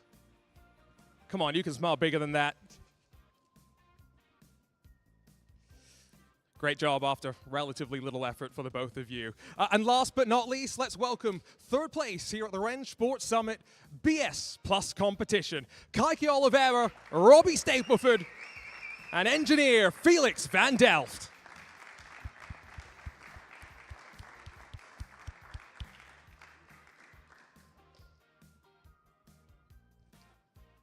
Big smiles, guys, come on. Congratulations, guys. Great way to start off 2026. And what a way for us to celebrate what a journey has been with RENNSPORT so far. Still a lot to come, and we've teased a little bit of the content coming, including this glorious Porsche 911 GT1 machine. But stay tuned on our RENNSPORT channels to plenty more to come this year, R1 competition to look forward to, and so much more. But for our great team here at RENNSPORT, our partners at RaceSpot as well, thanks for joining us, and we'll see you next time as we continue a great year of racing in 2026.